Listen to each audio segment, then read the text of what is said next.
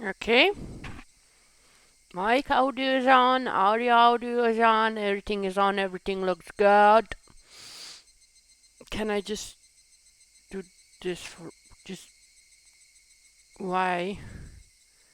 Thank you, that's better. Thank you. Anyways, hello ladies and gentlemen, non-binary pals to Higurashi when they cry. Episode 1. Long name. I don't know the other part of the title. Anyways, I think I'm nearing the end of this episode, and if that's true, I'm very happy. So I will try my best to remember, but I'm pretty sure I don't. Oh my god, it was in May. Oh, wait,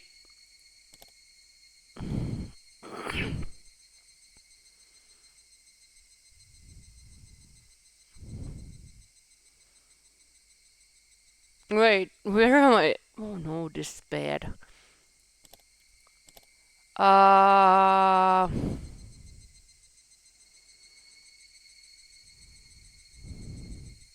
which one is the correct one? May 4. Oh my god, I need my fucking Twitter for this because I have no idea. Was it the 4th? I don't know when this one.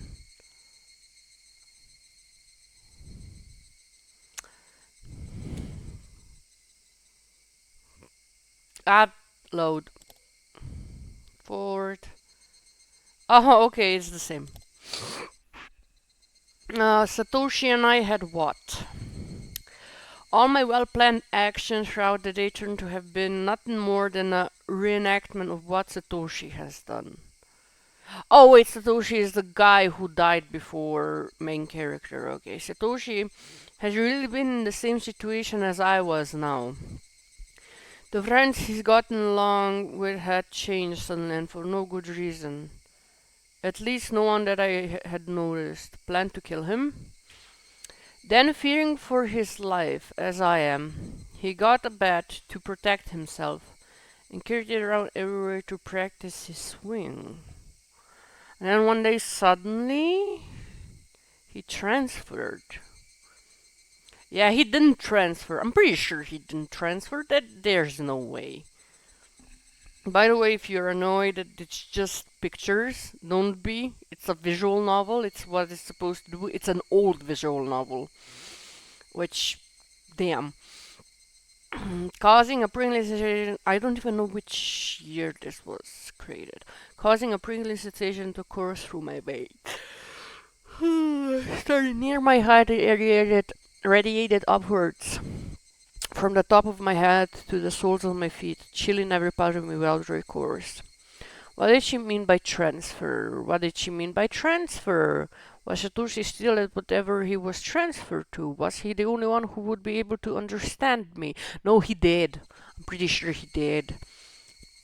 Would he be able to tell me why it all ended up like this? More importantly, where did the transfer to? What did she mean by transfer? What did she mean by transfer? Why is it repeating like a broken record?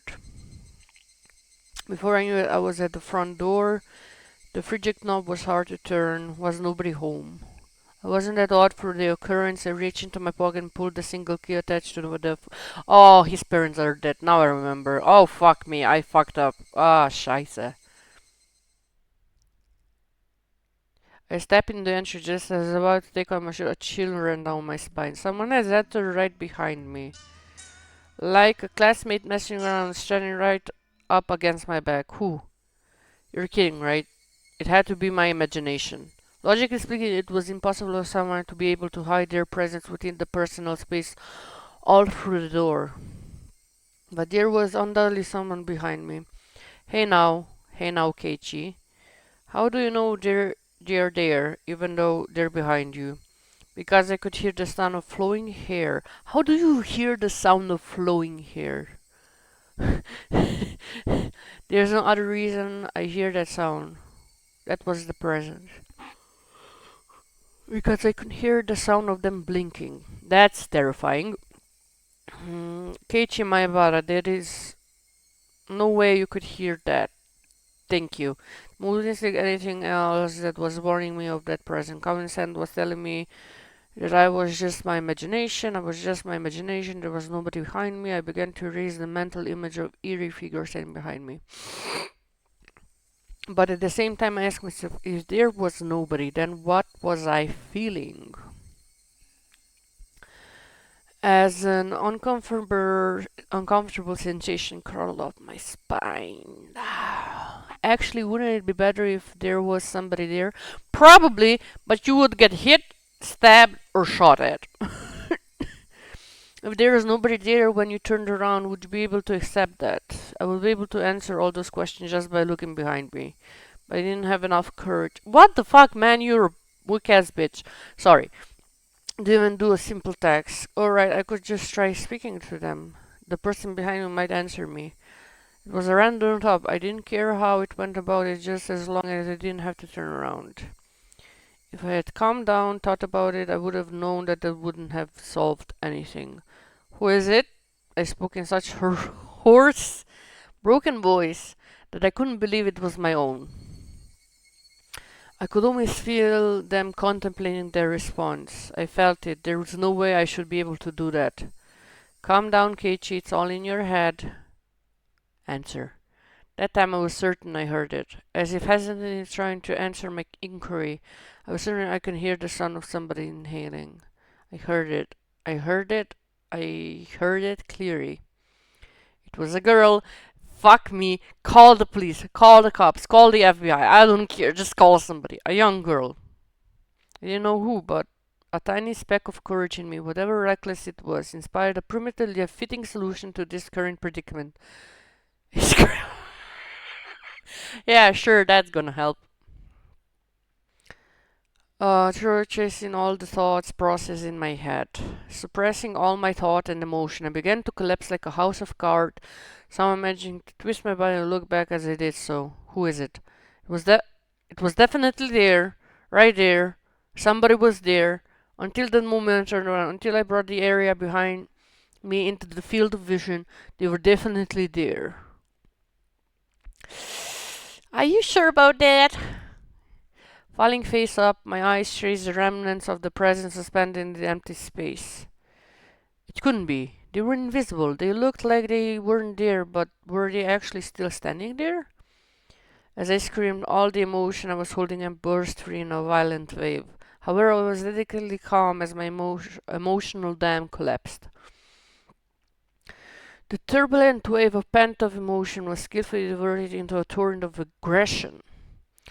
That emotion was definitely required to extract myself from the bizarre situation happening right here in front of me.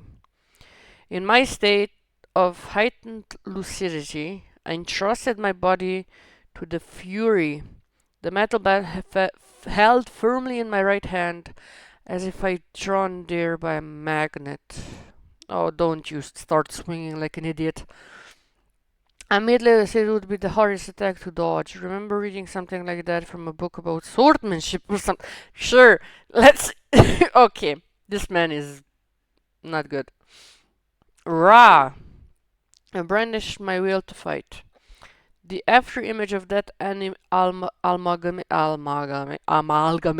thank you, brain, what the fuck, of mental flashed, and he swung from left to right, beating against the entryway. Oh, I hit something. Did I hit something? The bat slammed into the right wall, the tip rebounding. Fuck me, what the fuck? Violently. Very calmly, I transferred the force of the rebound into speed to the left. What are you doing? The door on the shoe cupboard was split into pieces. You're an idiot. People would think you're crazy. The two swings whiffed through the empty space, but they seemed to have great psychological impact on the enemy.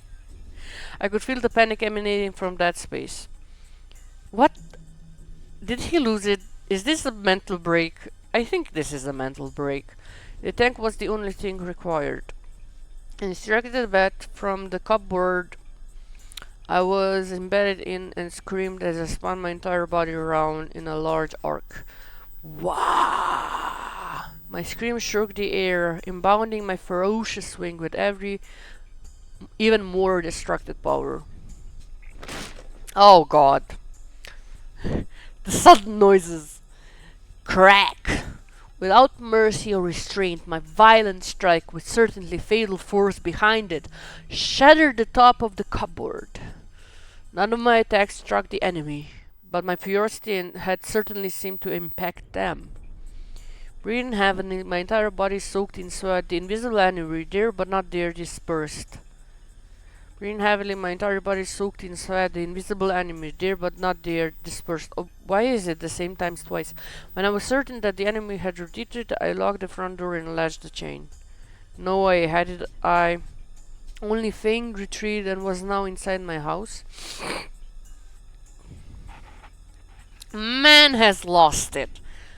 I'm holding my head in disbelief right now. Once again, I channeled my aggression and searched the house for the presents. I'm trying to remember who the girls are. There are 4 girls, a fucking ancient god, villages, a cop, my parents. Yeah. Oh, that was a festival, I remember. And I searched for the present, but it was gone. I had oh, something about games too. Fuck me, I remember those. Those was fucking. I had succeeded in fending it off. At the moment, the tense. Oh, and that foreigners. Draining from my body, I let out a deep sigh of relief. All of the emotion I'd been holding back outwardly merged together and began to float out. A hodgepodge of fear, accomplishment, and disbelief all mixed together and began to flow through my body. Unable to deal with each individual feeling, I beat them back with the strongest emotion, strongest exhaustion. Even in this moment, I remained composed. After checking all the doors through the house were locked, I went up to my room on the second floor and closed the curtains. I strengthened my bed and tilted my head back a little. After clearing my mind of all the idle thoughts, I managed to calm down even more. What was that at the front door? Your fucking broken mind, apparently. There was definitely something there. Thinking about it, maybe it was just an apparition I dreamt up in my confused state. Probably. But I really didn't think that was the case. How do you know you are not a... what's it called? A clairvoyant or something? Calm down, Keiichi Maebara. Compose yourself. But no matter how calmly I thought about it, what just happened wasn't a figment of my imagination. Honey, there was nobody there. You literally imagined that. I don't feel well with this. I was obviously a supernatural phenomenon, and without a doubt, something was behind me. It wasn't some sort of illusion I saw amidst my confusion or disorientation. Proof? I had just one piece. When I asked who is it, they inhaled as if they were about to answer. That sound was clearly reached my ears. The situation I was in right now was still unclear. Either I'd been possessed by the supernatural phenomenon known as Oyashiro-sama curse, or this was a ruse by the villagers who believed in it and were imitating it. Either way, their motives were unclear. The roundabout way it had been done was also still a mystery. If I was perpetrated by humans, that would mean admitting to it was Rena and the rest of them doing it, but that would be solvable. Shini-san and the rest of the police would surely arrest my enemy. But it was a manifestation of Oyashiro-sama's curse. I wondered what would happen. Oyashi-san... Oyashi was very clear to declare that curses don't exist. At that time, those words... Who's Oyashi? I forgot. Oh my god, so many characters. At that time, those words were pretty dependable, but as things were now, with all the rising possibilities that the perpetrators were not human, he suddenly seemed quite unreliable. If I told Oyashi-san that this was the work of Oyashiro-sama curse, the work of Oyashiro-sama's curse, what would happen? I couldn't imagine his reaction, but it would go without question that a void would expand rapidly between myself and Oyashi-san. So your fear is, if I tell him, he'll think I'm mad, he won't help me.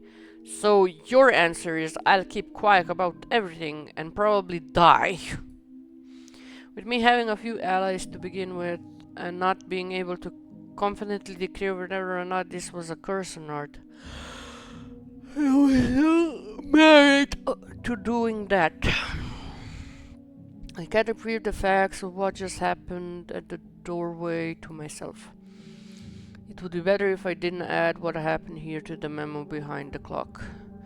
That was still the ever so slightly possibility that I was actually confused and I thought I was composed and just going berserk in the entryway. However, would that be that was really what happened? I would be able to refute Oyashiro-sama's curse. But if I had denied Oyashiro-sama's curse, that would mean admitting that Rina and the rest were the perpetrators. Which they are. I remember that. I told you they were crazy bitches.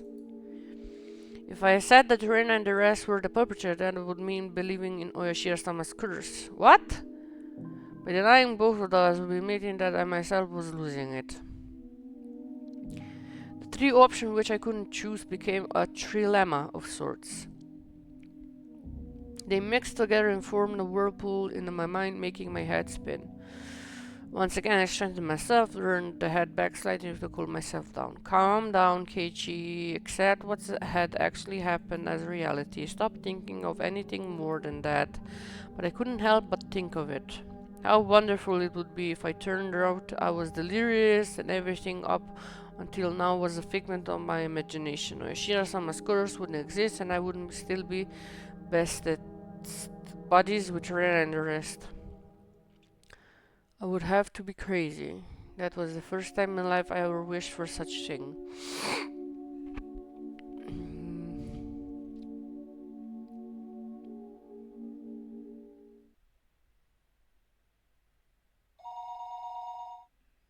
Somebody's calling. The phone rang noisily downstairs. Generally there were no calls for me, so I never really answered the phone much. But since my parents weren't here, I had no choice. I squirmed out of bed and went downstairs. Oh, is that the phone call? Your parents are dead. Hello, this is the Mayamada residence. Keiichi, this is Mom. Oh, thank God she's alive. I immediately had a bad feeling about this. It was because I thought she was going to ask me to go out and buy some things. So I took the initiative. What? I don't mind having instant noodles for dinner. There's still a lot of them. The other day we went out as a family and brought a whole case of cup noodles. I wanted to get a bunch of different kinds actually, but they refused since the individual packs were expensive. So instead I got a whole case of mega-sized pork bone ginger flavored ones I liked. Oh, I can't eat that. If there's pork in it, I cannot eat that. That's great.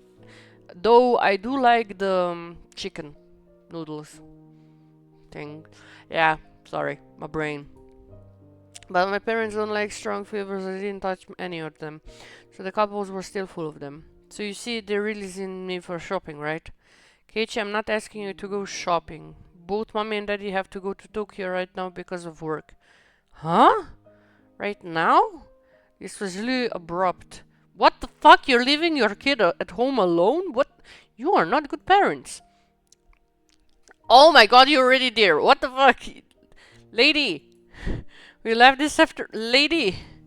It's quite a distance from Tokyo to Hinamizawa. Going in full speed down the highway would still take 6 hours. Dad has a license, but since he doesn't like the highway, they likely took the train. It would have taken longer. I'm thinking you might understand since you heard us speaking last night, but it has to do with Daddy's contract. Right now, things aren't going so smoothly. Now that she mentioned it, I did remember that they talked all the time about how his job's process wasn't looking so good. Reddy's really sensitive about things like this, so if you leave things as they are, it will affect his work. Part of my father's... Your father's a little bitch! I'm an artist. I don't mind other people. I don't act like an asshole. Mother... Okay.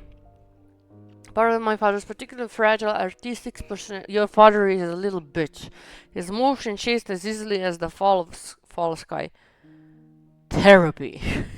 My thought only. Therapy. You can also just say he couldn't take criticism. Oh, then he's not a fucking real artist. Like, when you go to art school, you're getting criticized left and right. You need to learn to have a tougher skin. Motherfucker, I can't talk. You need to learn to have a tougher skin. If it's about style, how it looks, composition, if they criticize that, sure, great. But if they criticize the message behind then you can be a little bitch about it. Because then they're like attacking your morality or ethics at the same time. So I'm just saying. But something like that can be done over the phone. Keiichi, this is your father's house, so can you support... What the fuck, mom? You're a little... Oh my god. I said the dad's a little bitch, the mom's a bitch. The mom's a bitch, but the dad's a little bitch. Anyway, it's just faster to talk about it in person, so there wouldn't be any misunderstanding. As I said, there was nothing more I can do once they started talking about work. Yes! Fucking tell them they're being bad parents. So we'll be back tomorrow night. Keiichi, will you be fine on your own? No, somebody's trying to kill him. Are we really this dumb? It's not like I'll die. Exactly what I just said. Keiichi, you shouldn't speak so lightly of dying. If there's something troubling, just talk to us. He can't, because you're never there. I believe Mama will be able to help up. No, you can't. Yesterday didn't ring if I died or the Albraci, so I suppose they were a little worried. But really, I was more depressed by the fact that nothing would be solved by telling them. But I don't plan on dying. At least not while I'm still know nothing. I would never allow it. I won't die. I won't. I'll survive even I have to gnaw my leg off. Yeah, see you then. Tomorrow morning, make sure to wake up and eat your breakfast. Okay, so he says, I won't die. I won't. I'll survive even I have to gnaw my leg off. And she's like, yeah, see you then. Mom, you're such a bad mom. And don't forget, is this like how it is with Japanese parents? They're just like, yeah, he's okay. And then you see his kid on the ledge on the balcony and they're like, he's still okay. I'm just like, what the fuck? And don't forget to take a bath and brush your teeth. Yeah, see you. The call ended just like that. Sometimes my parents went off for Tokyo for business meeting, but Tokyo was far away. What are they doing in Tokyo? Can't, like, if the dad has an agent or something, I would understand if the agent was like, hey, this is a very important meeting, go here. Otherwise, the agent brings works to him, right? Am I dumb? No, I don't think I am. They only did things by phone. The times they have to go nowhere planned out in advance. It never happened this suddenly. Couldn't say those sections didn't feel strange or either unnatural. Anyway, I needed to recognize the reality of the situation. Your reality is that you're probably gonna die tonight. That tonight I was the only one in the house. Yup. And when my parents came back from the room, I'd be gone, missing, vanished. See, this doesn't make me feel any better. Looking back at the series of events at the previous 5 years involving Yoshida-sama's course, it wouldn't seem that strange at all. Come to think of it, it was getting plenty late. I don't think it was good that the only light on the whole house was from my room on the second floor. It was the sun broadcasting to the enemy that my parents were gone, and this was their chance. First, I ran to the living room, flicked on the lights, turned on TV in reassuring volume. Next was the study scene, turned on the lights and some music. With this from the outside, it would look my parents were. No, you just, dude, you need to like concentrate on one room because now anything that would happen like with audio, like if walking, talking, jingle of the door keys, jingle of the door, you will not hear because now you have music and the TV on. Once again, I went through the house checking to see if anything was left unlocked. When I saw the veranda and the laundry thing hanging there, I went pale. That would have made it too obvious. I needed to take... No, bitched! I snatched down the laundry haphazardly and erased all the traces of my mother wasn't there. It should be fine now. Ah. the garage. They hadn't gone all the way to Tokyobaka, but they had gone to Okayama Station. The garage was empty, wide open, in plain sight. That was no good. Uh, don't you have like the button that you just wait, what kind of garage are we talking about? Is it like a European garage? I don't know how Japanese garages look. I packed and rushed out at the back to close the normally open garage door. It should be fine. I need to get paper. Mom always got the paper since they left for the afternoon. The evening paper was still out there. Ah, you're an idiot. My premonition was correct. I pulled out everything from the mailbox and dropped it in the entryway. Oh, you idiot. With this, for sure, this time it should be fine. Somebody went into the house. And to think and live in the cupboard plastic like that from my little freak out was kind of bad. I just say I tripped and fell and the bat was holding I was holding smashed into it. That won't work. And so just leaving it currently wasn't good. I should clean up a little before mom gets back and scolds me. Ah, why the phone? Oh, how is it that the phone is the thing that scares me the most? As I was going to get them, the phone rang once again. Close the door. Hello, this is the Mayabara residence. Oh, it's Is this Keiichi-kun? Is your mother around? She isn't. Oh, why are you saying that to people? You just. Oh my god. You idiot, Keiichi Maribara. Yes, thank you. Don't reveal your parents are gone. You can follow up still. Calm down, take care of it. I think she'll be back soon. That wasn't a good response either. Now they might still call again to tell her to call them when she comes back. That's fine. I wasn't anything important. Well then, sorry for the bother. The scenario I feel didn't play out. No, this is worse. Now they know that she's not home and they can still come in a short period of time. Listening aside of relief, that can fortune in more ways than one. I have to deal with more telephone calls coming in from my parents tonight. I was unable to deal with phone call just now, but I couldn't continue to rely such poor improvisation. I needed to make up a story to explain my parents were home, but couldn't answer the phone at the moment. They are making tempura and couldn't step right away right now. That wasn't good enough. They were sick and went to bed because they weren't feeling well. Was this going to be safe enough? I was thinking I'd head back to my room when the phone rang once again. It was like they were calling because they know I was going to lie.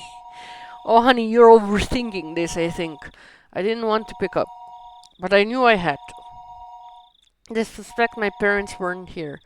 I should have just taken the phone off the hook under Princess and didn't realize that it was. But since the phone's ringing, I had to pick it up. I prepared myself, lifted off the receiver. Hello? I stopped announcing this was the mother version. I had no reason to be kind to someone I didn't know the identity.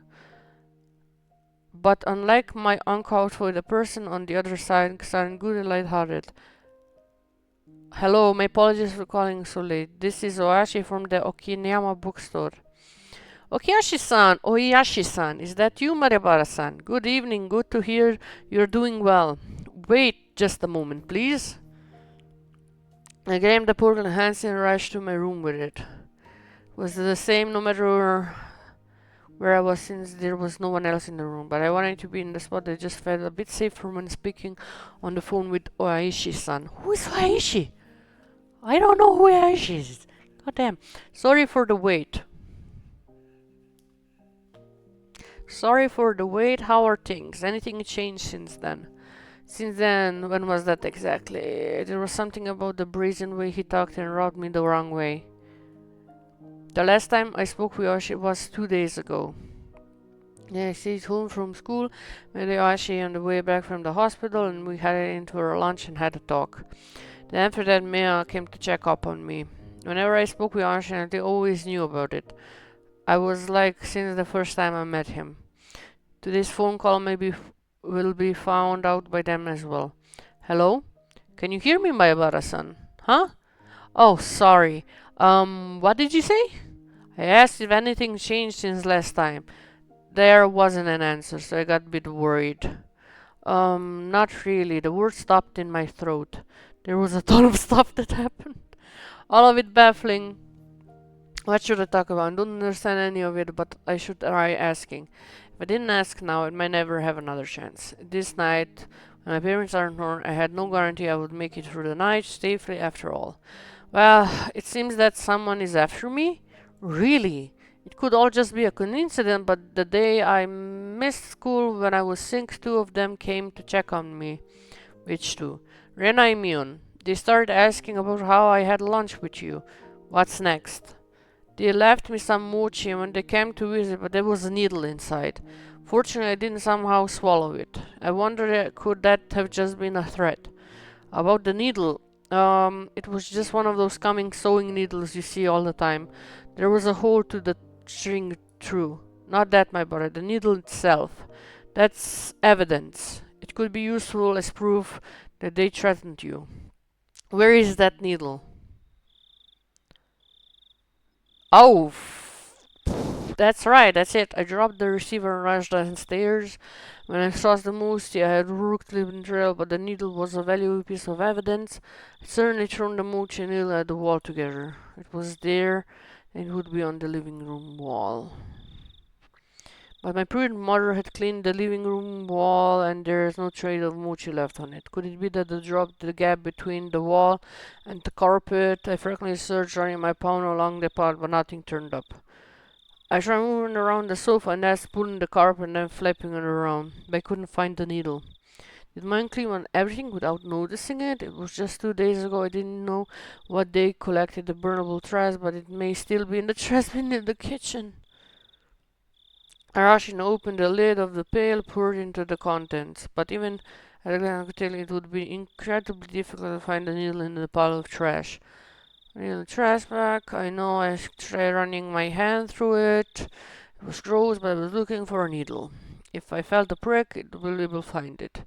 It's pretty tactless metal, but it was the quickest. I held my breath and started sticking no trash in my hand. Filled through around, there was nothing more than a scratch in it, but it's not the time to be concerned about such details. And continue on for a while, but nothing turned up. I wanted to search more thoroughly, but I still on the phone. I shouldn't keep Shama's waiting for later. When I have to ask her if there's needle. I hastily began scribbling the notepad. I fixed the refrigerator with a magnet. Was there a needle? I scanned the words in the red pen. Then I dashed back up the stairs where I had been keeping Ashi waiting for not too long. Hello? How did it go? I couldn't find it. I was really overwhelmed back then and I see. It would be great if you could find it. Keep it safe. That's right, the needle was the only coincidence. I had to tell him both morning but hit and run. Also, that isn't all. Actually, this morning, the van was definitely aiming for me. I could tell without question due to the circumstances at the time. Did you see the license plate? I can search for it from here. Damn, I just flipped out yelling at him back then, but I didn't look at the plate. What a failure on my part with the needle and the plate number. I was so focused on protecting myself that I let some of the most important You're a kid, what the fuck? Don't be so hard on yourself, man. Dude. I punched my pillow annoyed at how worthless I was. You're a kid! I'm sorry, I don't know much than that. That's a white van. Nothing to fret about, my Barasan. Anyone would be shaken up after being hit. I guess all of this really isn't a coincidence, is it? I wish his son started to hem and haw over the other end. I couldn't imagine him folding his arm. Also, Rena is acting strange. How so? Watched Rena sent the way home today, asking why I was so much like Satoshi-kun. Now I couldn't say it without confidence that Rena knew what happened to Satoshi. She knew that there was more to him than just simply disappearing. Rena, no, she knows something regarding what happened to Satoshi, the kid who was the demon the way last year. What would that be exactly? Rena said I was the same as Satoshi. She said something to the effect that the way things are going, I'll end up with the same fate as Satoshi. Fate, you say? Exactly what kind of fate did she say would befall you? Transferring out, she said. Transferring out. Rena said Satoshi transferred out, so given how things are going with me, I'll transfer out too. Ocean let the stream sighed and grumbled loudly. My Barasan, that was probably some sort of threat, or maybe some type of warning. I thought so too. At that point, I started to think.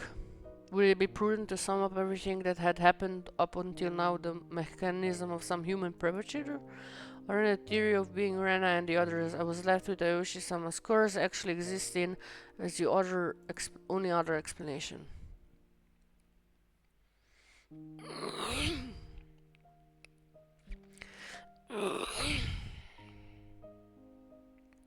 Of course, I couldn't tell that Oyashi-san. Except Rena's strange vision could be proof of either scenario, or a mental breakdown. Whenever it was Oishira-sama's curse being real or anything being part of the conspiracy committed by all the villagers. Rena was involved. Rena had to know something. Rena was suspicious. What exactly was Rena?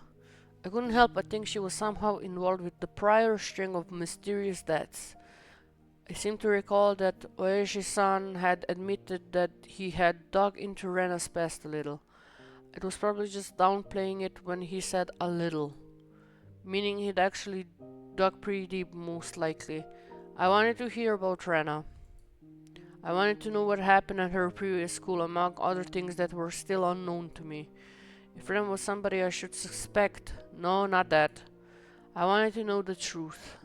Tonight I was alone in this huge house. Even though I said I couldn't count on them, I had lost the security I felt just by my parents being around. It wasn't like this house was some kind of fortress or castle. It was a malicious person determined to use brute force to easily gain entry. There were no other residents close to the Maebara residence. No one would be able to hear anything, no matter how loud it was. I had never felt such resentment toward my father's artistic temperament, and the fact that he had the house built in such a remote location as I did right now. Yeah, your dad. Oh, fuck. Yeah, your dad is an asshole. I wondered if I still be here by tomorrow morning, so I had to ask. Right now. Because I had no idea when the next time will come. I want to ask you, but please don't keep anything from me. Sure, ask away. Even though there was far away on the other side of the line, there was more reliable that he ever felt. I wanted to ask about Rena, about what happened at her previous school. Actually, regarding Rena's... I noticed the sound that had been going on for a while. Since I was so focused on I didn't pay attention to the first, but I feel it was the doorbell. Just run. You know who it is. The time was 7 o'clock. It was past the time the postman would be making a delivery and past any sensible time for a neighbor to be visiting. I considered just acting like nobody was home, but that wouldn't be good. That would ruin all the work I put in looking my parents were home. I need to answer the door. Don't answer the door! Why, you dumb? Hello, my Barasan. Oh, sorry, somebody might be at the door. I'm going to see who it is. A guest, I see. My apologies. Should we end this phone call now? That would be the problem. Oh no, I'll be back in a second. Do you mind if I just leave the phone on? It's fine, I don't mind. I dropped my handset on my bed and dashed down to the door. I needed to make up good excuse to get them to leave. I had a hunch it was a lady who called right before Ayashi-san did. In which case it would be one of the neighbors who's friends with my mom. I just say my mom isn't feeling well and went to bed early.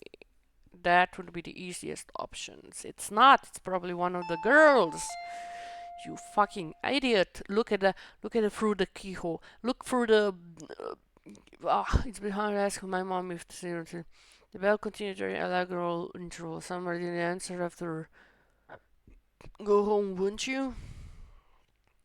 Without removing the chain, opened the door and peeled through the window. A chill ran. I knew it. Somewhere deep inside, I had prepared for this moment. I tried to escape by imagining the easiest person to be one of my mom's friends. Who is it? Fuck me! Fuck me! Good evening, goddammit. Rena? There shouldn't be any reason for Rena to come over at this hour. It almost made me uneasy, because it was just as I was about to ask Oishi-san about Rena.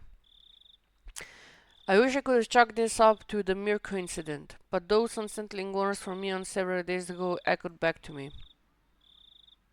There's nothing this old man doesn't know.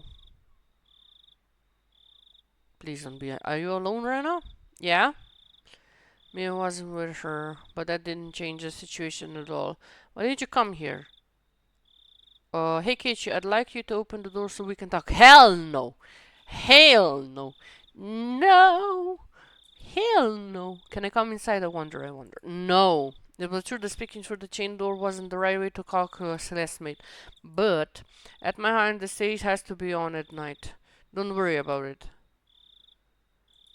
Then it can be helped, I guess. Rena pouted rather sadly.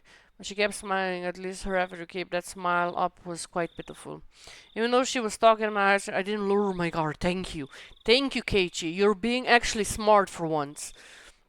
As long as I stayed, even if it made my heart ache, my life wasn't in danger. What I really feared more than the possibility of hoodlums would assault me if I removed the chain was trusting her enough to remove the chain, having my friendship betrayed. As long as the chain wasn't unlatched, even if it made my heart ache, it would have dealt with being betrayed by Rena. Since it didn't seem like I'd removed the chain from her silent urn, she appeared to give up and trying to get into the entryway. Have you eaten yet, Keiichi-kun? No, I haven't eaten. Since my mom wasn't there, dinner wouldn't be ready no matter how long I waited. I lay down when I got home. When I woke up, by the phone, didn't have the chance to eat since I used up. Okay, explanation. I was going to have a cup of noodles. Okay. No, not yet. What about it? Yeah, then good. Look here. I brought a bunch of dishes. Then I hold on a stack of boxes wrapped in a cloth. If I could use your kitchen, I could heat up the miso soup and other stuff. No, no, hell no. It's fine, you don't need to do that. But there's a lot of tofu and vegetables in it. The Keiichi could not like the top of stuff. I wonder. There's no way I wouldn't like that. I love miso soup with lots of ingredients. White radish, carrots, burdocks, roots, and potatoes. That's my favorite root vegetables. Yeah, that miso soup looks incredible. No. Oh god, just say no. I also brought rice. If you microwave, you can eat it rather quickly. Without doubt, rice needs miso soup. Stuffing rice down your gullet, sipping. Oh, fuck off, man. Keiichi. To born Japanese. Also, I made some more pickles. It would be sensibilities this time. Before I moved to the Himalayas, I scoffed at the mountain vegetables of Sansai. But I was captivated by the charm of the first I tried them. Such a beauty that... No, just say no. Just say no, man. Just say no. Why are you doing this? Blatting compared to this. If you had to describe it, that's only needed to become an expert assessment. You had to partake of Sansai. The nomenclature around here that the Ryugu family tradition pickles are wonderful and delicious. Oh, no matter what kind of pickles they were. It goes away with that fluffy white rice. Just say no. And also. But wait, there's more? So, no! Hattie was said to make it cup noodles. Ren appeared to be in good No, you idiot! Oh, that's how she got you. She was offering something to listen. The stress, the problem, got and hunger. No. My awareness and sound went. No. Did she say alone? It shouldn't be a problem. Like, no. That boy still hadn't been rolled out. At that moment, a cold chill ran my surrounding again. I couldn't understand why such a cursed just then. But the voice inside me was sounding the alarm. This happy Rana, speaking of this charming demon, was dependent on one premise. And premise was that tonight dinner hadn't been made at my house. I mean, it was under the assumption that my mom, who should be making it, wasn't there. At any normal house, a Santa would be around the middle of dinner time. If my mom were here, we'd be eating dinner around this time as well. The fact that she brought over all the makings of a meal at this time was inherently strange. Unless she knew. Rana, did she? Did she know that my parents weren't home? There was only there was a bluff. No, keep thinking like that. I had turned out the lights and a bunch of other stuff to make it seem like my parents were here. There was a chance that Rena was unsure if my parents were home. But I had to wonder. The laundry, the garbage, the evening paper. There were plenty of signs of them being hastily tidied up. It was hard to say that Rena didn't have a chance to determine if my parents were here or not, but there is no reason for me to confess that right now. I should try holding on to that fact as long as I could. First of all, the chain was still latched. As long as I didn't take it down, Rena wouldn't be able to do anything to me. Oh, she can. Just say sorry. I'm quite grateful, but dinner will be ready pretty soon. Huh? Is that so? Is that so? I know we went through all the effort and everything, but well, unable to think a good refuse, my words tailed off tricky. But some of this could work as side dishes, I think. I'm sorry, we have more than enough already. My mom always makes quite a few side dishes, so... Oh, huh, you have side dishes? With a smile that bore on cringe, I dodged her question apologetically. But the feeling I tried to ignore began creeping up my back again. I spoke as if my mom was setting down dinner right now, but it didn't mesh well with what Rena was saying. Rena was talking as she was aware of some obvious fact that I was aware of it as well. So Keiichi-kun can cook? What did you make, I wonder. No, well, it's not that I... Rena was assuming out of nowhere that I had made the dishes. No, that's much made them, but rather than my mom hadn't. Did you really make them? The side dishes? Did you, Keiichi-kun? It wasn't me who made them. My mom did. No, she was making them. Right now. So you see, I'm sorry, but I can't eat what you brought. Rena fell silent at the moment. At the moment I felt that the light had suddenly disappeared from her eyes. How about I get... Oh, fuck me. Just close the door on her. You're living in suspense. How would it... I try guessing Keiichi-kun dinner will be. It doesn't matter what I'm going to eat. Let's see. The conversation might appear natural at first glance, but I was firmly in control. I felt like I was being interrogated. Your dinner, I wonder, is it something that can be made with just hot water? Hey, now stop with the insults. I can't believe you belittle my mom extravagantly like that. Tickets sold out, full capacity already. It's that amazing. Put on a strong forward, but I couldn't get my teeth quite right. So instead, it looked like someone who was borderline hysterics. But Rena showed no reaction whatsoever, even though the silliness. Keiichi-kun, did your mother really leave you dinner? No, she didn't leave me dinner. She's making it right now. It's almost time for dinner. Rena has the assertion of mine that my mother was home making dinner right now and was completely ignoring it. Couldn't tell more than a panic the colder Rena became. Hey, Keiichi. At the moment, an inflammable chill ran from the gap of the doorway. Is your mom home, I wonder. Oh, for fuck's sake, just close the door. I couldn't keep up the charade anymore. Rena? Well, there, my parents weren't home. But it came for 5 minutes now. Anyway, my parents were here, and we'll be having dinner soon. That was the situation.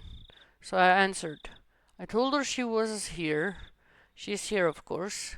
Of course, I could feel the humidity drying out from the surrounding air. Rena's eyes were becoming more piercing with me with a gilded glare. Why? How? What do you mean? I tried acting casual, but the facade was throwing me off. Instead, looked into Rena's eyes. For me, Rena's response faster than I could open my mouth. Why have you been lying to me, I wonder. 'Cause you're creepy as fuck! I'm not lying. That's a lie, isn't it? It's not a lie. Lies! Rena outburst sent a joy soaring through my body. Rena was still separated by what felt inches of slightly ajar, but I could change the door couldn't afford. But despite that, I was still being cornered. My house, which was considered a safe haven until now, had become more like a dark alleyway where no one could save me. Shall I guess your dinner? Let's see. I knew now that Rena had known that my parents would not be here tonight, but it was still so strange that it had come to this. Even if she somehow knew that my parents weren't home, there was no way she would be able to guess that I'd be in tonight. But Rena said she'd guess. How could she guess it? How could she know it was instant cup noodles? That's right, isn't it? That was going to eat. Wait, a cooking ritual of a man who can do housework is probably nothing but cup of noodles. Looking at this, it was the most probable answer. That didn't mean she was guessing. I don't think you'll be full with just noodles. I think having rice and stuff would make it hit the spot. No, don't open the door. Do not open that fucking door. Calm down, Kichimabara. This was just a coincidence, and it was just reading certain tales of mine. The fact that she's inferring that I was thinking alarmed me, but it wasn't that she was actually reading my mind. Probably, during that she would be demon. No, not demon. Things like that, they couldn't possibly exist. Do you like them? Do you mean the noodles? No. Really, the point my answer was addressing was wrong. The stars? Her rebuttal was so short and momentarily didn't understand her words and I spoken. Sorry, Reina. What did you say right now? Huh? About what? Just now, you asked me if there was something that I liked, didn't you? It wasn't long before I regretted my carelessly push forward to the question. Such a simple answer. That's why I wasn't able to comprehend it.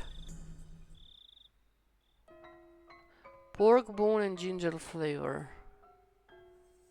I wonder how I appeared in the moment my mind went completely black until the moment I was able to recover. As my field of view began to distort, I slowly swung the counterclockwise. I lost the sense of balance. Why do you know that? I didn't even deny it. That was the type of frenzy state I was in. How could Rena even know this? Not even caring as I mashed my head against the door. I fixated my gaze on her, but she didn't even flinch when she saw me do that. I suddenly did buy them. I bought a bunch of I bought the whole case. How could you know that? Why, I wonder. Quite strange, isn't it? Just close the goddamn door in her face, isn't it? How could you dodge a question at a time like this? The chain on the door sign was no longer protecting me. How do you know? What do you know? Answer me. You brought them at 7 Mart, didn't you? A shiver ran my oh, just close the door! Ignore the crazy bitch! I tried to cover it up with an angry facade. Like I said, why do you know that?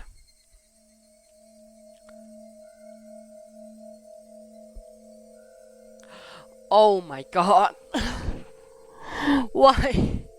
Why do you like this? Like I said, why do you know that? I was behind you, following you the whole time. What are you saying? I couldn't understand why she said she'd been following me all this time. That's because Rana was right behind Keiichi-kun's back the whole time. Hee hee hee. Like that night.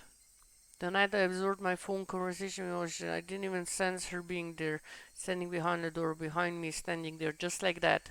When Keiichi was picking the noodles, I was watching the entire time. You picked out so many different flavors, didn't you? Then your mom got angry. If you're going to pick the expensive one, then you should just pick one type, she said. Oh, okay. Didn't he? I like it too. Pork bone noodles. But I can never eat the whole bowl myself. Just, you know what? Easiest thing.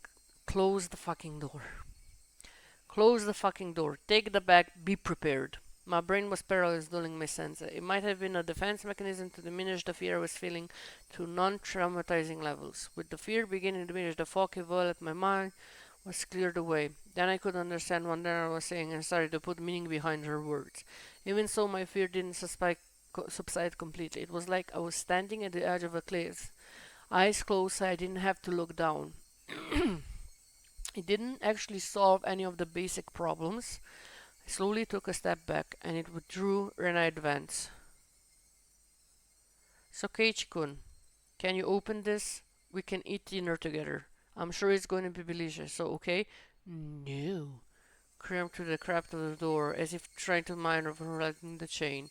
She unlatched the chain from the door. A feeling of terror would have just exploded within me. But Anna didn't do that. She was simply imploring me to remove the chain. No, she was doing her hardest to light the fuse to the power keg of in my heart, trying again and again. Clatter, clatter, but it doesn't light. It doesn't light. Open up, Keiichi-kun. Please go away. I beg you, please go away. How can you say something so mean? I wonder. Please go away. Go away. Go away. The powder keg inside me finally went off. No smoldering, just exploded. I tackled the door. The force enough to knock Lena back momentarily off balance. I couldn't hesitate here. I grabbed onto the door with both hands, planted my feet firmly and pulled with all my might. But that slamming sound as the door didn't happen. I could feel tiny, disturbing bits of resistance came the force from closing. At the source of that was Rena's fingers. Each of those fingers was wiggling, skirming around the tendrils of carnivorous plants through the crack of the doorway. It hurts, Keiichi, it hurts. Ugh, it wasn't a harsh shriek, but it was a yelp she was trying to keep back. Go away, go away, go away! I kept pulling on the door with all my might. I didn't even realize that I didn't loosen my pull on the door, at least momentarily, where I would be able to pull her fingers out. That was why the door wasn't closing. It really hurts, Keiichi-kun. I'm sorry if I was messing around too much. Ow. I didn't care one bit for her apology. No matter how much she apologized, it didn't change any of what she had done up till now. It doesn't change anything. It hurts, it hurts. I'm sorry, sorry. I'm sorry. Go away, go away, go away. And I couldn't leave even if she wanted to because I trapped her fingers. And as one female began deep red with the longer squirming. I'm sorry, I'm sorry, I'm sorry. Go away, go away, go away. I'm sorry. Oh, fuck me. Occasionally twisted with pain, but like a book where she was intently repeating it over and over. Go away, go away. Stop it, stop it, stop it. I pulled on the door even harder. Finally, there was someone able to slip out of the imprisonment of the doorway. The moment that happened, the door closed loudly. I could hear the thud of falling on her body on the other side. I locked the door immediately. I made a loud cluck, voicing my rejection to Rena. I'm sorry, I'm sorry, I'm sorry. Keiichi-kun. I'm sorry. Open up, Keiichi-kun. Rena leaned against the apologizing profusely, nothing else. After confirming that I was sufficiently sealed, I tucked away from the entryway. On the other side, I could still hear Rena echoing her, I'm sorry. Those pitiful words, they will be forever seeking my forgiveness. I didn't feel bad about this at all. But that wasn't out of any malice. I just felt sort of hazy sense of relief that I was able to escape from Rena. Before Mion had threatened me at this doorway, saying there was nothing she didn't know. And just now, at the same place, Rena told me the same thing. My feeble attempts to disguise the fact my parents weren't home had served no purpose from the start. I should have just pretended to be out and never opened the door. My meager plans hadn't helped at all. In Hinamizawa, it's impossible to outwit them. Even though I was on the other side of the door, I wanted to get as far away from Rena as possible. One step, two steps, with each one, her sniveling apology gave me more distant. I sprint up the stair door in my room. As you would expect, I finally no longer able to hear Rena repeating her endless apology. Driving to my bed, I started by the hurt lump that I felt. There was something in my bed. It was the phone. It was the receiver. I finally remembered. It was in the middle.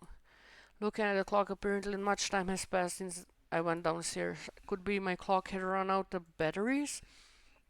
For so long, how did it almost no time pass? I know I was ticking forward 1 second every second I used. I put the still warm place in the frozen began to move again. Hello, Aishi-san. Sorry to keep you waiting. No, not at all. I didn't want to wait that long. The amount of time that passed between myself and Aishi-san was different. Over the phone, I could hear the energetic voice from the sports program or something. I drove home just far away where Aishi-san really was. Rena just came now. Did she come to play? I wasn't confident I could really explain the situation, but I need to do that. Right now, I needed to know about Rena. That's right. I'm planning to ask questions more about Rena. Little visit, and Rena's visit had interrupted the conversation. What was true and what was false? I couldn't tell. That was one. What was true and what was false? I couldn't tell. The one thing I knew was the single grim reality that Rena was suspicious. I might be able to figure out something out if I ask you. Just ask. Up until now, oh my God, just ask him. You could say I hit the rock bottom. Blah blah blah blah. Just asking. Already, I wanted to do that. Blah blah. Forget about it. Wasn't out of the realm of possibility. Something might happen to me. I wanted to know everything I could. I was absolutely not going to die like this. Not without knowing anything. I definitely won't. Regarding Renar Hugo-san, I did a little bit of digging. Yeah, well, it wasn't much. I understand that Yushi was talking in circles. A bit man, I look so deep it's hard to discuss since you're a friend. I want to know everything from your research. I don't think you'll be very interested in what I have to say though. Oishi-san. I spoke as calmly as was possible to Oishi, who was continuing to hold the issue, and then I said it. I think Rena Yuga is suspicious. Even in the past incident where from Yoshi-sama occurred, Rena Yugu is involved. You have some sort of proof that makes you believe Rena is suspicious. The manner of which she became very firm. Do you have some sort of proof? Thank you, the detective. I only have circumstantial evidence, I see.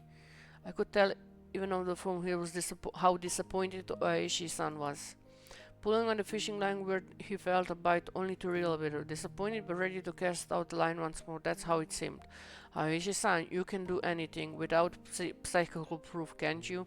That means you can come and save me without proof. I stuck the barb in there. Rishi loved roundabout ways of saying things. He understood me just fine. It's fine, my son. I'll protect you. That was not the last bit reassuring. Yeah, none of that.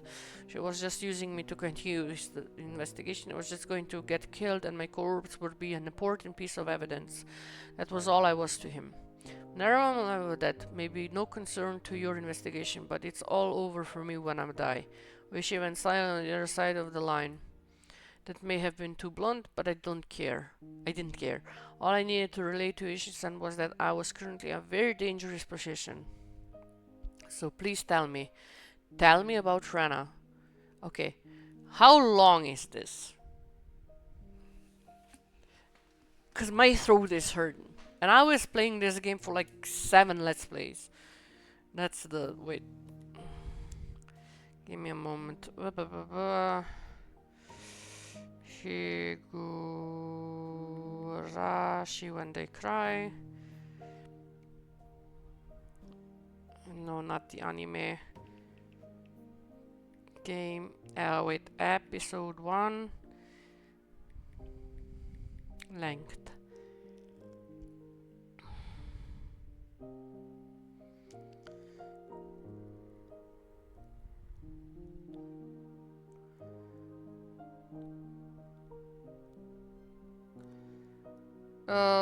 No, that didn't tell me anything.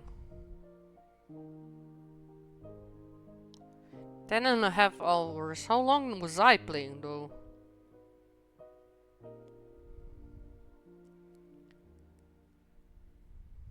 Main story, main and size 12, completion is 13 hours. How long was I playing though? Wait, let me check.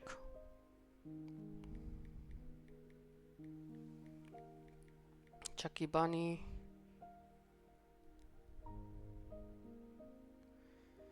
Oh. This is Lampedusa. And we go Higurashi. How long was I playing? So 1, 2, 3 hours. 5 hours, 7 hours. 9 hours. 10 hours. Probably 2 more hours, I think. So please tell me about Rena. Satoshi transferred out. Not too far in the future, I probably also do another account transferring out as well. But you won't be able to find my corpse. You haven't been able to find Satoshi's corpse yet. Alright, my brother, please calm down. I was suppressing my agitation even without Oishi having to tell me. I wouldn't solve anything if I continued to scream about my mistrust in the police. It would seem that I could only depend on myself and that bad Satoshi left behind to protect myself. Then at least I wanted to know about what happened before Rena transferred schools. You're aware that this won't be very interesting, right? I don't fucking care if it's interesting or not, just tell me the fucking information. We were dragging this on.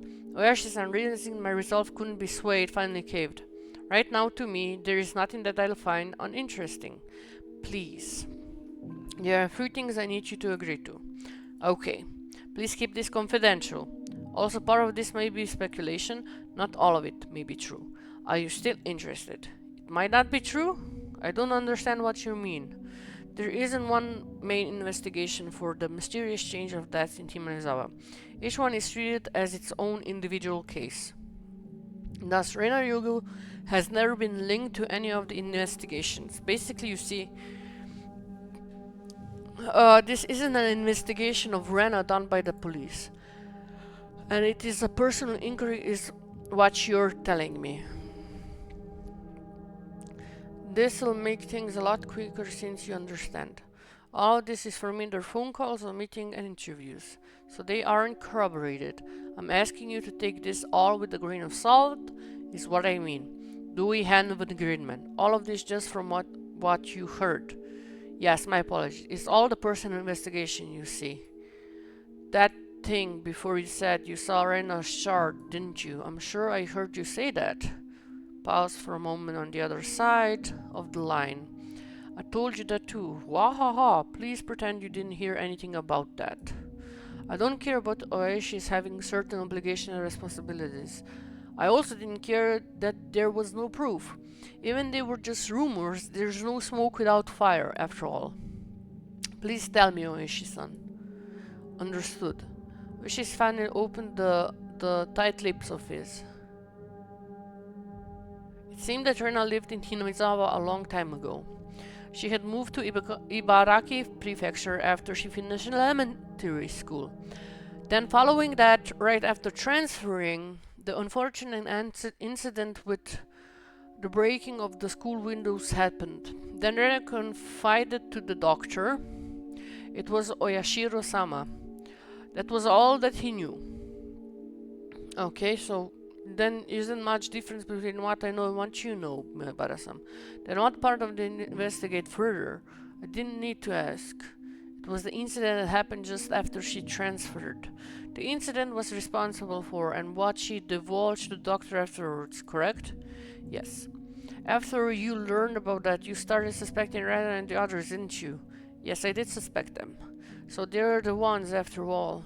Oh no, that's not what I meant by suspect them. Question mark. Oishi-san was the type of person to say things with confidence, but those particular words were less than reassuring. Then who did you suspect?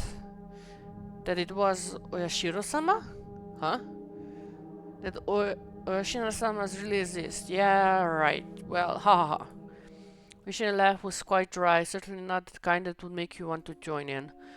Oishi-san resumed the conversation about the dubious circumstances without Satoshi's disappearance, the course of events up until the start of divulging into Rena's past.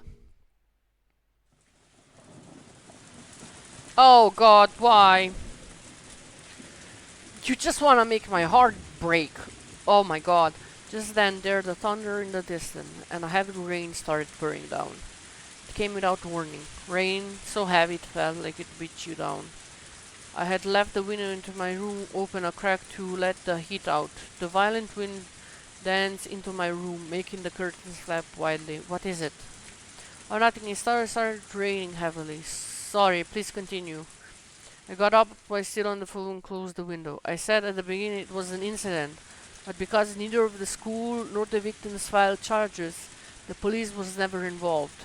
So you see, those involved were very reluctant to talk. Regardless of their being a victim who had one eye bitten so badly that it had permanent damage. God damn. Could have been the school or possibly some individual who made arrangement to keep this from going public. Also, the psychologist was very strict about their professional ethic. Hello? My Bara-san, can you hear me? There was a figure of a person standing by the light near the mailbox this whole time. Even in this torrential rain, they didn't have an umbrella. They were unquestionably drenched from head to toe. In this shower, wherever it resembled a waterfall, droplets of water dripped down from her hair. Just standing there, both hands dangling at her side. In one hand was the stack of boxes wrapped in cloth. Her eyes focused on my room. Focused on me, I was about to close the window. Her mouth was methodically a chewing motion. It was as she had something hard to chew in her mouth, with her cheeks puffing out. What could she be even over there? How could it be that this time I was more enthralled by rain instead of the shocking developments brought to light by Oishi-san? If I hadn't started rain, I wouldn't have gone to the window. then I wouldn't have noticed Rena, nor would I have noticed that. Rena's mouth was moving in the same pattern. It wasn't eating something, it was repeating something. What was it? What was she repeating to me? What was she saying? And why was I wrapped and so fixated on her? Hello? My Bada-san! Can you hear me? Hello? I'm sorry, I'm sorry. I'm sorry. What the fuck, my Bada? Hello? My Bada-san. What's the matter? Even in this torrential dark, I was still apologizing. The other self drew the curtain hastily with my right hand blocking the view from the outside, but even doing that, reality's apology still reached my ears. I'm sorry, blah blah blah blah. If I forgive you for this, will you forgive me for that? Please stop, please stop, please stop, please stop. Blah blah blah blah, kept repeating itself. I'm sorry. Damn it, why did I have to forgive her? I'm the one who wants to be forgiven. What part of me can't you forgive? I won't be killed. If you won't forgive me, then I won't forgive you either. I won't forgive. I won't forgive. Won't forgive. Blah blah blah. Oh my god. My Barasana, if you can hear me, then please respond. Hello.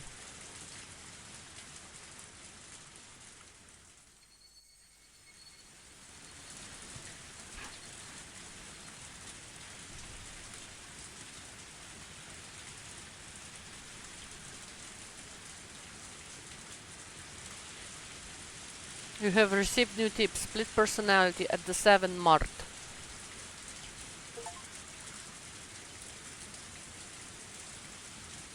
You new tips.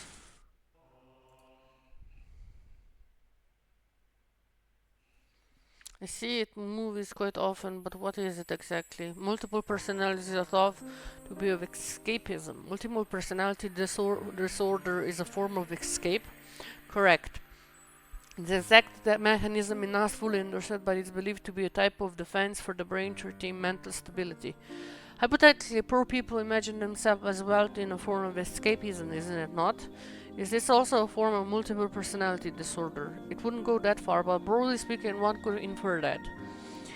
It's something that occurs in us all. Does a split personality occur when one cannot tell which is reality and which is the escape? That's difficult to say. There are some who agree with that and some who disagree. There is no consensus. Then, is this the occurrence of multiple personalities still an unknown phenomenon, something not fully comprehended in the psychiatric field? Unfortunately, that is the current state of things. We can only put our hope in future research. But it's sort of cool having a split personality.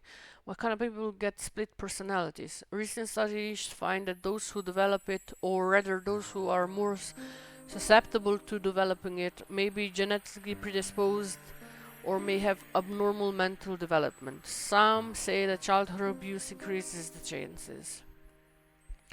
Speaking of which, person here experienced abuse as a child, didn't he? So sad. Person A has 7 different personalities. Let's watch a video of him. Right after these commercials. Motherfucker.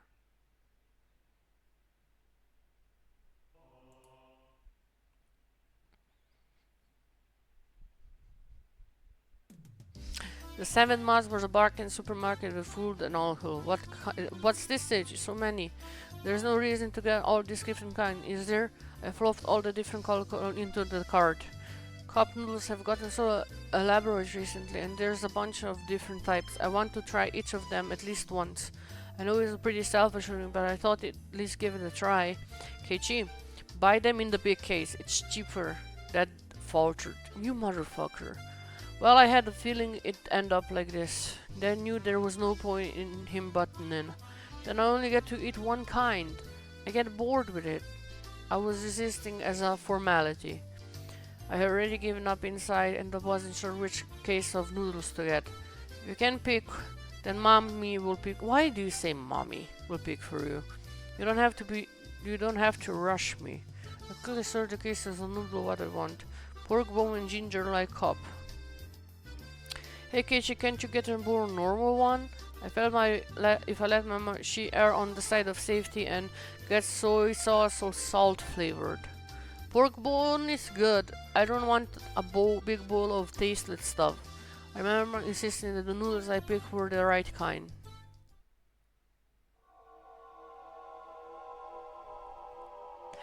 In this frozen memory, this encapsulated world, I didn't have the power to look around my surroundings. So I did what I could and reached out with my hearing and vision, sharpened my sense of the presence I overlooked.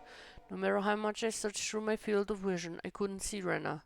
I rewound the situation, searching, but of course I couldn't find her. Then was she spying at me from the blind spot? I go through the sound of presence again, looking.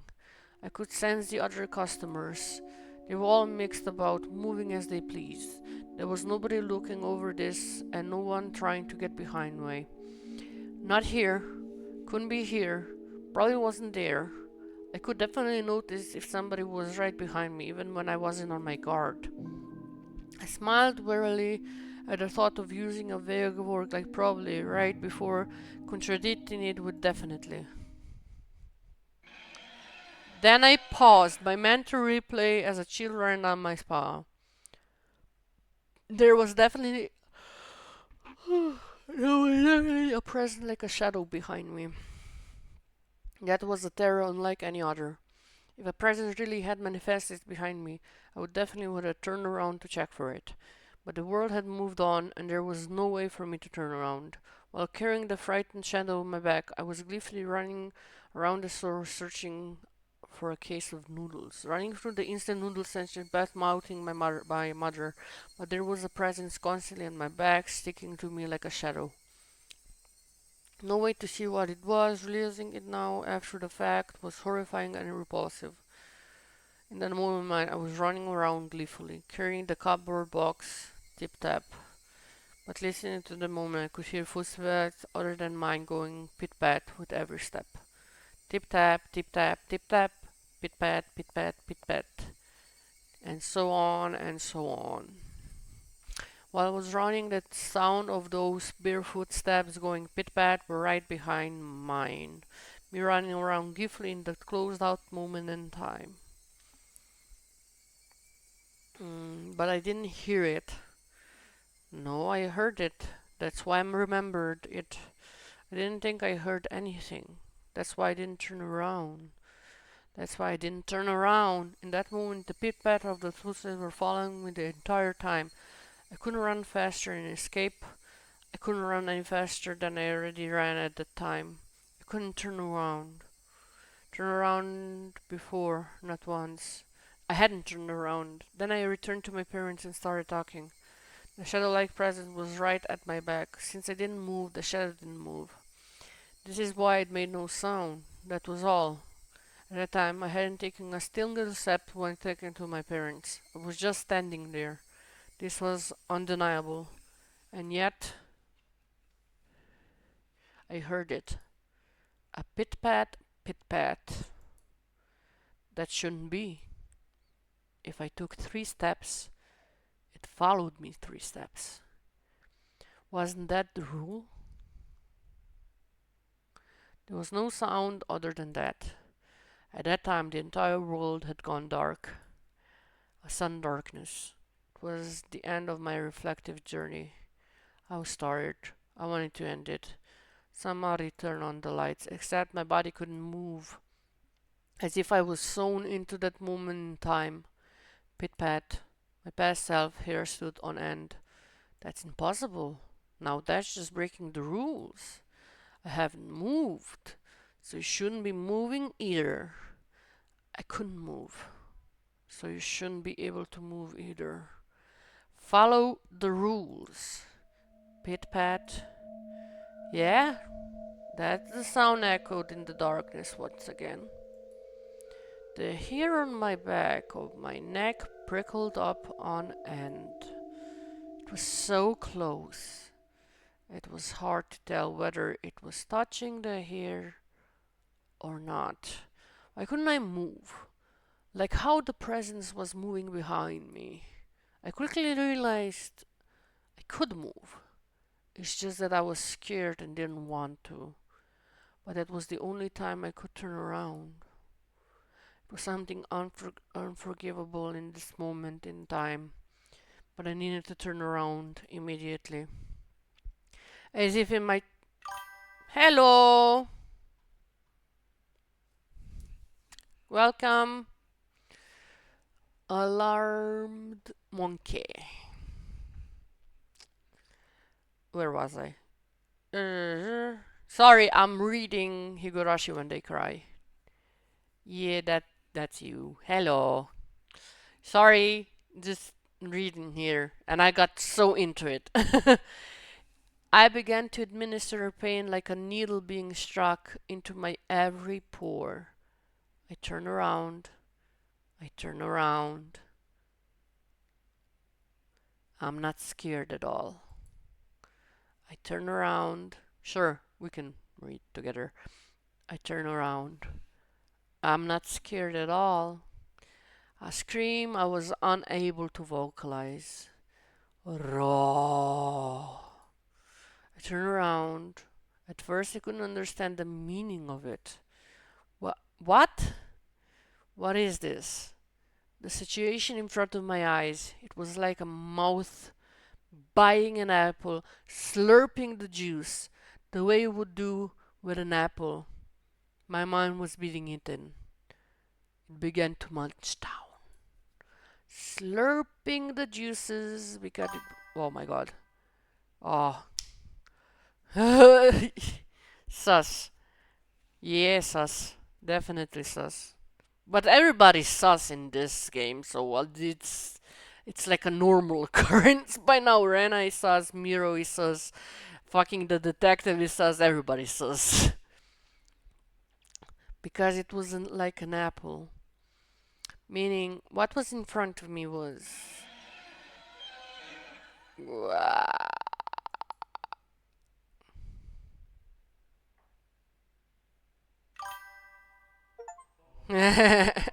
Gua.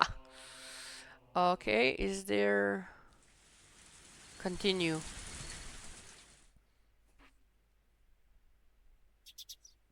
Oh, he alive. Oh, thank God. I thought he dead. I guess I'd be laughing if I said I didn't get any sleep. I tried to stay awake all night, but there were definitely gaps in my memory. Because you're very, very foolish, you almost let her in. You almost let Rena in. I hate you when you're like this. I guess I kept nodding off and jerking awake in a panic all night. I spent all night hawking the metal bat, very good, and sat on top of the futon I used to barricade my door. Very good, very smart, very demure, very proud. Jerking. Waiting, wait. Sorry, just jorking all night. Now, did I say that? Jorking? Hugging. Wait. No, I said hogging, didn't I? Okay, my brain, sorry. Waiting, watching just in case someone tried. Monkey, why you be like that? Just watching in case someone tried to break in through my window. If I let this pause, someone would break through the door, sending the futon flying and attack me.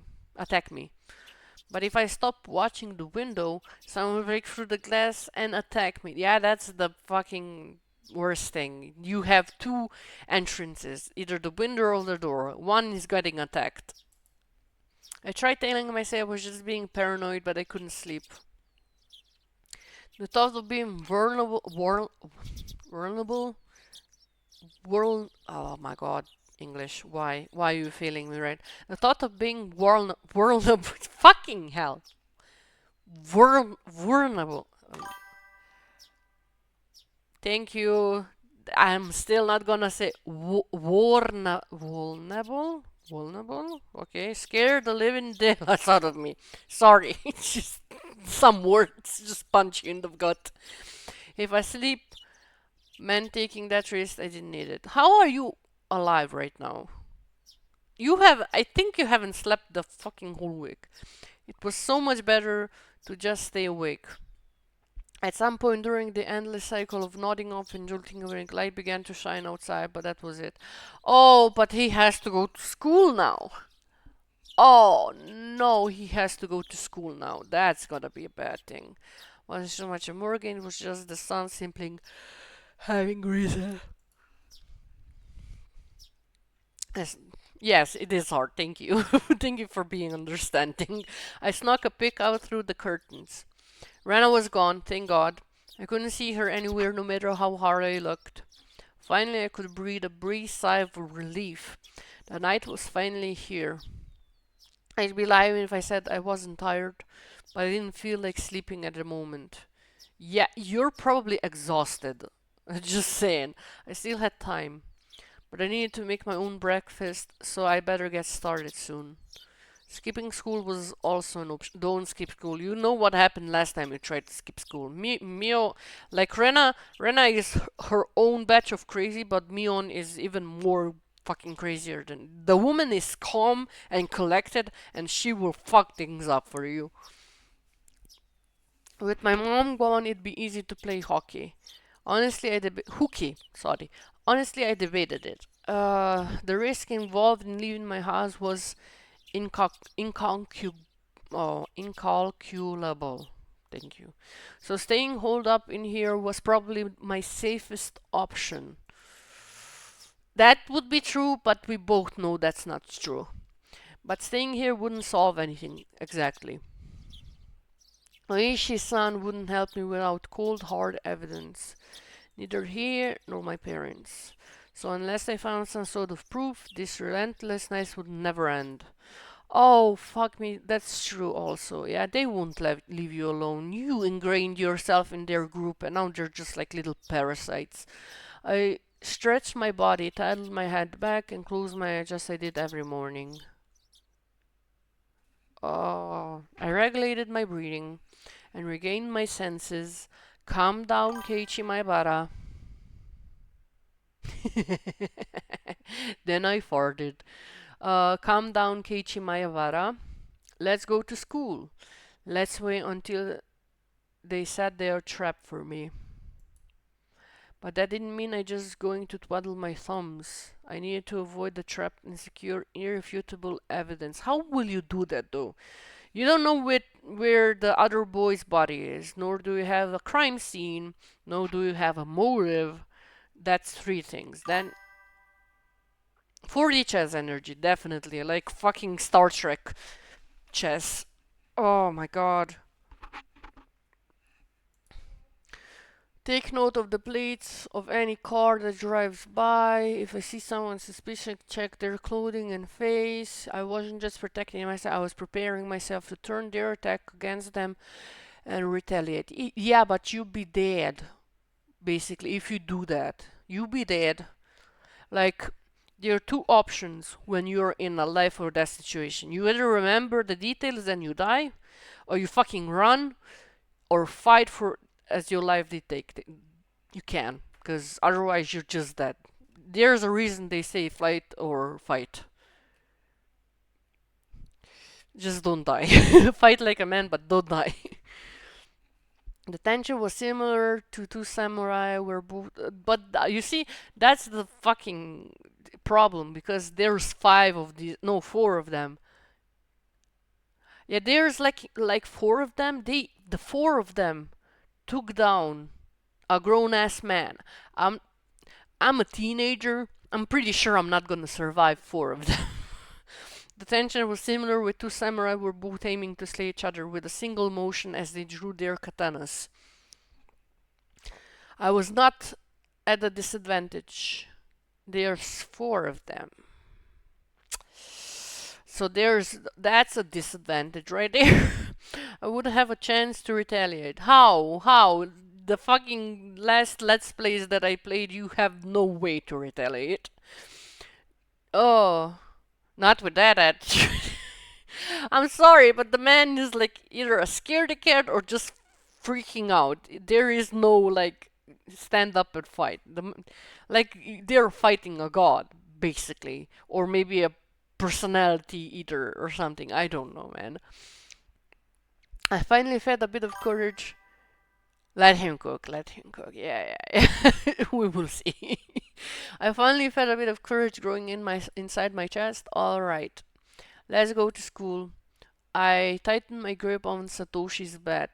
See, where is Satoshi? That's my question. Did they kill him? Because a lot of people said he transferred. Even the girl said he transferred, but I'm not really sure about that. He was the only partner I could count on. Satoshi, please lend me your strength. Satoshi's dead. You don't want his strength. Okay, that's a bit mean. And entrust your dying regrets to me, since you were probably nice. Ah, no, monkey, why? I'll make sure I dispel them. With renewed resolve, I checked the clock. I was still early. Of course, I was going to school by myself today. If I didn't want to run into Rena and Mion, I needed to leave now. Oh, they're gonna be there. Oh, honey, they're gonna be there. The shattered fragments of the cupboard was still strewn all over the entryway. Right. I meant to clean that up last night, but never got around to it. With the phone call and everything. Hey, better if they ground you than staying and then meeting Rena or Mion.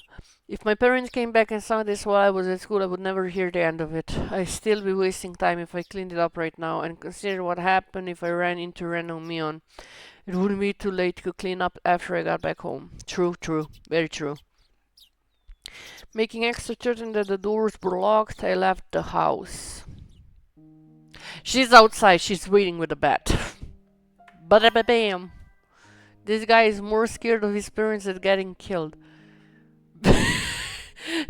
uh, also, his parents are assholes, so I wouldn't put it past them if they beat the shit out of him. My uniform was still covered in mud from yesterday, so I left it in the washer. Today I was going to school in a tracksuit. Is that, like, allowed? Like, if you're in a uniform school, like, wouldn't the school look bad? I mean, the girls are wearing all different uniforms, so that's not. By wearing a different outfit this morning, my mind was forced to accept that today was different from yesterday. I had a hunch. Today might be the day I get killed. No shit, Sherlock. You broke her fingers. Keep your guard up, Keiichi Maebara. The only way who gets to decide if today is my last day is me. No, that's not true. That's not true. That is not true.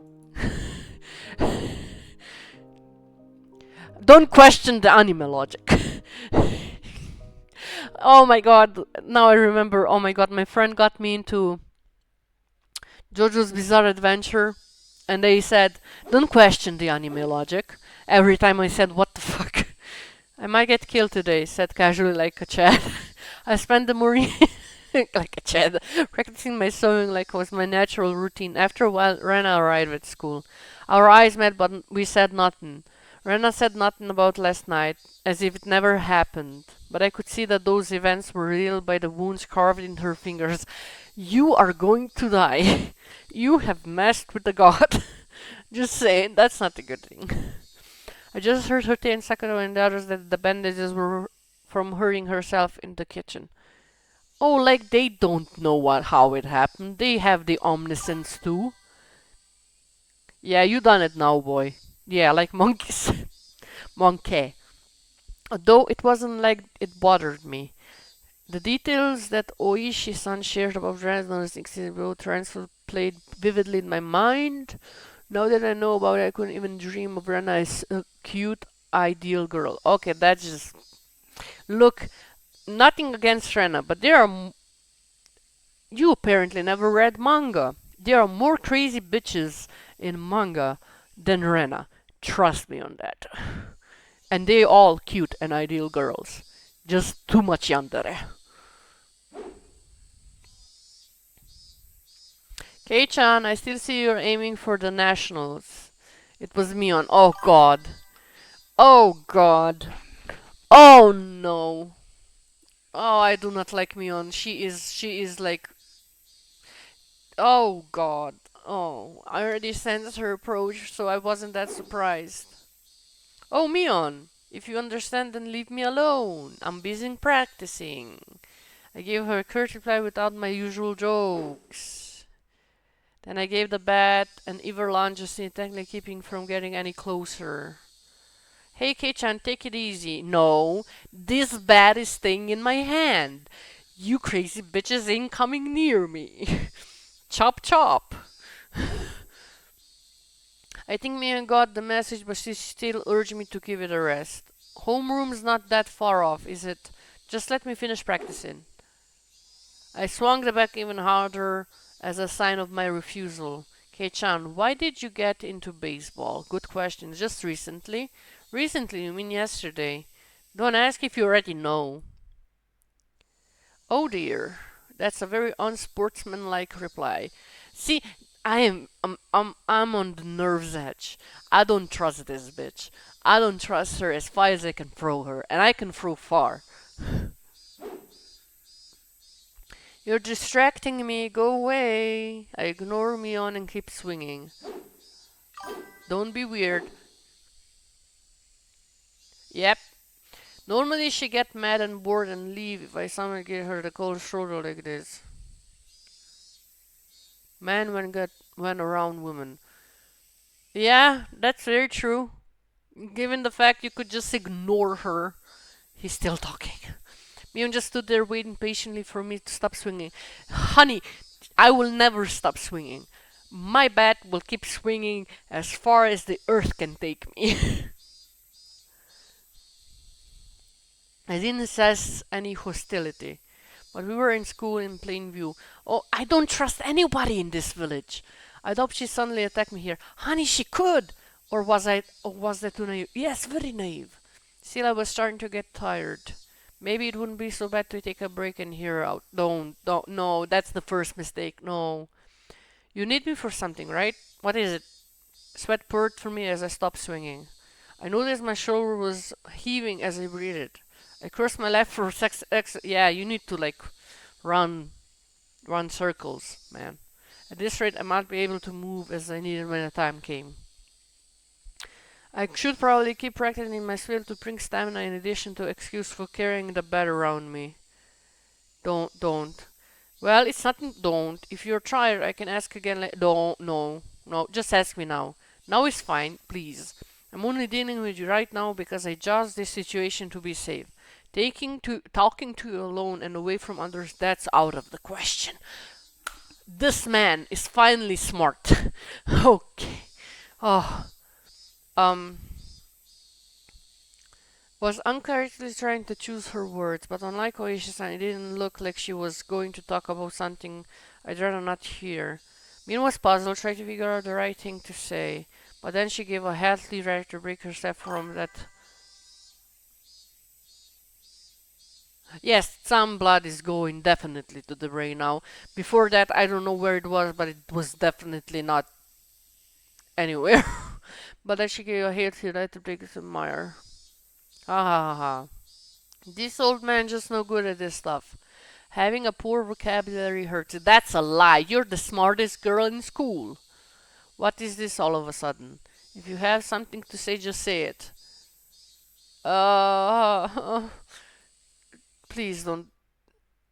Stop it. Stop that swinging. Why? Why? She got straight to the point. No, I will not. Her request was so frank, I don't understand for a moment.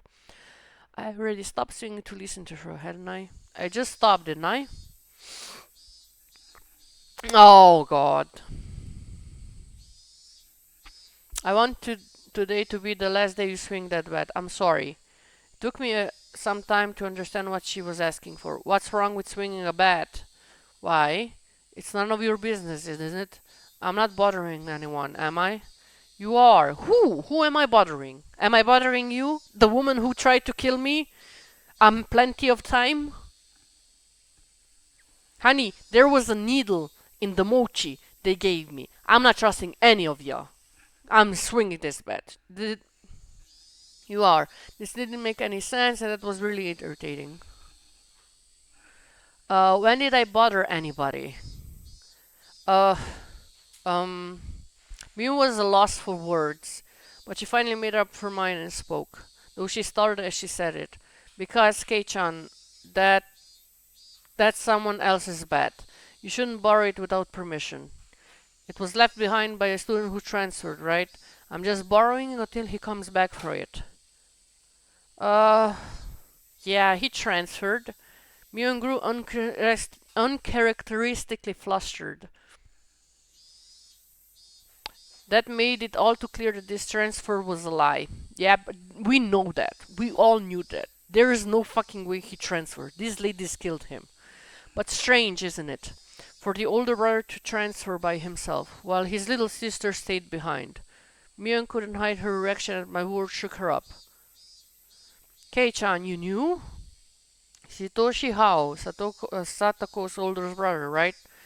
The only demoned away last year. Unable to respond to that, Mion fell silent. Rena asked the same thing. Why did you start swinging that bat? She told me that Satoshi did the same thing, practicing his swings, right before he went missing. So it's this some kind of omen for Oyashiro-sama's curse. Wait for it. Shh. Mion panicked and looked around. Please, Kei-chan, don't mention Oyashiro-sama so recklessly. I don't believe in him, but the others very much do. You're possessed by him. I don't care what you say. The bat is staying with me. Rena especially. Dangerously so. Anyway, you're scaring everyone. If you're just fooling around, then stop it. No. You have to stop acting like Satoshi. I was the one who was scared. Who do I have to thank for taking up this bet in the first place? Thank you. Yes, that's exactly what I'm saying. You ladies are the first who started this. You're at last. You put needles in the mochi. The needle I can forgive. The fucking messing with the mochi I cannot. But it still unsettled me knowing that my actions were overlapping with Satoshi's. I would be one thing if somebody suggested it, but I thought it was making my own decisions. I say this now. I don't know anything about Satoshi. After all, you didn't tell me anything about him. We didn't mean to hide it. You were hiding the incident that happened every year, weren't you? And that's because we didn't want to, but you didn't want to scare me. That's your reason for leaving me out? No, we didn't mean to. Mion, I asked you directly if something happened at the dam, didn't I? And you told me nothing happened. When somebody was dismembered and murdered. You lied to me. I'm sorry. I didn't mean to lie to you. Friends don't hide things from each other, right? Isn't that right? Then you all aren't my friends. Kei-chan, Mion looked helpless and flustered. Was I imagining the tears in her eyes? Yeah, the music is really good. The music is awesome. I never could imagine me acting like this. Oh, by the way, those get-together mochi you brought the other day, they were good. I thought I was going to bleed. Who did it? You or Rena? Yeah, it's the fucking gut feeling. Me. She admitted it so easily. I couldn't help but be surprised how easy it was. You could have killed me. How could you do that to a friend? But it was just a little prank. Putting a needle in a mochi is not a prank. I apologize, but it is not. Oh my god. Mion gave me a wry smile mixed with confusion, causing even more anger to well. That's a prank, bro. You think that was a prank? I grabbed Mia by the collar and lifted her up. That wasn't the same as putting tobacco sauce in the face of mochi. It was a needle, a sewing needle. If I had swallowed it, it lodged in my throat. What would she think would happen? Mio's face through the body lighter his fear. This wasn't the Mio Sonozaki I knew anymore. Anyways, you're not my friend. There's no reason for me to listen to someone who's not my friend. So just leave me alone for a while. Got it? Mion wasn't replying anymore. I won't be that easy to erase me, you know. The cops have been onto you from the start. So don't think you can make me disappear like you did Satoshi. I said it clearly. This was my declaration of war. I think you guys are suspects in the previous incident. I also know you spent a lot of time with the cause ever since the anti-death movement. Don't think you can hide from me. Got that? Oh my god! Yeah, you needed to be like at the beginning of everything because it was like going. This is like the 8th let's play I have of this. Like the first 7 episodes were like all leading up to this, but he like it's like a mystery and he gathered information, and this is just like, damn, he's finally saying, how did you know? Mio stood there with a downstuck look on her face. That was when I heard the principal ringing the bell from school. It was time for morning homeroom. Let's go. The class representative needs to be there, right? Ooh. Okay, now I'm just confused. You threatened me. Why are you crying? Unless you're trying to look like you're crying. Because you know you can get sympathy because you're a girl. Don't think I know that. Because I know. I had bitches like you in my life.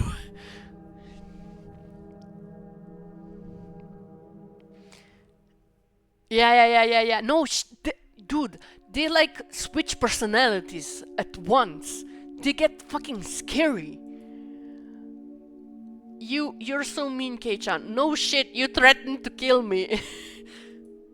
I wanted to console her, but I shut my mouth. I had no need to feel guilty. I'm going. Don't be late for homeroom. I left Mion still shaking as I turned around and headed for the entrance. I had no idea how troubling it was to make a girl cry. Honestly, not that hard. Girls cry a lot. Girls cry a lot. I cried for a painting I did once, and it was a painting, and I cried. Behind me, I could hear her muttering. It was a faint murmur, but she was speaking to herself. What was she saying? What was she saying? So that's how it is. Huh? She wasn't saying it to anyone. It was me and talking to herself. Hmm. But it was a sobbing voice, that kind of giddy, cursing tone.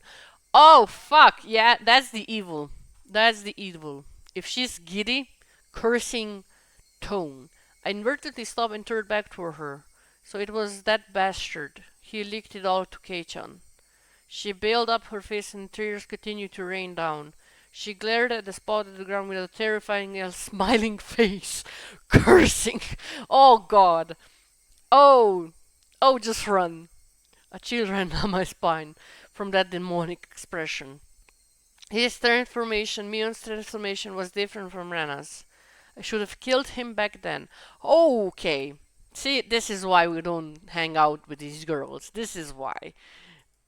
He forgot the mercy I showed him just because he was going to retire this year. Nope. Nope. No, it's not. Not a nice thing. Retire this year. Was he talking about Oh shit, they're gonna kill Oishi-kun. Oh no, Oishi, run. Damn it. Damn it. I'm going to kill the damn old man. Her. I felt the air in itself had begun distorting. With Mion at the center, the road began to twist and spiral. Just fucking go. Bending. Whirling. This was the first time I've known no experience such as visage. Oh, fuck. That's not a good thing. Rise. Attention. Mion made an excuse for her red eyes by swaying there something wrong with her contacts. After that, neither Ren or Mion spoke for me for the rest of the day. Neither Satoko nor Rika-chan looked me in the eye. Just, that's good. Just cut your losses. We're good. We're good. We're not with them anymore. Just stay away. They're like radiation. You need to stay away from radiation or you die. Reject women. That's true. Strangely, I didn't feel hurt. Thank God. You were a little bitch before, so I'm surprised you gotten to. Everything had just went back to the way it was. The months since I transferred in had been almost too much fun. That was all. School was supposed to be something like this to begin with. I should have disliked that feeling, but today it felt oddly refreshing. Oh God, this is gonna go so bad. The bell rang, sounding after the monotonous school day, which had felt so tense yet so dull. Since it would cause a lot of unpleasant memory if they asked me to join the club activity, I promptly started preparing to go home without looking at them. I stuffed the contents of my desk into my bag, wrapped my hand around Satoshi's now familiar bed, and began heading towards the entrance. Don't ask me. Don't, just let me go. Just, just let me go. There has to be a song. I was assaulted by both. I was assailed by both the exhaustion, relief that nothing had happened today, and the tiring possibility of the same thing repeating tomorrow, probably. But deep down inside me, far beneath it far beneath in the recesses of my heart, achingly I knew this would be the last day of this cycle. How do you know this? How did we come to this conclusion? I couldn't tell how in the end would be. Yeah, it's somehow he knows whether it would end as I wished it to end or if it would end as I hoped it wouldn't. Regardless of my current state, there was something more important than how things would end. There was something I wanted to know. Why did I have to be killed? How did it come to this? Why? For what purpose? The sunlight was relentless. The sun, the heat, even the air. Wait, can I just. Hello? Yeah. Yeah, look, I honestly, I'm confused, but probably if he says it so, I mean, his gut feeling was never wrong. They wouldn't give me any answer, my answer. Could it be that the cries of the Higurashi was desperately trying to tell me something? Some were mixed with their shrieks. Tomitake, San, and Satoshi were all also probably trying to tell me something. Uh, I mean, everything is leading up to him being killed. I'm not. It's. Yeah. I definitely haven't been able to realize it yet. But see, that's the thing. He's not gonna be killed today because it's not the festival. Those who were demoned away or killed basically were killed on a festival. This was being held. Nobody died like this, not on the festival. Fruitless is crying the next victim. Glancing down my face, I saw the Higurashi on its way back, spasming quickly. Yeah. Blah blah blah. There was still so much of the summer left, yet this one was already chirping its last song.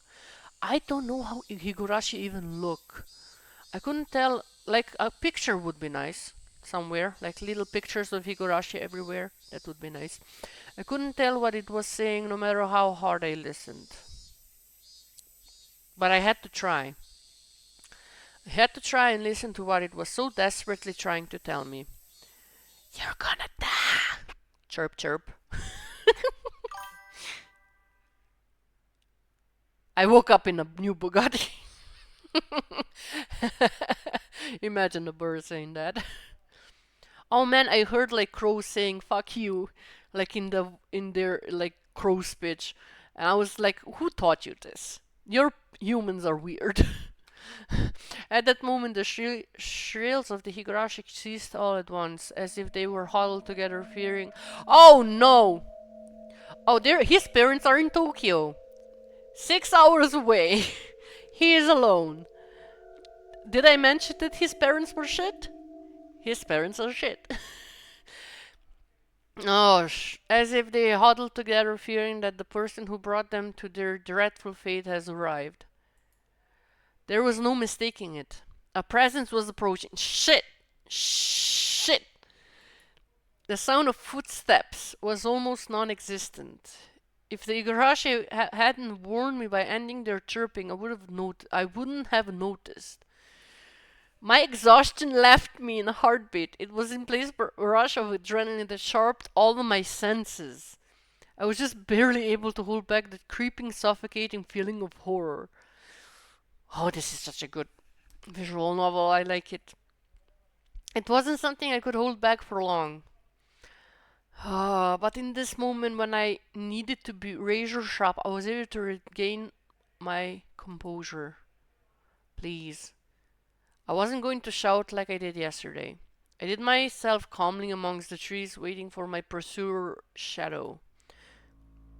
Could I get them to pass by me? Probably not.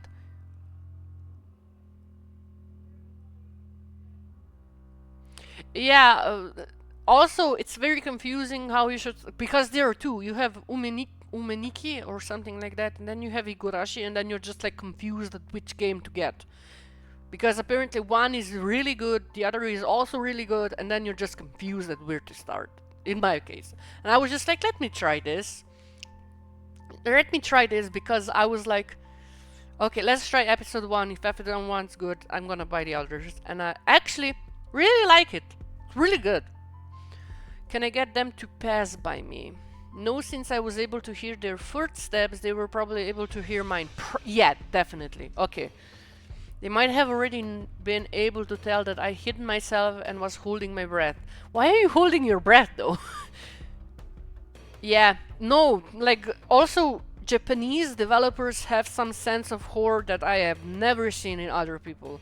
Like they know how to make shit scary. Sure. Okay. The person telling me, was it Rena? Just like yesterday? If it was Rena, I wouldn't hold back. Wait, dude, okay. If I just yell at her, make her go ahead like yesterday. If it wasn't Rena. Yeah, that's the problem. If it's crazy Rena, then you're fucked. It would depend on how they acted, I guess. The footstep ambled closer. I swallowed, wiped my clammy hands in my pants, and readjusted the grip on the bed. I could tell that the fear that I had bitten back once was now waiting for another opening to come at me. Who could it be? I peeked from behind the tree at the person following me. Who is it? Fucking hell, I knew it! My imagination hadn't led me astray. It was Rena. Keep the bed close. Keep it close. That was no, there should be no relief. There was a bit of relief when I realized it was someone I knew, but that feeling left me in an instant. Bing chilling. Bing chilling. A nice one. But the feeling left me in an instant. This wasn't the Rena that I knew. No, this is the crazy Rena. That is what I'm saying. Fuck me, it is the crazy Rena. Oh shit. Her eyes were dark and lifeless. But her mouth appeared was carved into a crescent. Yes, it looked like she was grinning slightly. Oh fuck. Oh no, this. Oh fuck, it's red. And in her right hand. Oh. Fuck no. Was an axe. Okay, bad guess axe. That's a bit unfair. I hid myself behind the tree once again and recalled the unbelievable sight I just saw. Just run. What was that just now? The embodiment of terror laid bare. Baseball practice in my swing, there were tons of excuses for me to be carrying a bat. Yeah, there's no excuse for her having an axe. But for that axe, there was no excuse for that. An axe just like that? Keiichi-kun, are you playing hide and seek? I wonder. I wonder. My heart was pounding. Oh boy. Hard enough that I had trouble breathing. What little composure, yeah, that's not a good picture. I had been able to hold on to now was crushed. In its place, cold sweat gushed forth, covering my entire body, letting me know precisely what kind of emotion hitting me. Yeah, I would be scared too. Not good, not good, not good. I wasn't able to hide myself completely. She already knew I was here. Oh, fuck.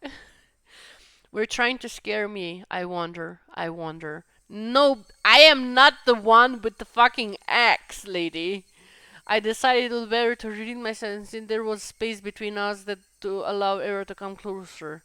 I adjusted my grip on the bed, readied myself mentally, and stepped off behind the tree. Oh, you crazy ass. Oh, you crazy ass. Oh, no. I found you, Keiichi-kun. Oh, God. Rena was pleased. Oh, God. She was pleased that she found me, at least in a mysterious giggle. Why giggle? Why? Why make it as girly as possible? Her mouth was smiling, but her eyes told me she was displeased by the fact that I had been hiding. You have an axe. I don't care if you're displeased. Those eyes, they were just so empty. My legs began to quiver. See, this is the bitch baby behavior I'm used to. He's back to being the normal Keiichi. A bitch baby. Oh, not good. In the pit of my stomach, such a beta mentality. Some sort of vicious hot and cold substance began spreading around. Oh, honey, I think that's your brain saying run. Run as far as you can. If I'm allowed to, that substance will split my bloodstream and undoubtedly freeze all the organs in my body. Not good. Not good. I'll be devoured by Reina at this rate. Strike back. No.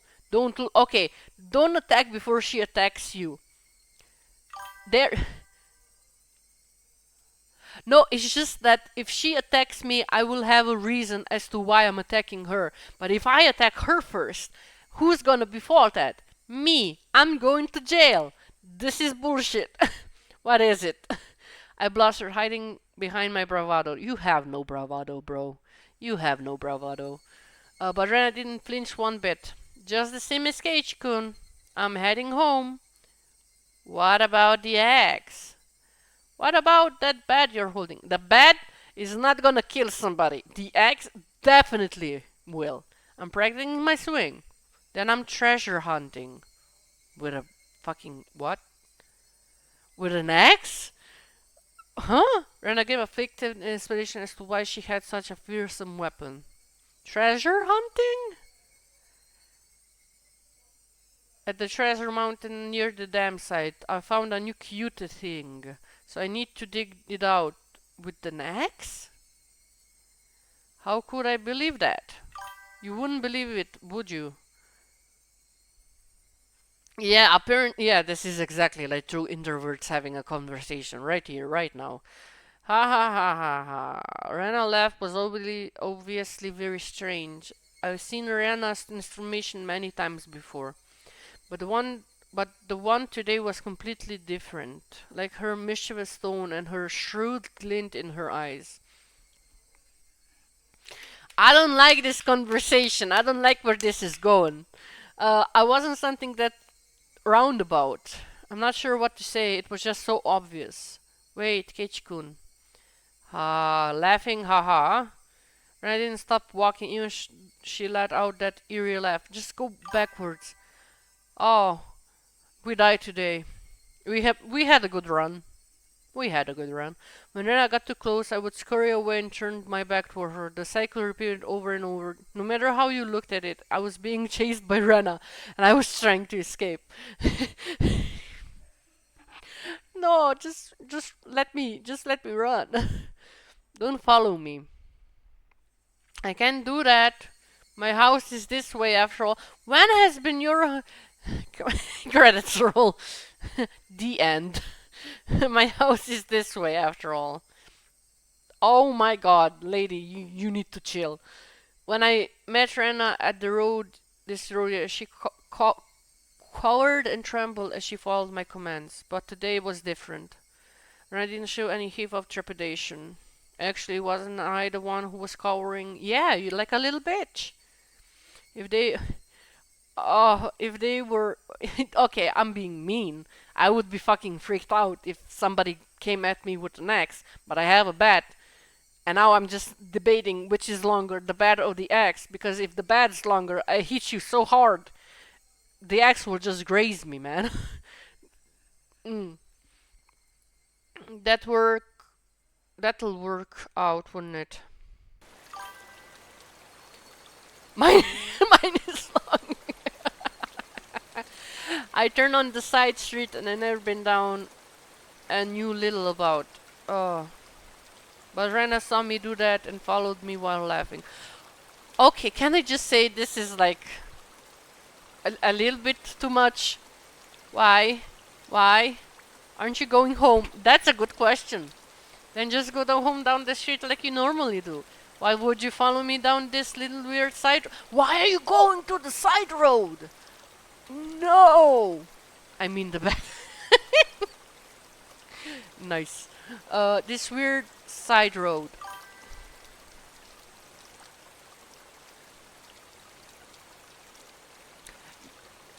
Yeah, but Rena. Good question. How do people flirt out these days? If it's like this, then I don't want any part of it. Those thoughts screamed in my head, eventually spilling out of my mouth. Why are you following me? The tone of my voice was already tinged with terror. Yeah, and bats. Because I want to talk to Keiichi-kun. Please don't talk to me. I said you to leave me alone. Lady, I punched your fingers. I will do it again. Keiichi wants to talk to Rena too, doesn't he? Doesn't he? No, no. I have no emotional connection with you anymore, lady. I don't want to talk about anything with you. That's a lie, isn't it? There's something you want to ask me about, isn't there? Not at all. I have nothing to talk to you about. That's a lie, isn't it? Oh my god, lady, it's not a lie. Oh, for fuck's sake, lady. Lies. And a scream echoed, startling some nearby birds into flight. I cringed and feel the only thing I could do was increase my pace. Let's talk, Keiichi-kun. Talk. Talk. Oh god. While I was running down the familiar and deserted... Why are you doing this to yourself? You're going to die! Doesn't Keiichi-kun have something he's worried about? Nothing at all! I'm not worried about anything. Lies! Ah. Even though I was running, even though Rena was walking, why wasn't I getting any further away? I know, but there's a smart way to die, like being surrounded by a group ready to kill you, and then there's the dumb way where you actually go to a deserted path that you never seen before and decide let's go in there and try to run away even though we don't know the path. I really do know. You're scared, aren't you, Keiichi-kun? No shit, you have an axe. I'm not... Liar. Okay, now I can say. I'm not scared of anything. Lies. Ah. My breathing grew heavy and I felt my legs were giving out beneath me. Rena wasn't even breaking a sweat. Yeah, not scared, just terrified. I listened. This time I listened. Why aren't you listening? I said it 4 times already to leave me alone. You're not leaving me alone. You're not listening. I had no idea what you're talking about or what exactly she wanted to do. This time I'll listen. It will be different from the time which Satoshi-kun... Oh, hell no. Oh, that's how he died. When she said Satoshi's name, I turned back for a moment. But even as I did, it was still advancing. I couldn't afford to stop. Oh, Satoshi was worried too. It looked like he was having such a hard time. But I didn't listen. I was so sad. Where did this street connect to? I don't know, bro. You live here. How the hell should I know? All these twists and turns, ups and downs. Oh, you're going to die. It was hard to believe, but this was even remotely in this direction towards my house. Oh, really? I wouldn't notice. They're having a nice conversation by chasing each other. Yeah, definitely. True love right there. I really regretted it when Satoshi-kun transferred out. Oh god. I thought that if I had listened, he may not have transferred out. He did. I really regretted it. Yeah, you regret killing him. Oh god.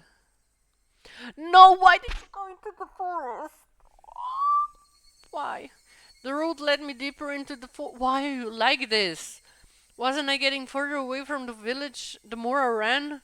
I lost more and more of my composure the more I thought about it. The, but despite this realization, my inner self was still disturbingly calm. So you see, I vowed that if there was someone struggling like Satoshi-kun, I'd save them. I refuse. This dude's going to get killed by something else, lol. Probably a bear, if he's lucky. I don't want to see anyone transfer out again. Damn it! What does transfer even mean? Uh, okay, you're not this dumb. You're not this dumb. She means dead. I won't let you transfer me. I won't end up the same as Satoshi. Come on, Keiichi-kun, talk to me. I'll be able to understand you, Keiichi-kun. I'm your ally. No, you're not. You are chasing me with an axe. We are having a very two-sided conversation here. I started wheezing out of breath. Oh, fuck. My lungs were hot and they were felt like they were going to explode. And my heart was beating so hard as it possibly could. I should have practiced running instead of my swing. Yeah, that's that. Yeah, now you know. I couldn't even afford to scoff at the stupid thought. If Keiichi-kun doesn't have anything to worry about, he'll go back to normal. No. I should have rejected women. No, I should have rejected crazy women. I should have rejected the cuckoo heads. Everyone will go back to being friends and we can enjoy club activities again. Next time we'll team up and beat Michan. Oh my god. Yeah, see this is what they do. They were having club activities and they were a team and then these two started acting out strange and Keiichi was just like, oh hell no. Yeah, how much fun that would be. Rena could even imagine how much I wished I could turn back the clock of these past few days. You could be nice to me again too. I want to go searching for treasure again. Yeah, Okayashi-san, something like that. The Okayashi-san curse is basically anybody a threat to the village is going to die on the day of the festival. And it already happened. Somebody died because they weren't a part of the village anymore. They were seen as a threat. And I think there are four cases of people dying 4 years in a row, or five. And yeah, it's bad. I don't know who Okayashi-sama is. They just yeah, yeah, yeah. This time I prepare a nice lunch. Actually, we could just go right now. Let's go up the dam site together. I'll show you the cute thing I just found. I'm sure you'll like it too. Why are you laughing? If you just said everything without the laugh, I would totally go. But you're laughing like a maniac. My footsteps make oh my god, pathetic flopping sounds as my legs bobbled and faltered. Hot on my heels, Erna's steps were sharply breaking twigs underfoot. I had to accept it. I was on the run, being chased by Rena. If she caught me, it was all over. I realized it instinctively. I couldn't even bring to think what the end would entail. Just that I was caught, it was all over. That's all I knew. It didn't matter how it was going to end. I wouldn't let it end. Not without knowing anything, not yet. The momentary lapse was all it took.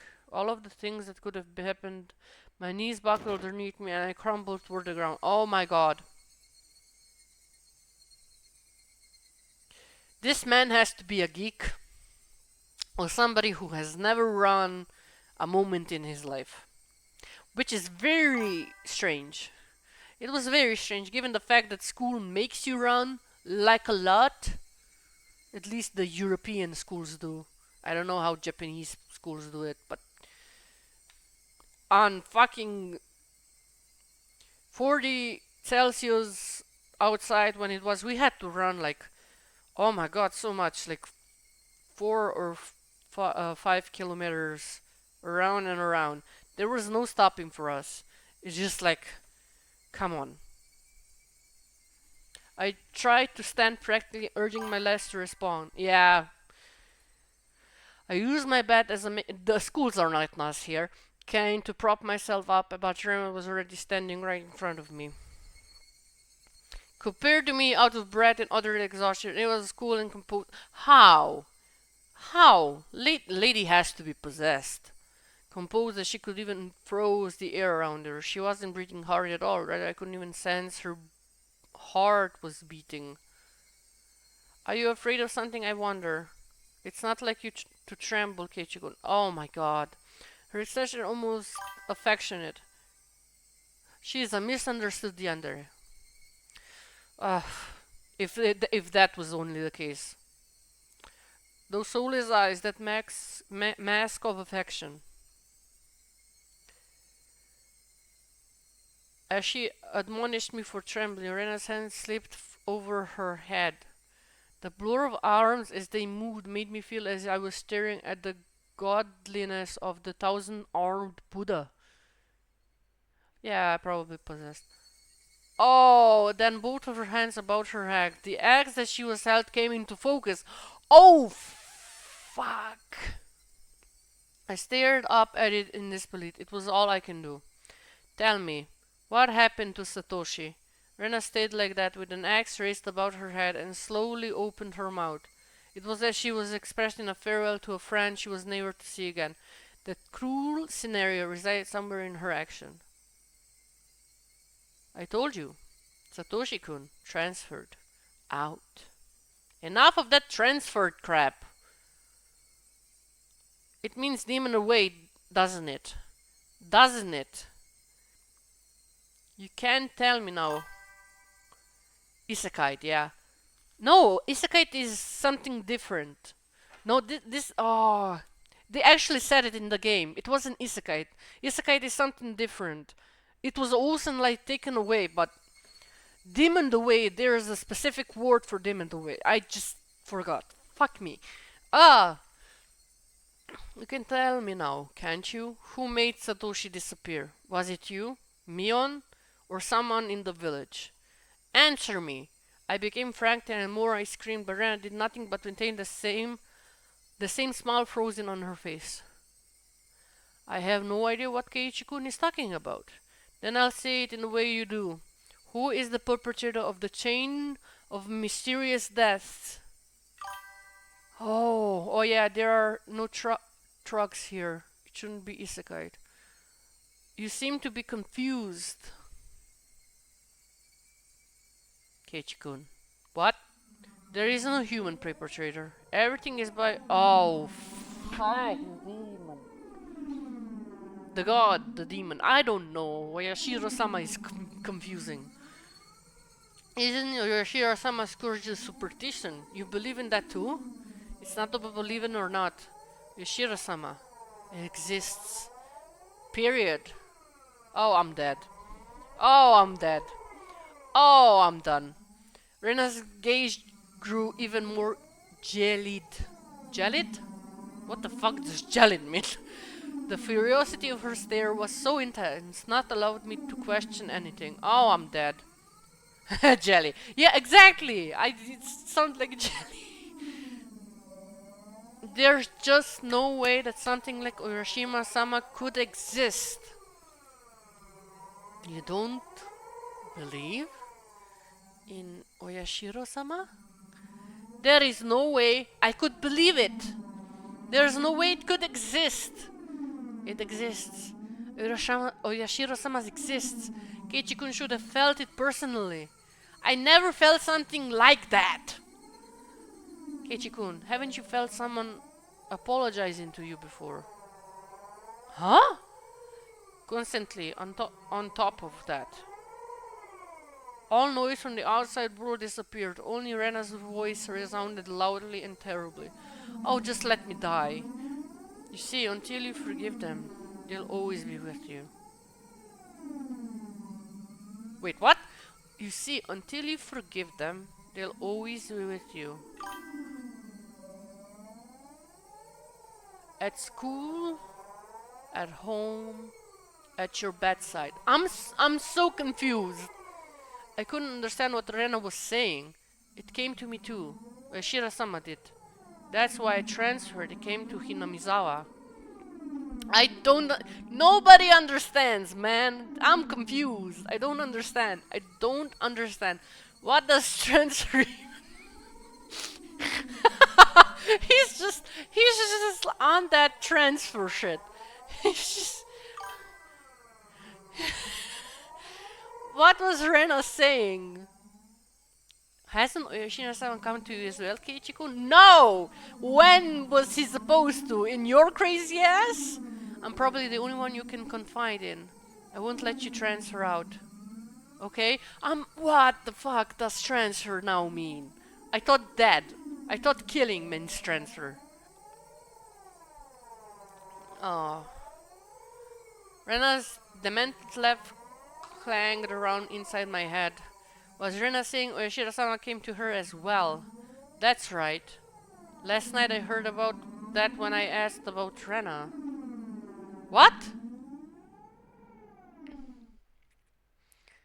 Please keep... Oh, this is the detective. Please keep this confidential. Also, part of this may be speculation. Not all of it may be true. Are you still interested? Oyashi-san begins with neither of the victims in the school filed a complaint, so there is no preliminary report. Basically, the police hadn't intervened in this matter. So all of these details are just what I heard from those involved. Meaning it's not that credible. You said there were victims. Didn't Rena just break all the windows? No, Rena Yugo had detected three Oh, she crazy! Using a metal bat. Two of them made it out with only bruises, but the other had been injured so badly that one of his eyes was permanently damaged. Okay, I didn't know this. Holy shit. Wouldn't be that considered assault? Shouldn't the police have been arrested her? For whatever reason, the victim never pressed charges. There was no report to the police, so... That's the dumbest shit. Why? They were beaten with a bat and stuff and suffered significant injuries. Yeah, I imagine if somebody hit you with a bat, you would. Normally there would be a criminal investigation. But why didn't they press charges? I tried asking the three male victims for their side of the story, but they were all reluctant. It's hard to say, but they were all afraid. Even after she had transferred school. Oyashi-san, could you summarize it starting from the beginning? Rena hit people while she broke the windows. Or was it she started breaking the windows after she got bored for hitting people? They sounded similar, but the meanings were drastically different. On an undisclosed date, Rena Yugo was conversing with three male students, close friends of her, near the pool storage shed. Why was she alone with three boys? Who were those three? I can't relive the names, but they were close to Rena Yugo, and it seemed they were a group of friends. She was the lone girl in the group. Ah, fuck. So it wasn't that strange that the four of them were together. They did something to her. She had to have a mental breakdown or something. So what happened? I don't know the reason why. She took the baseball team's bat that was in the pool storage shed and beat the three of them down one after the other. What? There were no other witnesses. This is an account pieced together by the information given at the time of the incident. One day after school, Rena and three male students were at the pool storage shed talking together. They weren't seeking help, rather they usually meet up there. It appears it became a heated discussion. At the time I underwent a change. The change was so abrupt that the three of them didn't comprehend what was happening. Oh, that sounded like somebody hit something. Then, taking the metal bat, she attacked her friends one after the other. Oh, that...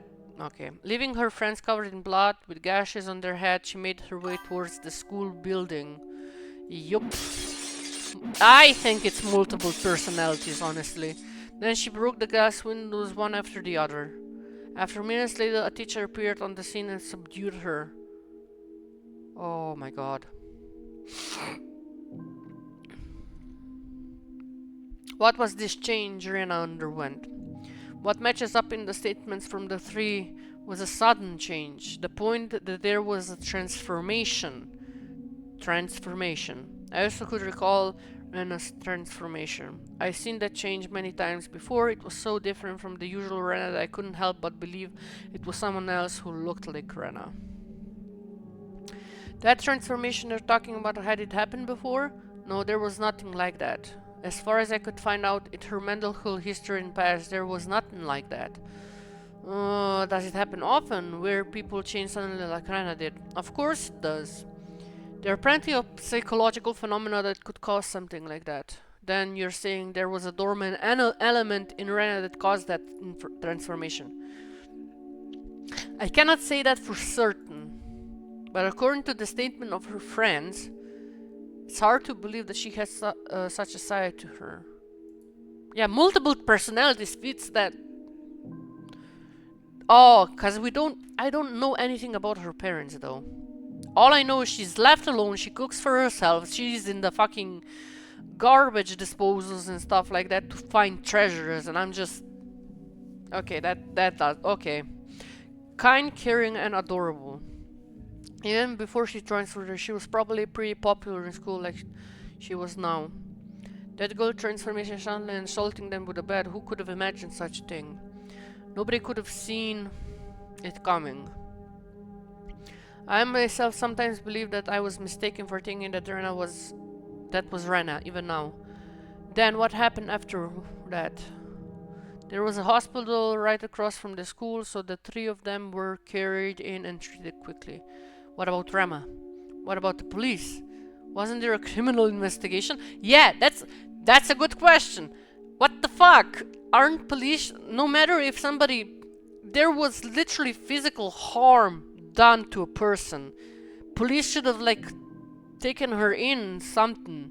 Because I don't think even if charges were dropped, they can't drop charges just like that, because, like you said, one person was so damaged that he can't see through his eyes. You simply can't believe as they are called. What the fuck? Even though one was injured with permanent damage? Why didn't they file charges? That's what caught my attention as well. Either some threat or pressure was put on them. But who had the power to put pressure, so much pressure on them? Or they had a reason they couldn't file charges even if they wanted to. We're talking about you after all. Of course you looked into it, didn't you? Please tell me you know why. Well, yeah. But I told you at the beginning, didn't I? That the victims were all very reluctant to talk. They didn't want to touch me on the matter, or rather they didn't want to be involved. Reluctant to talk, didn't want to touch it. Didn't want to be involved. It resembled the villagers here in Oyashiro-sama's curse. Huh. Did the teacher at the school tell you anything? A school is hollowed ground. You can say they tend to keep scandals on the reps. Well, that's a bad school! I apologize, but that's a bad school. I heard that Japanese schools are like that, though. I didn't have a search warrant, so I had to tread like a lot of horror movies. Oh my god, what's the name of the game? Misao. Like in Misao, she, like the school concealed... no, it wasn't Misao. What's the name? Was it Corpse Party? I think it's Corpse Party. I haven't played it, but I heard that the girl died and they kept it on the wraps, if I'm not mistaken. And there was no comment from the school. No. They denied the incident. Yeah. Corpse Party. Love that game. I watched a Let's Play. I don't know if it was Markiplier or Jacksepticeye. I just watched it, man. Oh, depending also on which Corpse Party you're talking. I think there's two or three. They deny the incident ever happened. It's just the 3 male students were carried in for blunt force trauma that day. Oh, that's all there was in the hospital records. Oh, PewDiePie, yeah. Oh, sometimes I miss that the old gamers don't game anymore as much as they did back in the time. That's all there was in the hospital records. The victims didn't speak. The school denied it happened. Then you don't know anything at all. Yeah, that's what he told you, man. He doesn't know. I know nothing other than the incident itself had taken place. The victims also wish this incident to be kept from the public, so if you and I both forget about it, my Bara-san, then this incident will probably just fade away. For a brief period we sat in silence. At first glance it looked like some assault case. But that was just the tip of the iceberg. The depths were obscured by rolling waves sinking quietly into the void as it never happened to begin with. After that, she was suspended by the school. No shit, she was suspended. She should have been in jail. And during that time, she underwent psychiatric counseling. Did you hear anything from the doctor? Again, they were very professional in regards to their ethics, or at least very tight-lipped. Nothing ever, even after you showed them your badge? I was told to get a warrant. Then why didn't you get a warrant? Oh my god, you always... If it's school, if it's like hospital, if it's other police station, if it's stuff like that, you get a warrant. Yeah, you shouldn't hit your friends with a bat. And the badge itself has no legal binding authority after all. Then get a warrant! Then how did you know that Rena confessed that Oyashiro-sama who did it? There was a nurse I asked in that apartment. She agreed to help me just from showing her my badge. Then what did she say? Turns out that the nurse hadn't heard everything. Apparently all she remembered was that she overheard from inside the room. The nurse said that at that time Rena Ryugu was very calm and mild-mannered. It was more like confessing her sins at church and counseling session. She spoke with her mother there for some of it, but partway through the mother was asked to leave, so it became a private counseling session between just the doctor and Rena for a while. The part with Oyashiro-sama, where did that pop up? Partway through. She screamed the name suddenly. That startled the nurse, and that's why she started listening in. It was Oyashiro-sama. And I started shouting, what the oh yeah, I forgot. There was an axe aimed at me. I had no idea what was said before that, so I had no idea what the meaning behind it could have been. The doctor calmly and collectedly asked Rena to have a seat. Oh, wait, we're still talking on the phone? Okay. Was it this Oyashiro-sama? What is this Oyashiro-sama? Speak out gently, ever so gently. The fundamentals of counseling will believe that you were told. Whoever abandons Hinamizawa will be haunted down by Oyashiro-sama. We're not still dead. So anybody who leaves Hinamizawa, and they finally gotten to me. That's the town you lived in before you moved here, isn't that right, Ryugo-san? I didn't want to move, but because of my mom and dad's circumstances we have to. But Oyashiro-sama wouldn't allow it. Ryuga, we must have lots of friends in Hinamizawa. Even now we must be missing them dearly, don't you think? I want to go back to Hinamizawa. No, it's not that I want to go back, I have to go back. I should have gone back much sooner. But now it's too late. Yoshino-sama has come.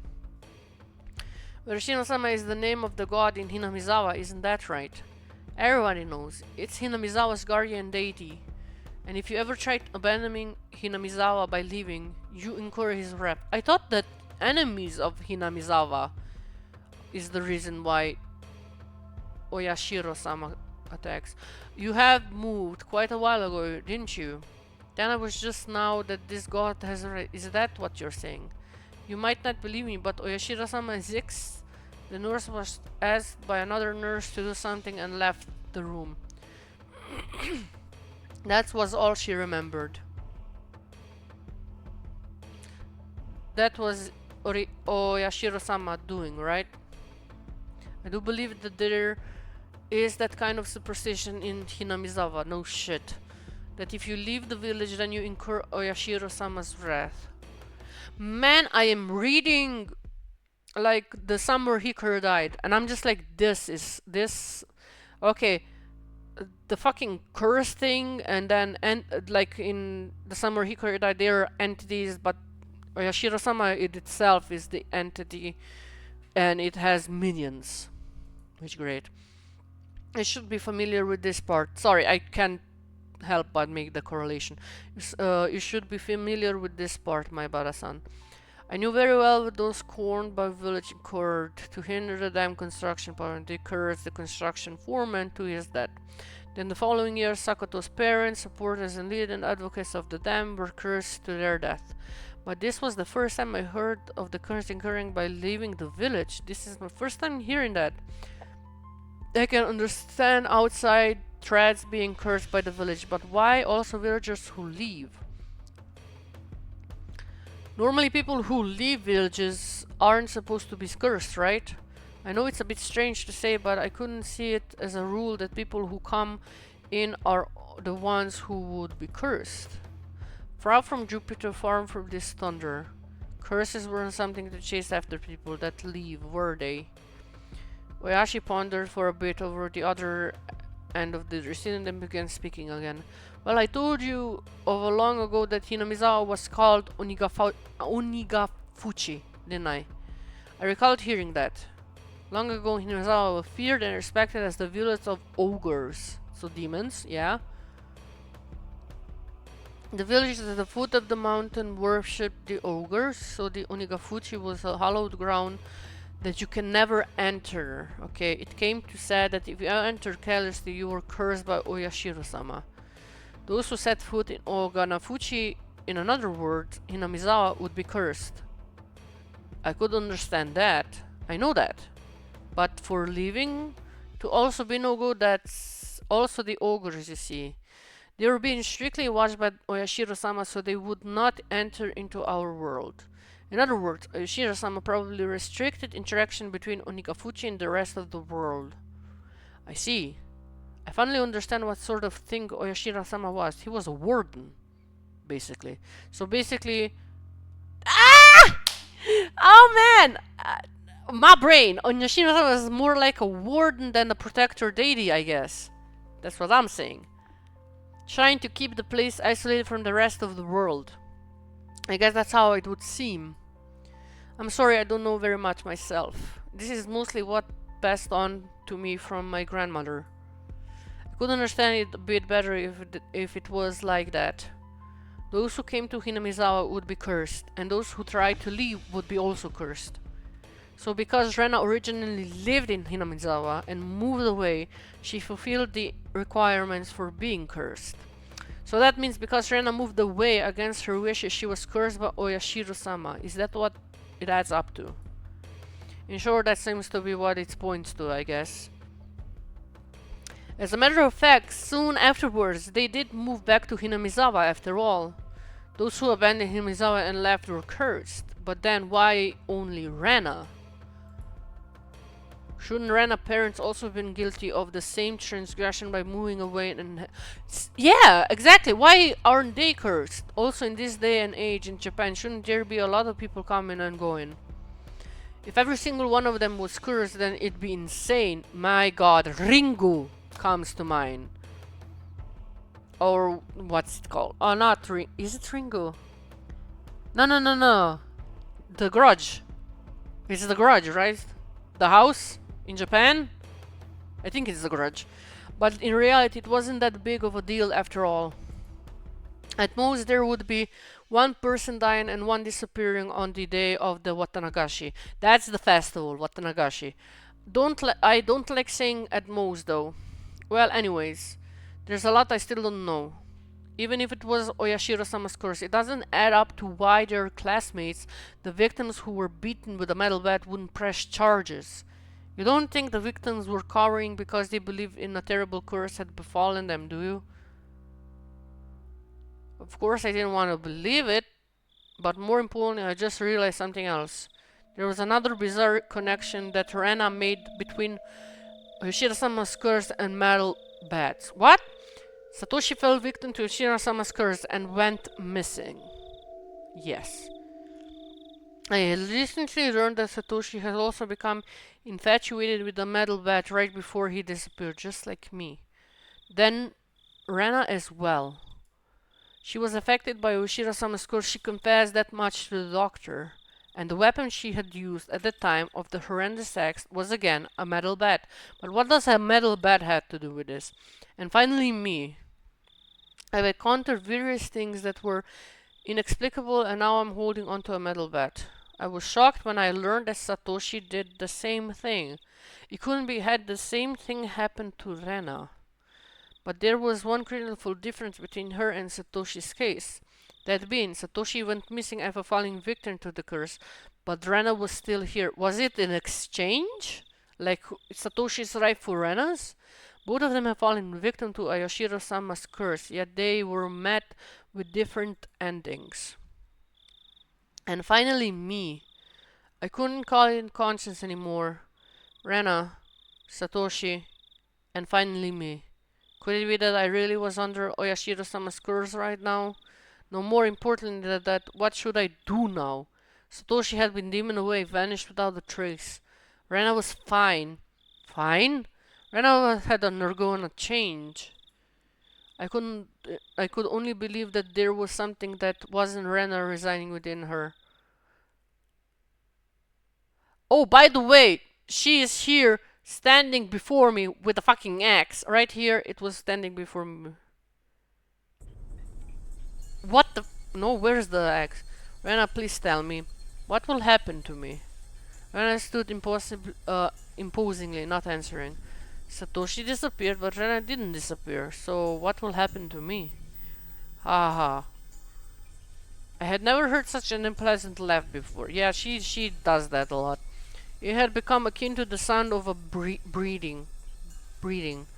You could have said the sound of a hyena laughing. I had no longer a voice or an expression of feeling. Don't worry, I'll save you. Rena took one step forward, still holding the axe above her head. Now then. One step closer, Rena's face spread out to fill my vision. Speak. One step closer, Rena's nose was close enough to touch mine, and I was still pushing in. Then how was she holding the axe? There's something you want to say, isn't there? I'll listen. I'll save you, okay? Speak, okay? Speak, okay? Oh my god, this is... Oh no. I slumped down, landing squarely on my butt. It wasn't for some pathetic reason. It was all I can do to get as far away from Rena. Aha. And the axe comes down. I had the gut feeling that I couldn't let her laughter end. Because when that laughter ended, the moment I picked up on that feeling, my body moved on instinct. I sprang to my feet as fast as I could believe and pushed Rena away with both hands. Now you act! Now you act! Rena was light as a feather. Throwing about an unbalanced weight of the axe, she was backwards and she'd been carried off by the wind. After confirming that she was on me, I dashed off at full speed. I was the perfect picture of fleeing like a greased pig. Get away from Rena. Run away. Survive. I couldn't think of anything other than this. Oh. Yeah, he finally remembered. Shocked. While I was remembered, I was holding one onto the bed the entire time. Such a worthless weapon. I couldn't believe I'd forgotten about this weapon at such an important time. I sped even further down the winding path. I didn't even feel myself gasping out of breath and legs getting heavy. My body understood it as well. If I didn't run away from here, I wouldn't live. I could hear the laughter of the simulacrum of Rena coming from behind me. It rang through the trees in my head and slowly chiseled away at my sanity. Where am I now? The grove of trees thinned down and my field of vision started expanding.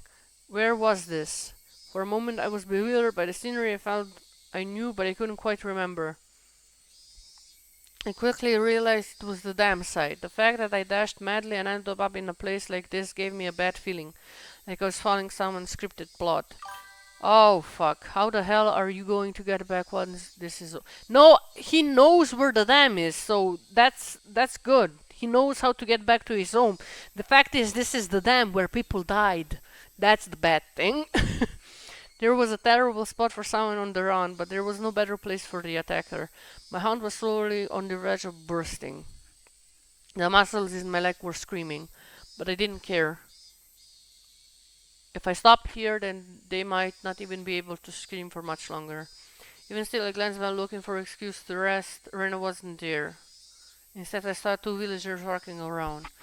I breathed a sigh of relief about a bird party, except the voice inside me rang the alarm once again. Villagers walking around wanted suspicion in themselves, but it bothered me. They were both rough-looking clothes. They both wore rough-looking clothes. Empty-handed, they were definitely given the impression that they were just out for a walk. At this time of the day, two adults wandering around without a purpose. It was enough to raise a question. No, they just went for a walk. But more than anything else, those eyes, They weren't chit-chatting while walking. They were both silent, heading forward, looking in my direction. Oh, fuck, run. Was I at the end of my rope and finally started imagining things? Just run. I should run. Yeah, that was probably the best choice. Just run. If they weren't a wall, I'd lose them easily by running. If they were part of the group after me, would come running after me. Either way, unless I hurried up, Rhino would catch up with me. That's right, I was going to run. Deciding that the moment I began to turn tail, the both of them rushed forward as they were exactly what I was thinking. Oh fuck! Somewhere inside me, I had jumped to the conclusion that Rena was the only thing I needed to be afraid of.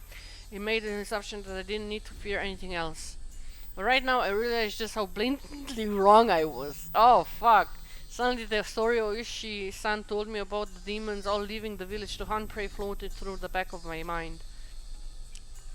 I can tell they were both coming after me without even turning around because their frantic footsteps.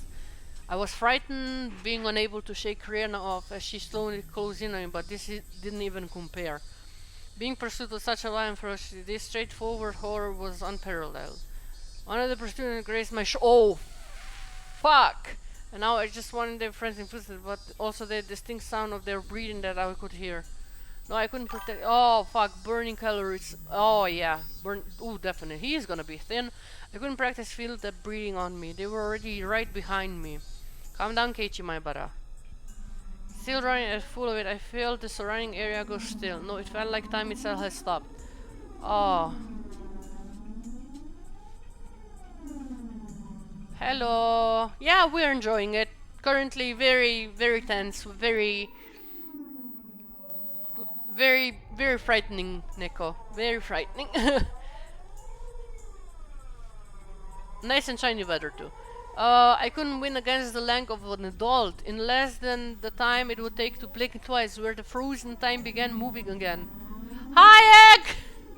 Everybody's coming. Oh my god, hello. Blink twice, when this frozen time began moving again. They'd be right on top of me. On top of me, and then... Don't think about it, Keiichi. First realize that you won't be able to shake them off like this.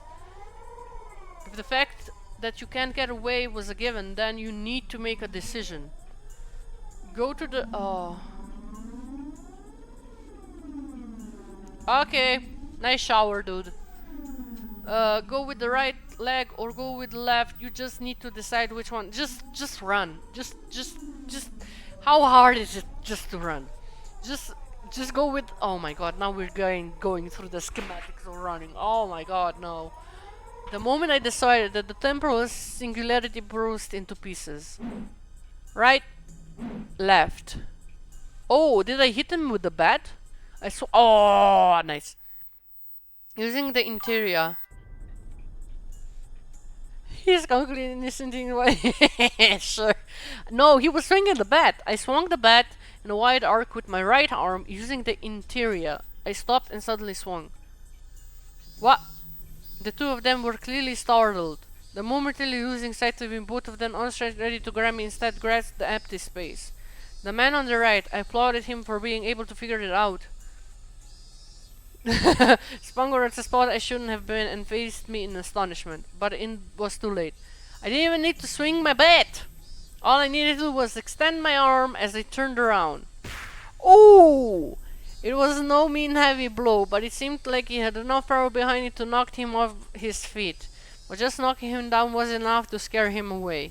He got back up in no time. Both of them took a fighting stance, were ready to face me. This made me certain that they were just two people out for a rock. They were certainly after me. It felt much easier than dealing with... How is two dudes easier to deal with than a girl? That's your age. It's playing Battle Royale. Apparently, but Battle Royale doesn't have a Rena. Just recognizing it, but knowing them, it made things easier. I smiled worried on the inside. What do you want with me? Next one is going to be right in your face, you bastard. It's fine if it's just a bluff. How? Okay. I was able to fire myself up. They didn't respond. They spread out on either side of me with a little calm expression on their faces. Rena is doing what she called trolling. One of them would grab onto the bed, the other would hold me down. Was that their plan? Thinking of both of them at once would be impossible. No shit, why did you stop then? Hot sweat poured from me, pour in my body. Then I just have to settle in with the first move. I sat in and struck the first one down, narrowing my target down to the man on the right who already knocked down before. I stepped and swung with all my might. Oh, it was called. Oh no. There was no way for the unarmed person to guard itself. It would cause an immense damage. If they blocked it without, their bone would snap like a twig. If they turned to the back to it, then it was impossible. The blow would travel all the way to the vital organs. Apparently, this is the John Wick. What's it called? Blip. John Wick effect. Man's prepared to go down. It looked like he was arrived for this. He pushed further through the kill zone between us and delivered a fist through my gut. Ooh, ooh, not good. With this distance and this precision, in this state, there was no way for me to dodge it. You could go down. Ooh, did I? What happened? Was I hit? The world flipped upside down. Understood that I was being tossed around like a rag dog. Oh god. Oh, boom, headshot. Oh, I landed on the soft earth sound, feeling the grainy soul against my face. Oh, I'm gonna die. It didn't hurt at all. But the moment I thought that I suddenly felt pain come from the version of my skin, as well as the contents of my stomach being forced upwards, clogging my mouth with bitter sensation. I knew very well that I didn't have time to relish in this experience. I stood up as quickly as I could, but at that moment the other man was already burrowing towards me. Being able to comprehend calmly that I simply couldn't dodge it made it all the more upsetting. After pawing into my stomach full force once again, my sultan twisted around me and locked his arm around my neck. Oh my god, everybody in this village is an asshole. My throat felt like it was being crushed by immense strength. Hey, Oishi-sama, please come, help. I couldn't even complicate what was being apparently, but that's Japan. Oh my god. I couldn't even contemplate that I was being strangled or that I was about to go unconscious. My vision simply darkened, and a silent wind began playing deep inside my mind. I took everything I had to keep myself from blacking out. While this was happening, the other man was more than likely standing in front of me. I wasn't able to open my eyes, but I could feel that he was there. There was nothing I could do now. Unable to shake this arm, I couldn't run. I couldn't fight back. Dire straits, I couldn't even come up with the phrase that equally described my situation. Oh, you're dead. Bye, bitch.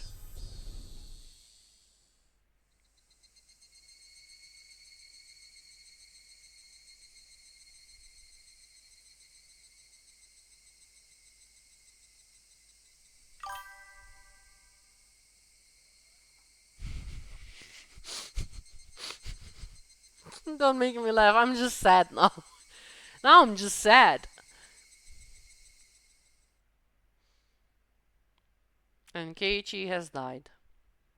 Keiichi has not died. What the fuck? How are we here, Keiichi-kun? A familiar... How are you alive?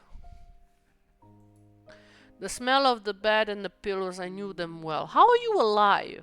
Was this my room?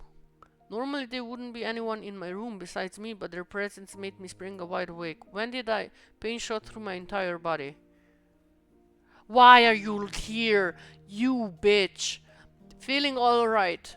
I think you better just lie down for a bit. No! Why was Rena in my room? Blood began to surge through my muscles and my calipers, but Rena's smile belonged to the Rena I knew well. I knew I shouldn't let myself feel this, but I relaxed thinking that this version of Rena was safe. No, she's not. Why am I... Don't you remember? No. After losing consciousness, nothing at all. My body has become more lethargic than I could ever imagine. I guess that would expect exerting everything I had back there. I tried to at least clear my mind, but I couldn't shake the sluggish feeling out of my mind. I called the doctor. He should be here soon. Think you just better lie down until it then. Oh god, just attack me. Just attack me with the axe. It'd be nicer. I'm so confused. I wasn't seriously. Oh, good question. We could be in the afterlife right now. I wasn't injured seriously enough to merit calling a doctor, but knowing that someone impartial was coming was slightly reassuring. Why am I here? I'm sure I was at the exam site. That's what I want to know. What happened? When I got there, Keiichi was already passed out. No, bitch, you chased me. You chased me. That's why I'm the one who wants to know. I was attacked by two weirdos. Did her eyes change? Happened right before I passed out. Recalling the memory and the terror that went along it caused the fogginess around my head to clear up right. Let's forget about those two now. I didn't expect Rena to be nursing me. I thought Rena was trying to kill me. She would have had the perfect chance while I was unconscious. Not only did she not kill me, she had nursed me back to health. Amazing you could drag me all the way back here. Wasn't I heavy? Looking at Rena's delicate... No, the woman punches like a badass. It wasn't hard to believe that she had not only gotten me back home, but even dragged me all the way up to the second floor. Did she... Oh, those two are working for her? Those two men are working for her? They's the one that dragged you here? Don't you remember, Keiichi-kun? Oh god. And I appear to be surprised, but I still can't... I only popped you up on my shoulder. What? You said you could walk on your own. No, bitch, I was gone. I was under. I thought I saw Jesus. It was a prank, bro.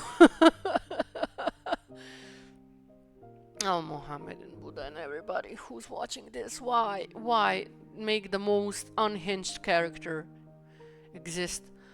Oh, I don't remember. My memory is fuzzy after the point where I lost consciousness. What about those two? Huh? Where you got there? The ones with me? Or rather, those two guys? There wasn't anyone. She said it bluntly. Oh, fuck off. She stated it very slightly unpleasant.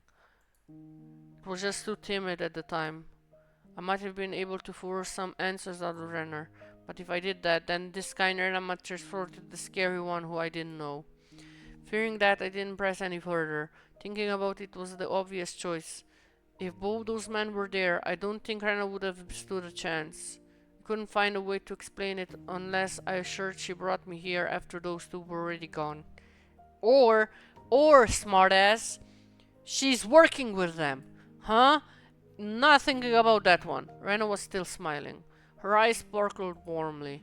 Yet, I felt like I was hallucinating when I saw something.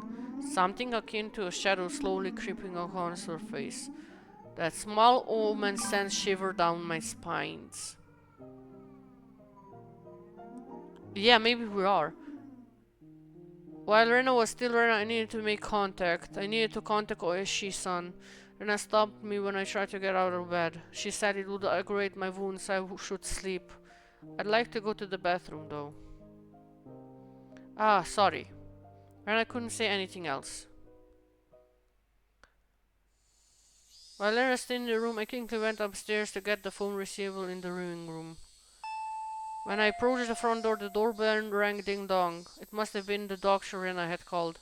It was strange for a patient to welcome in a doctor who was making a house call. While it would be incredibly reassuring to have him... Honey, he's from the village. It's not gonna be cool. In case he opened the door with a simple assumption and regretted almost eased me on. Motherfucker! You look just fine. I heard you collapsed, so I came to check up on you. Why? Why? Why is everything bad? Why is everything worse? How did you know I collapsed? I heard from Renner over the phone. This whole village sucks, yeah. Do I need any reason other than that? No, I don't want you to be my friend. But why me on too? When I descended the stairs behind me, Rena, doesn't Kei-chan look pretty alright? Oh my god. Jeez, you made me worry for nothing. Oh my god. That's true. Maybe I worried for nothing as well. They won't begin. Just get me out of here. Just let me go. Oh my god. It appeared to be cheerful, but I couldn't shake the feeling that there was a darkness looming over them. Whoa, what's up with the shoe rack? How did it get like this? The shoe rack that I smashed to pieces had like this since yesterday. Yeah, now I feel like it's gonna end. I think these two are just the end. I fell, you see, and the bat I was holding at the time slammed into it. This is what happens when you swing around something you're not used to handling. I kept that fact, it was none of her business, to myself. But leaving it like this will really startle your parents when they get home. I'll fix it up for you later. No, just go! No, come on, Kei-chan. The terminally ill needs their rest. Oh, why? I am in hell. Oh, I am so on my fucking toes right now. Now come on, Kei-chan, the terminally ill need to the rest. How long is this? How long do I have? Both of them urging me up the stairs. Apparently we are. Apparently we're just here to suffer for eternity. This man does not understand to voice his opinions. If they kill you, they just kill you. Just get it over with.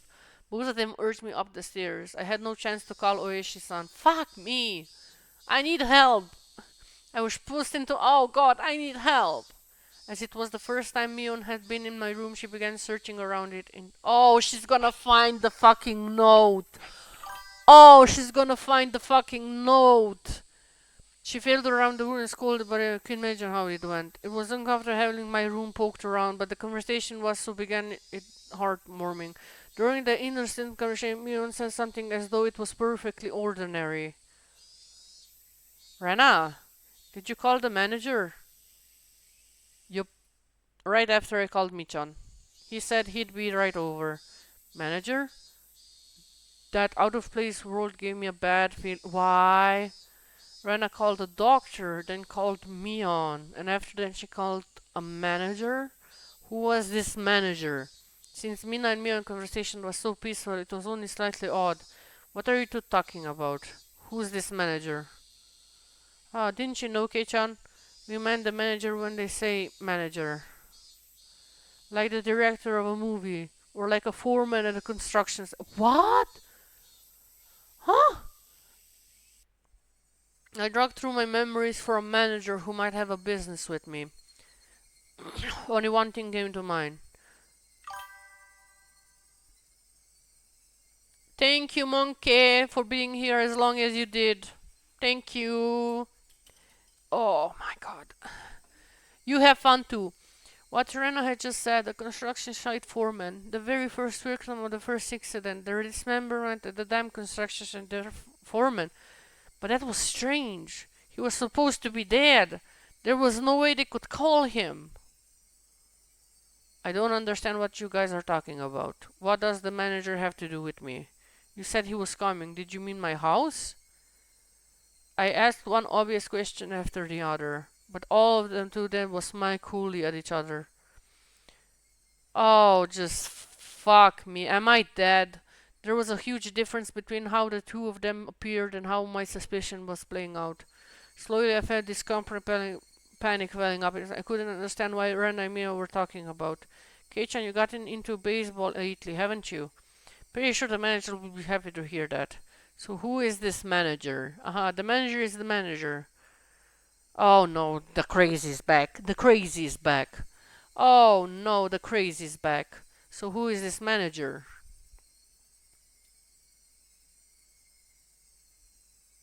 I'm not doing that. Fuck you. Ren and Mia looked at each other and laughed haughtily. The disturbing crackle unpleasantly resounded around me. Oh, just stop laughing. That laugh long enough to do it suddenly ended abruptly. Oh yeah, we should finish up with Gold Management. You remember, don't you, Kei-chan? Her face was laughing, but I told a different story. Remember what? Ah, Kei-chan had forgotten, I wonder. About the penalty? About the penalty. Do you really forget? The homework with the mochi.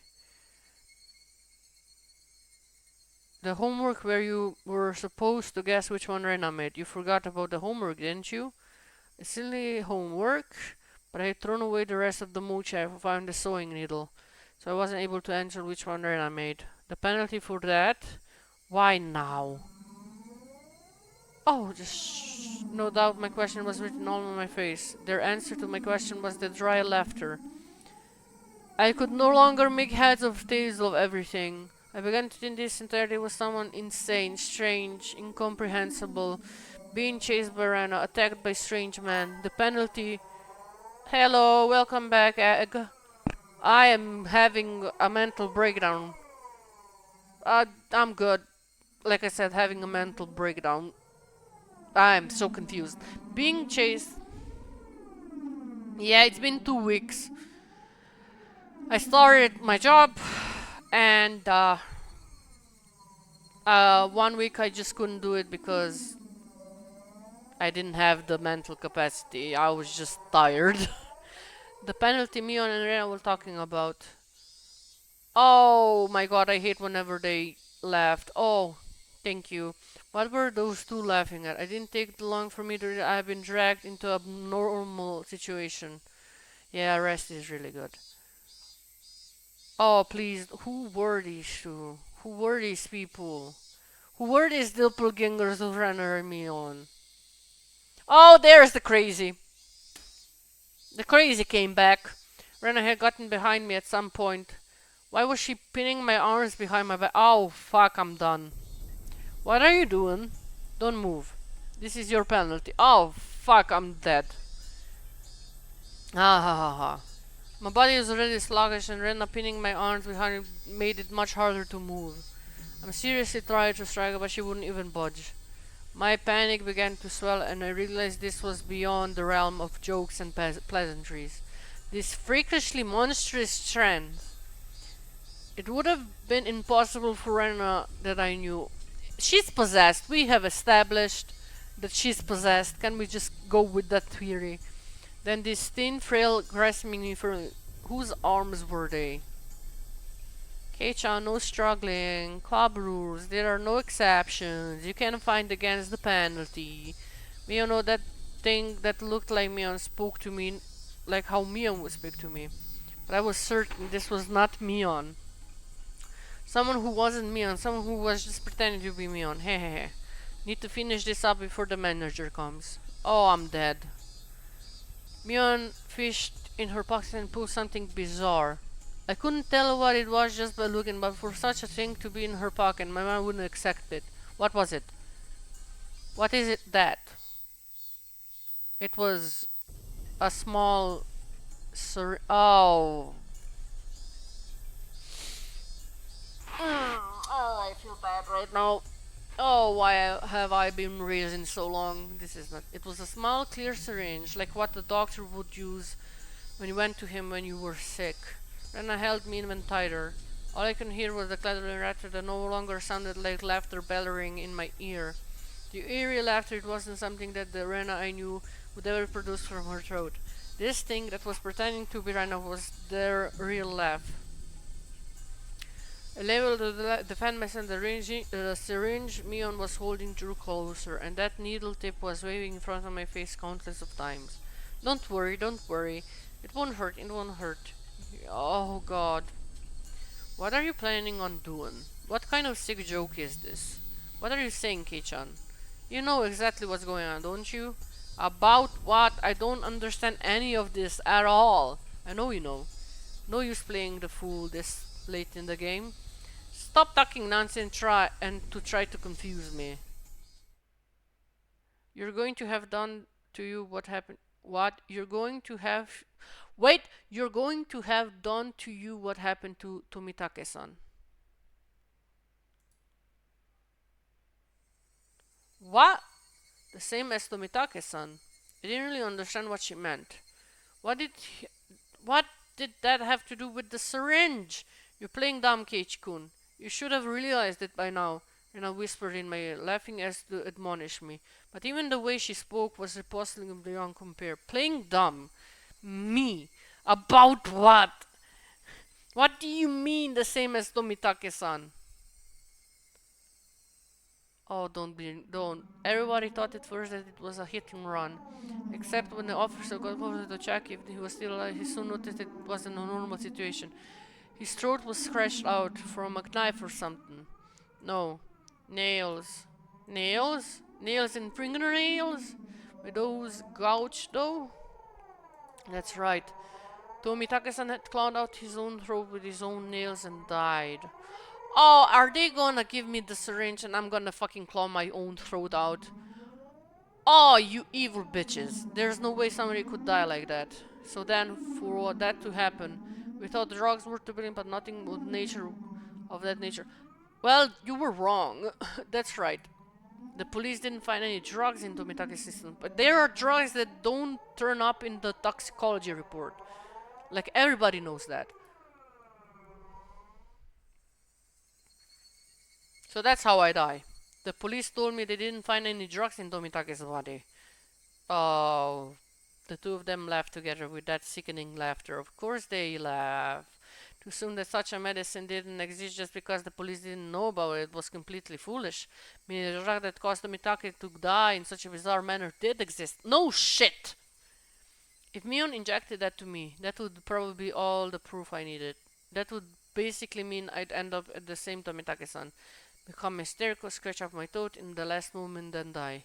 For such an outrageous drug to exist. Yeah, some drugs are assholish. For Mion to be holding it, and that I was about to be injected with it. At that moment, I did not feel there was any need whatsoever to question it. What kind of idiot was he trying to dodge a ball flying straight for his face? Has time to think of a reason as to why is it flying at him. Just give up. Alright then. Mion's action lacked any gravitas and that faded inventory terrifying. There was none of the ceremony like when somebody was then sentenced to death. There was no hesitation at all if she was brushing her teeth.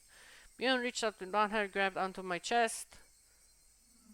It felt like electricity had run through the back of my head. The entire world had gone dark. Did I stand up too fast?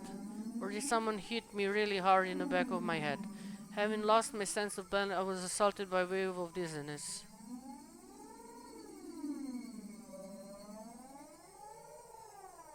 The fuck? What happened? Oh, bitch, you can't end it like this.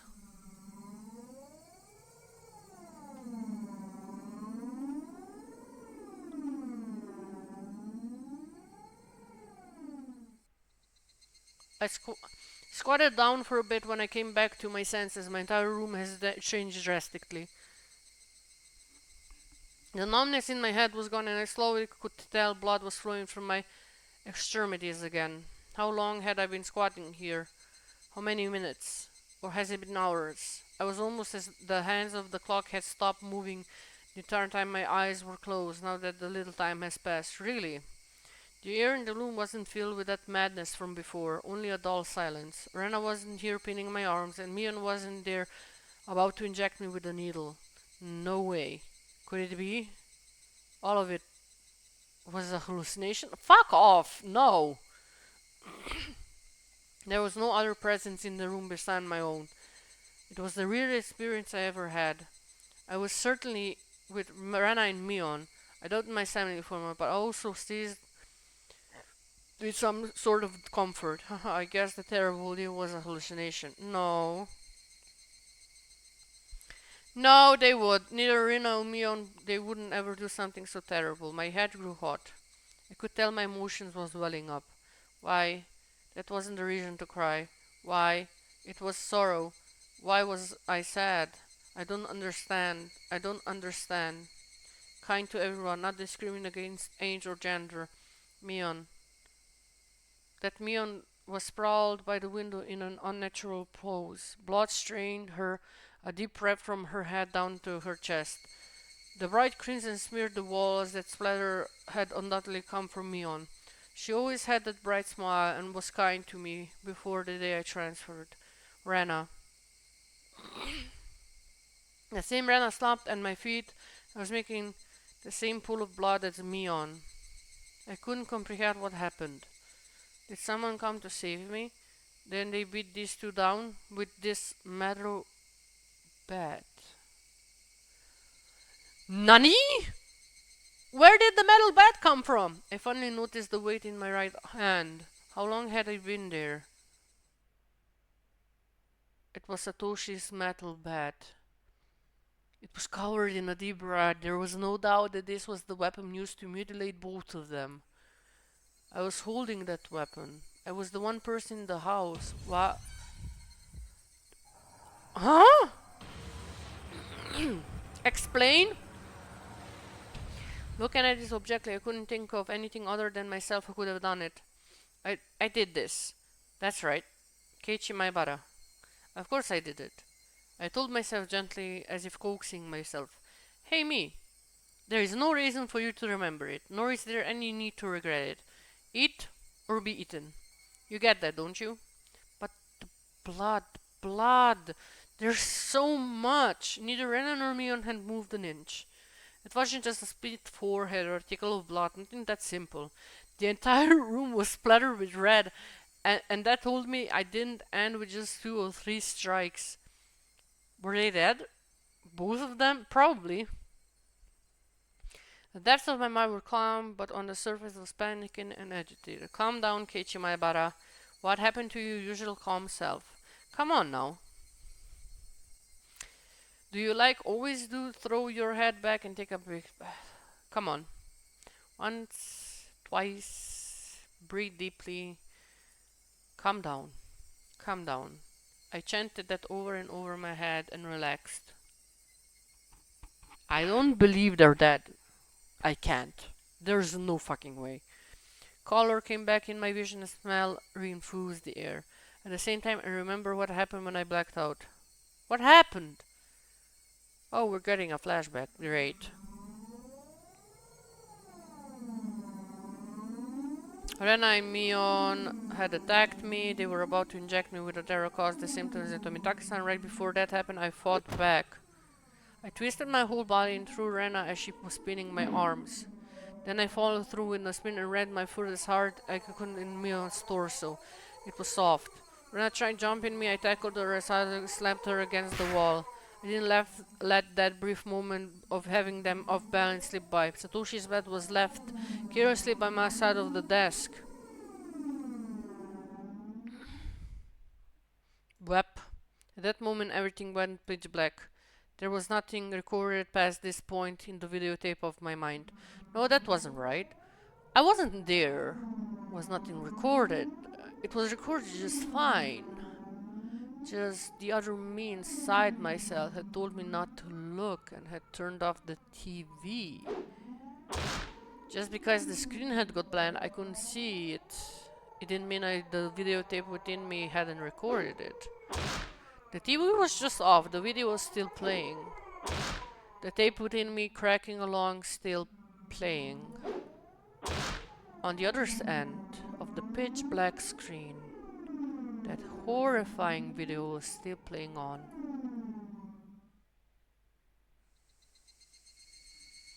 Compared to this though, the scene right before my eyes was still so difficult to take in. No shit, you killed them. Not that I'm blaming you, they were gonna kill you, but you know. Blood splatter everywhere and the walls, and the two of them with natural poses. Not a sign of movement for them. I couldn't even tell if they were breathing. No matter what the circumstances were, my friends, these girls, I had attacked them. I may have killed them, but if I hadn't done this, I would have been the one done for. Balancing that out on the imaginary scale, it felt odd that I even feel bad about it. Even if it was excessive, this was just justifiable self-defense. The proof was all there. The two of them collapsed here in Mion's syringe. Mion's syringe was in some unknown drug that certainly solved the mystery surrounding the incident with Tomitaki-san. And from the fact that the both of them knew two were involved, they'd be able to pick out the criminals one after the other. Still, I might be the suspected for this, but that was just fine. Anyway, this should be a police affair. This wouldn't fade into the darkness or Rena's past incidents. As long as the police were involved, that should bring this to a close. They probably revisit their investigation on the chain of incidents, Oyashi would definitely get to the bottom of it. Monkey, just back. Meanwhile, my wish. So, what you missed is they were about to inject him with a syringe. Rana and Mion. Man went apeshit, fucking tore both of them apart, but with the bat. And now I think he's going to jail. Probably. My wish of not wanting to die, of wanting to know the truth. Yeah.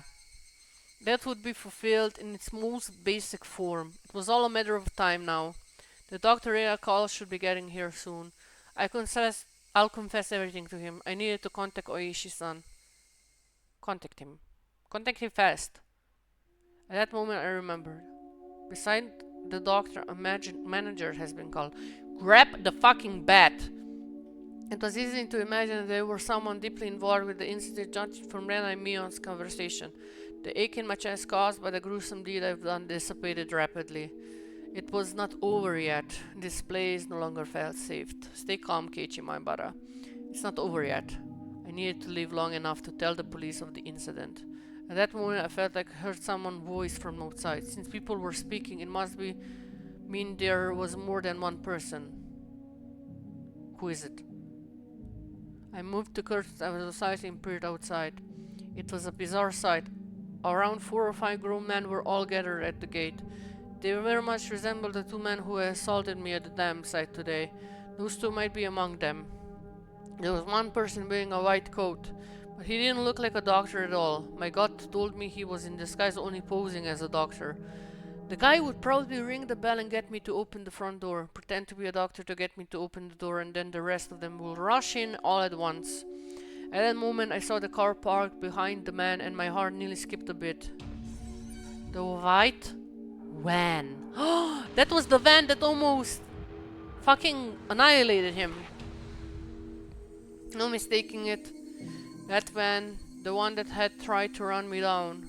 The man in the white coat entered the gate and headed towards the front door. The rest of the men hid behind the bush and watched him. I probably couldn't pretend that I wasn't at home. Undoubtedly they'd just break the window and enter. I needed to get out of here somehow. Then use public phone to contact Oishi-san. Then meet up somewhere. First of all I needed a weapon. Then shoes. But before any of that, there was one thing I had to do. I had no intention of dying. I'd live and reveal the truth of this nonsensical curse of Oyashiro-sama. But what would happen if, from here on out, regardless how determined I was, may bring about my demise? And that was why. There was one thing more important than getting out of here right now. Am I gonna burn the house? I needed to get the clock out quickly and take down the note hidden behind it. Damn it.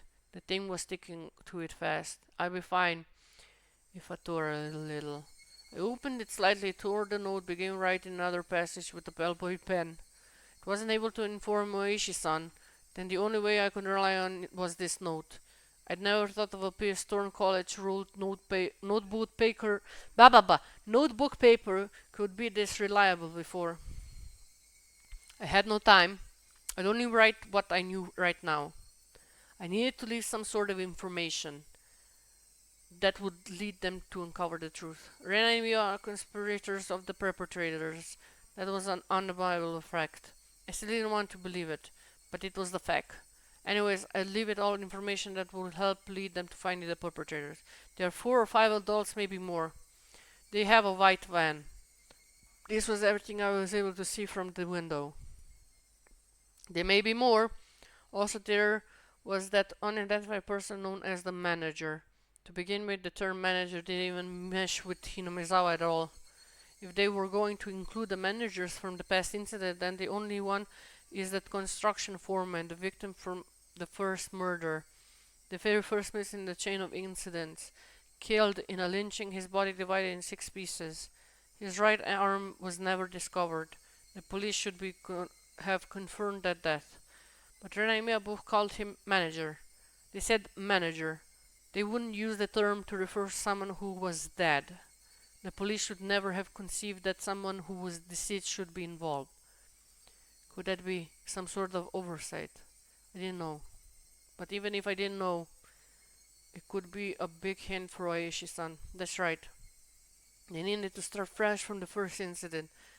Okay, come on, can we just get to the point? It wasn't just a simple dismemberment, but the start of the string of a mysterious death. Yeah, I know.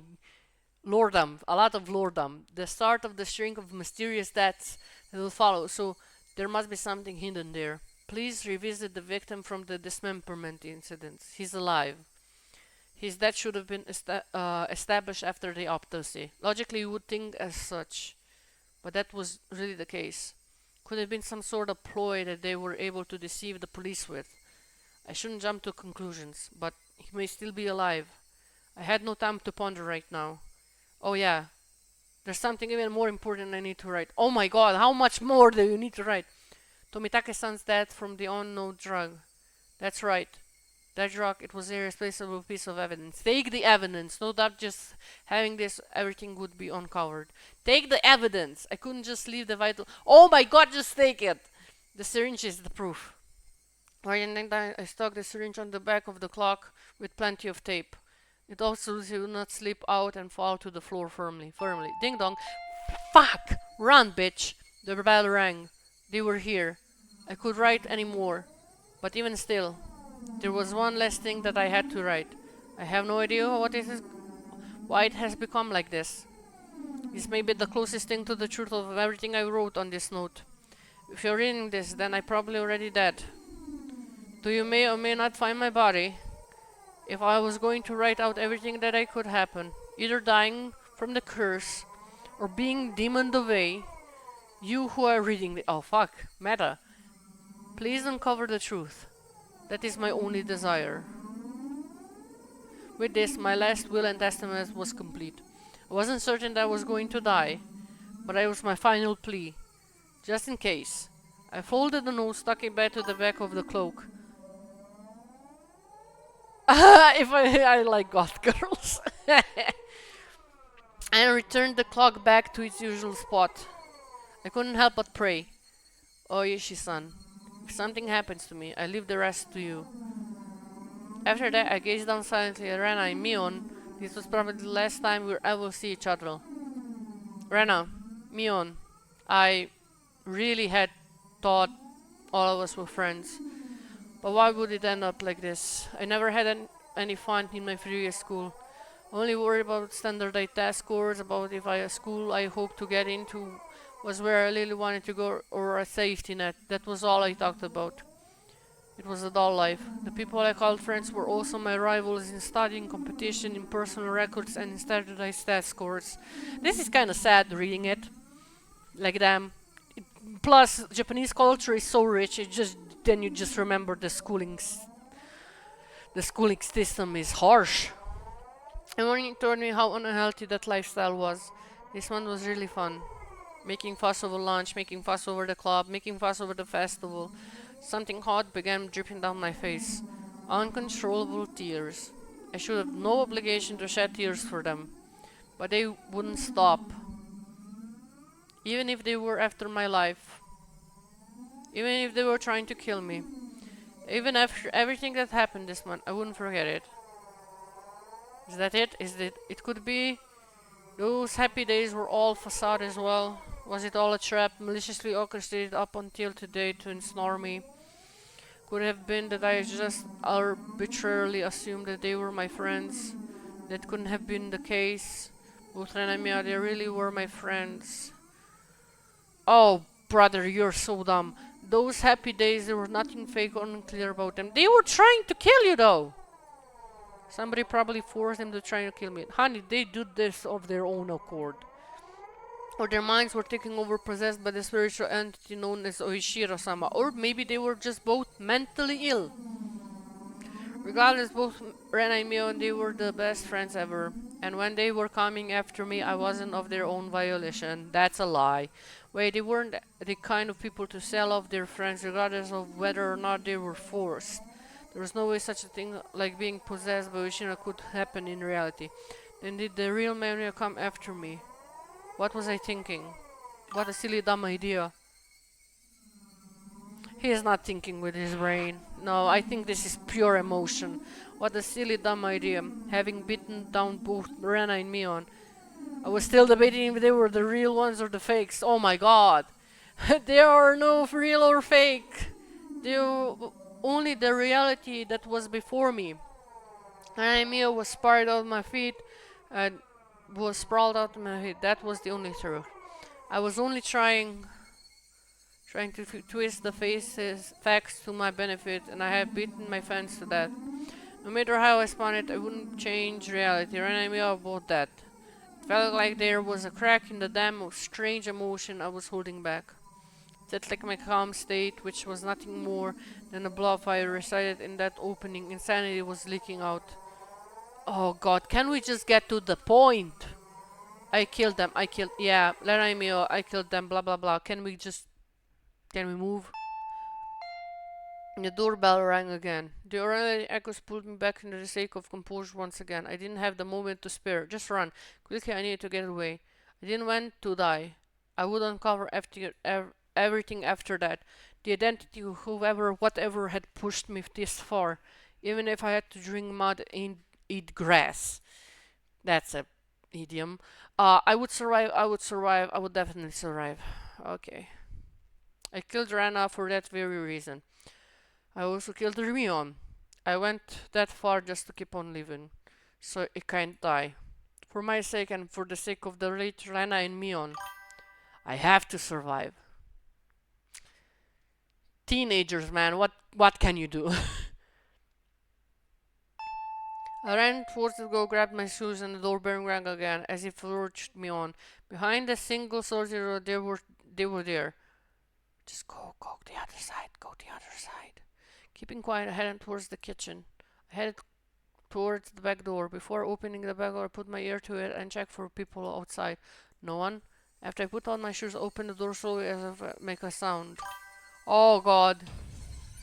There he is, the back door. Just fucking run! A pierced voice echoed back. That voice stepped through me, setting my hair on end. I had to run. Run, bitch, run! Get out of here, Keiichi. Oh god. One after another, I felt stuff like rational and intelligent, those things you use when you have time to spill out of me. I didn't feel any pain from the branches scratching my arse forehead. My autonomously pulsing heart also felt neither fatigue nor pain. My entire being was just a wish to live. There was nothing else it deserved. It probably had no complaints whatsoever, so of course I wouldn't feel fatigue. I just ran, just recklessly rushing in the direction I was already heading. Even if nobody was chasing me, it'd still be running like this. There wasn't a thought in my mind about it where I was headed. Turning around, I felt presence right next to me. That presence was without a doubt chasing me like a shadow. If I took one misstep, I would probably be devoured. That's what I thought. So I didn't turn around. Smart. I didn't stop. Very smart. I ran. I full speed. Please don't be captured. Oh my god, I have never tried like a cheerlead. I would be cheerleadering him on. Quack quack quack quack.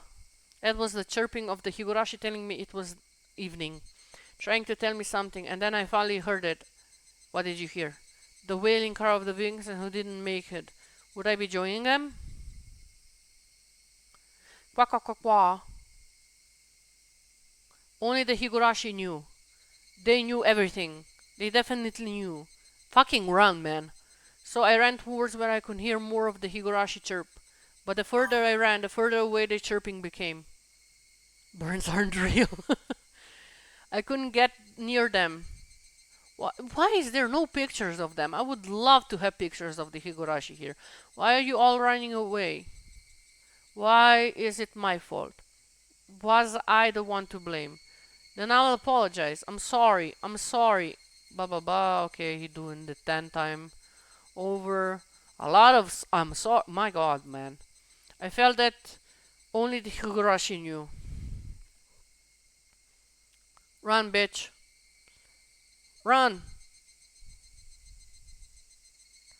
Oh man, I'm I am at the edge of my seat, man. I need to finish this. I need to finish this. This has to be somewhere near the end. The smoking room was filled with a cloud of cigarette smoke. The expensive smoke filter gave off some crackling electric noise, but it didn't seem like it was doing anything at all. Why do smokers have to be shoved so far down this corridor where the sun doesn't even reach? Well, why do you have to smoke inside? I recall hearing that the tax revenue from tobacco was about a tenth of the municipality's revenue. What? Okay. Where was the most heavily taxed member of this oh my god. Yeah, that's the fucking yeah. I was so in it. Why give me this? I really wish they showed us a little more respect. Give me back to the no, go back. Huh, why would you disqualify Manzu there? You're just decorating your options. One of your younger detectives was having a staring contest with the My Gen magazine next turn. You're still in Tempai if you cut the 5 Manzu. If you're betting on the Haitei, then should you be going into the Mangan? I have no idea what any of this is. Kuma-chan, don't look at the pond. You all discarded a 5 Manzu. It's a safe tile. You hate it at the end of the game. Someone was sitting on the Tempai on the last turn, wouldn't you? How we really? No, I want to go back. I need to know if Keiichi survives. The kid let off another groan but put his cigarette and then took another one. I just don't agree. Why would you reduce your own options? By the way, you can't call Ron with your winning tile with that Haitei. What? Why is that? Just then I heard a voice coming down the hall. Are you here, Oishi-san? You have a call from a civilian. Oh, please! Oh, please let it be Keiichi. Oh my god. Oh, and it's something. We'll see you soon. Oh, let it be Keiichi. Why can't you call Ron on it? Hold on for a second, Oishi-san. This man sitting in the seat, Oishi-san, was heading toward the wave at the telephone receiver. Outside line. From a payphone. Oh, it's Keiichi! Oh, thank you. Other than that pick, yeah, it's totally pick. Oh, why, thank you. Sorry to keep you waiting. This is Oishi. Who is this? Oishi-san. Hello? If it is my yes! My buddy-san! What good evening! From the tone of voice, I already knew he was in a predicament. This was the first time my brother had phoned me, and he was calling from a payphone. Please come down. Did something happen? Well, no, explain. His phone vibrating over the line, he had completely lost his sense of composure. After checking that nobody else could hear, I prompted him to a hushed tone. What happened? Calm down, my brother-san. I can have the local officer head to your location. I'll be there soon, too. I think that's impossible. His voice was queer and hoarse. He wasn't surrounded by people, even if he was making this call, was he? My Bara-san, you're calling from a payphone right now, right? Where is that payphone? There are no other sounds besides my Bara-kun's voice. It had to be a phone booth. I scratched out the note and thrust it at my colleague sitting across from me. Hinamizawa phone booth. He understood quickly and hastily started on the internal lines. Calm down, my Bara-san. What is the current situation? Panicking to do so, but this is not the usual case. My Barakun didn't just get into jar or get away and then call me. He was in the midst of something dangerous right now, but yelling at my Bara right now would just needlessly cause him to be even more frantic. My Bara wasn't just calling to seek help, he was trying to tell us something more than that. And whatever that was, if he didn't get it from his call, I was certain there would never be another chance. Just tell the clock! Just say the clock! My colleague pushed a note in front of me. There's only one boot in Himazawa. A patrol car is on the way. 5 minutes. Fuck! If they're in on it, we're screwed. Oh, shit! That's too long. How many officers are in there, too? Not enough. If there was, as I mentioned, if there was likely quite a few people surrounding my Barakun. 5 minutes was too long. Oh, no. Did you call the officer station in Hamizawa? He's scheduled to be on patrol. You're currently out. It will be impossible to. Oh my god, why is everybody so incompetent? God damn it. Kuma-chan, bring the car around. Understood. Hello? Oh, son? Cough, cough. Oh, he dying. Hello? It's alright. I can hear you loud and clear. There was something wrong with my Barakun. There wasn't normal coughing sound. Vomiting? Or was it blood? Had he already been attacked? Was he injured? Oh, my Bara, the police are on the way. They'll be there in a couple of minutes, so hold on somehow. Hello? Can you hear me? My Bara-san. I could hear him on the other end of the line that he was having a coughing fit. The worst possible situation popped into my head. My Bara-san. Who is the culprit? How many are there? I thought. At first the culprit was human. Heck? I couldn't tell if that was a cough or a vomit. You're right, my Bara-san. I thought that the culprit was a person and not Oirishiro-sama's curse. Up until right now. But I guess in the end, heck, it was an intense bout of coughing. Oh no. Then vomiting, but I guess Oishiro-sama does exist. Oh no. No, he's here. My Sama-san, please, just please calm down. I've been thinking it was strange for a while now. I've been following me this whole time. I run and I run and I run and I run. But it just sticks to me like my shadow. But slowly, so slowly, it's dragging itself into my back. My Bara-san, are they right now perhaps right behind you? Behind me, right behind me. Please, my Bara-san, I can tell you're scared, but please. Who is it? That's right behind you. I can't just look behind me. If I do, I understand that you're scared, but please tell me. You just need to turn around a bit. Oh, fuck me. Are you trying to get this boy killed? Who is it? Who is behind you, my Bara-san? Right after that, I said that I could hear him vomiting intensely. What followed was a nightmarish sound. My Bara-san, it couldn't be that you're clawing out your own throat. Fuck! The drug is in him. There was no answer, but I could hear something like scratch. Oh, fuck me. He had the fucking drug inserted in him. There was a bang if something was behind being hit. My Bara had probably dropped the receiver. I could hear groaning and vomiting all over the other end and repeating abnormal noise. Hello? Hello? My Bara-san? Hello? I knew how far away my voice sounded on the other line, but I couldn't help but shout. At that moment I heard whispering coming from the other end. I couldn't tell what he was saying. From the way he was saying it, it was like talking to himself. Or was he talking to someone there? Hello? Oh god, my Bara-san. Oh, Keiichi, no! Rather than whispering, it was some kind of mantra he was chanting over and over. Oh, is he saying clock? Oh, please let him be saying clock. I focused my sense, trying to pick up what he was saying. What was he repeating? What exactly? Please say he said clock. Beep. Suddenly the light went dead. No! Did he just use his time? It was because it was a Fey phone? Ah! It was because it was cut off so abruptly? The last thing he said came out clearly in my mind. Did he say clock? Oishi-san, the car is good to go. Oishi-san? It was, I'm sorry.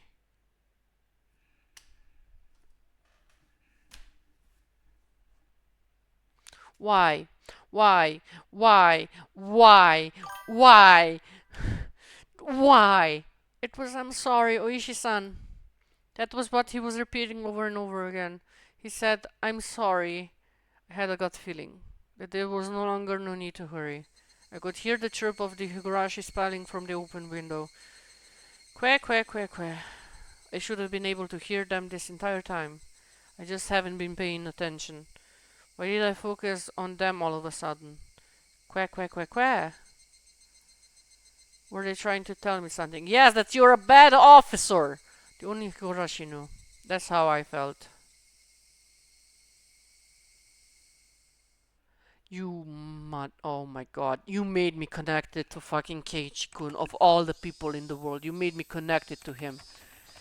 July 1983 in Hizar, remote village in Shinbone City, there was a murder involving two female students.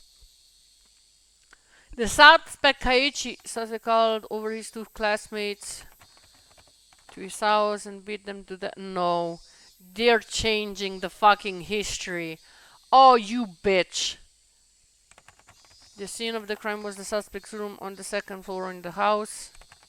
The inside of the room was covered with a significant quantity of splatter blood, and there were signs of a struggle with the victims. In addition to the scene of the crime, the entry, living room, and kitchen all had traces of a struggle. The man didn't even make it out. At the entryway, the shoe rack and the wall had evidence of being impacted by strong bolt throwers.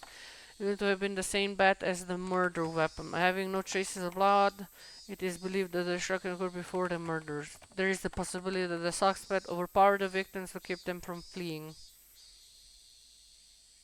Yes, the boy is at fault, not the girls trying to drug him. In the living room, the rug had been pulled back, then thrown aside.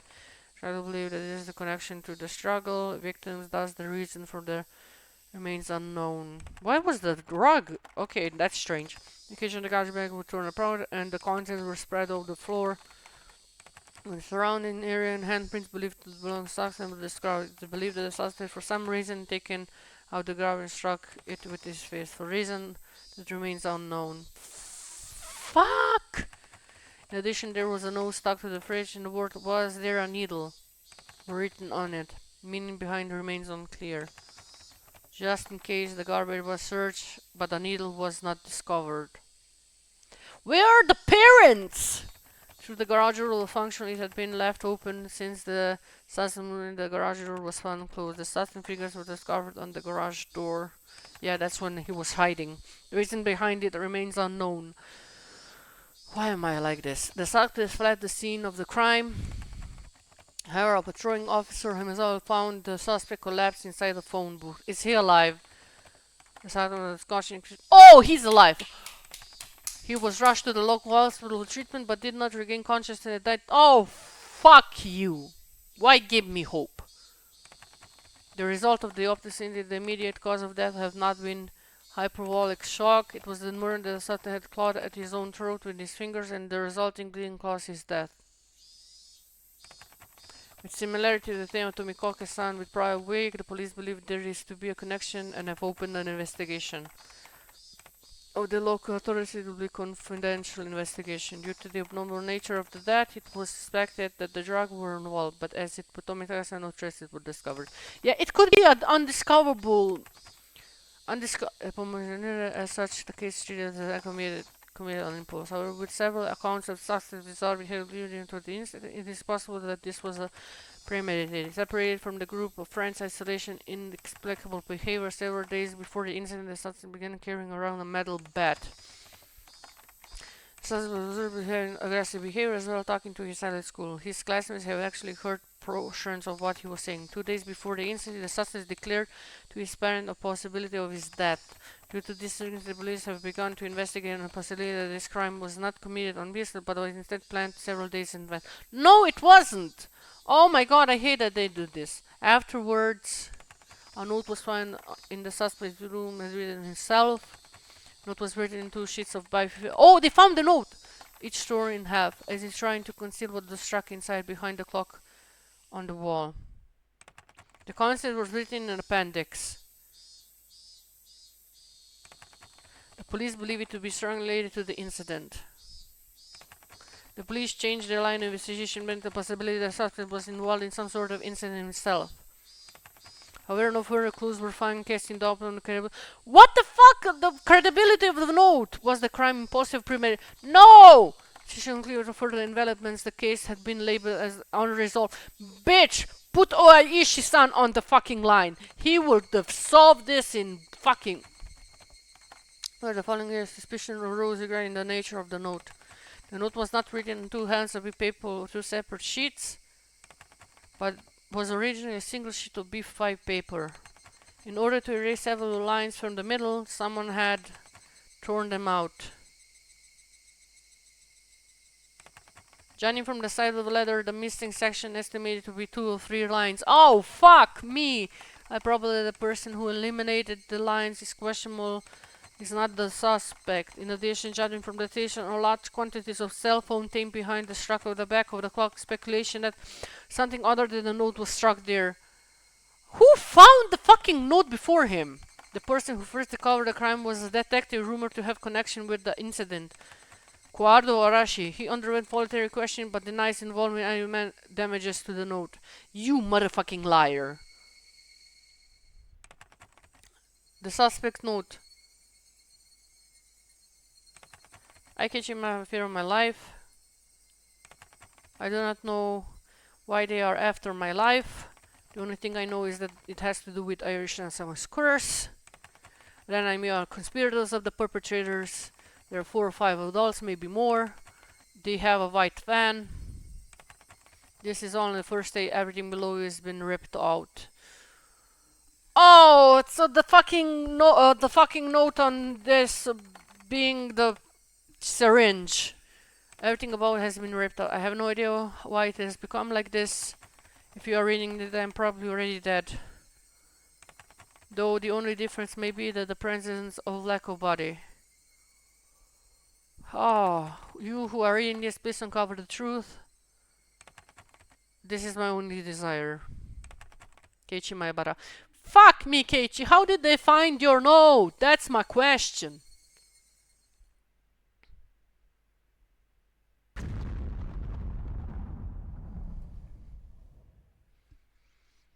Why did Keiichi have to die? I know I fucking shat on him, but goddamn was he a good...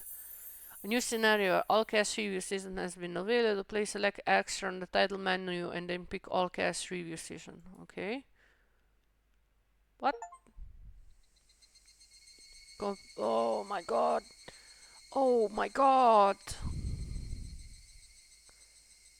What's extra? All cast review session.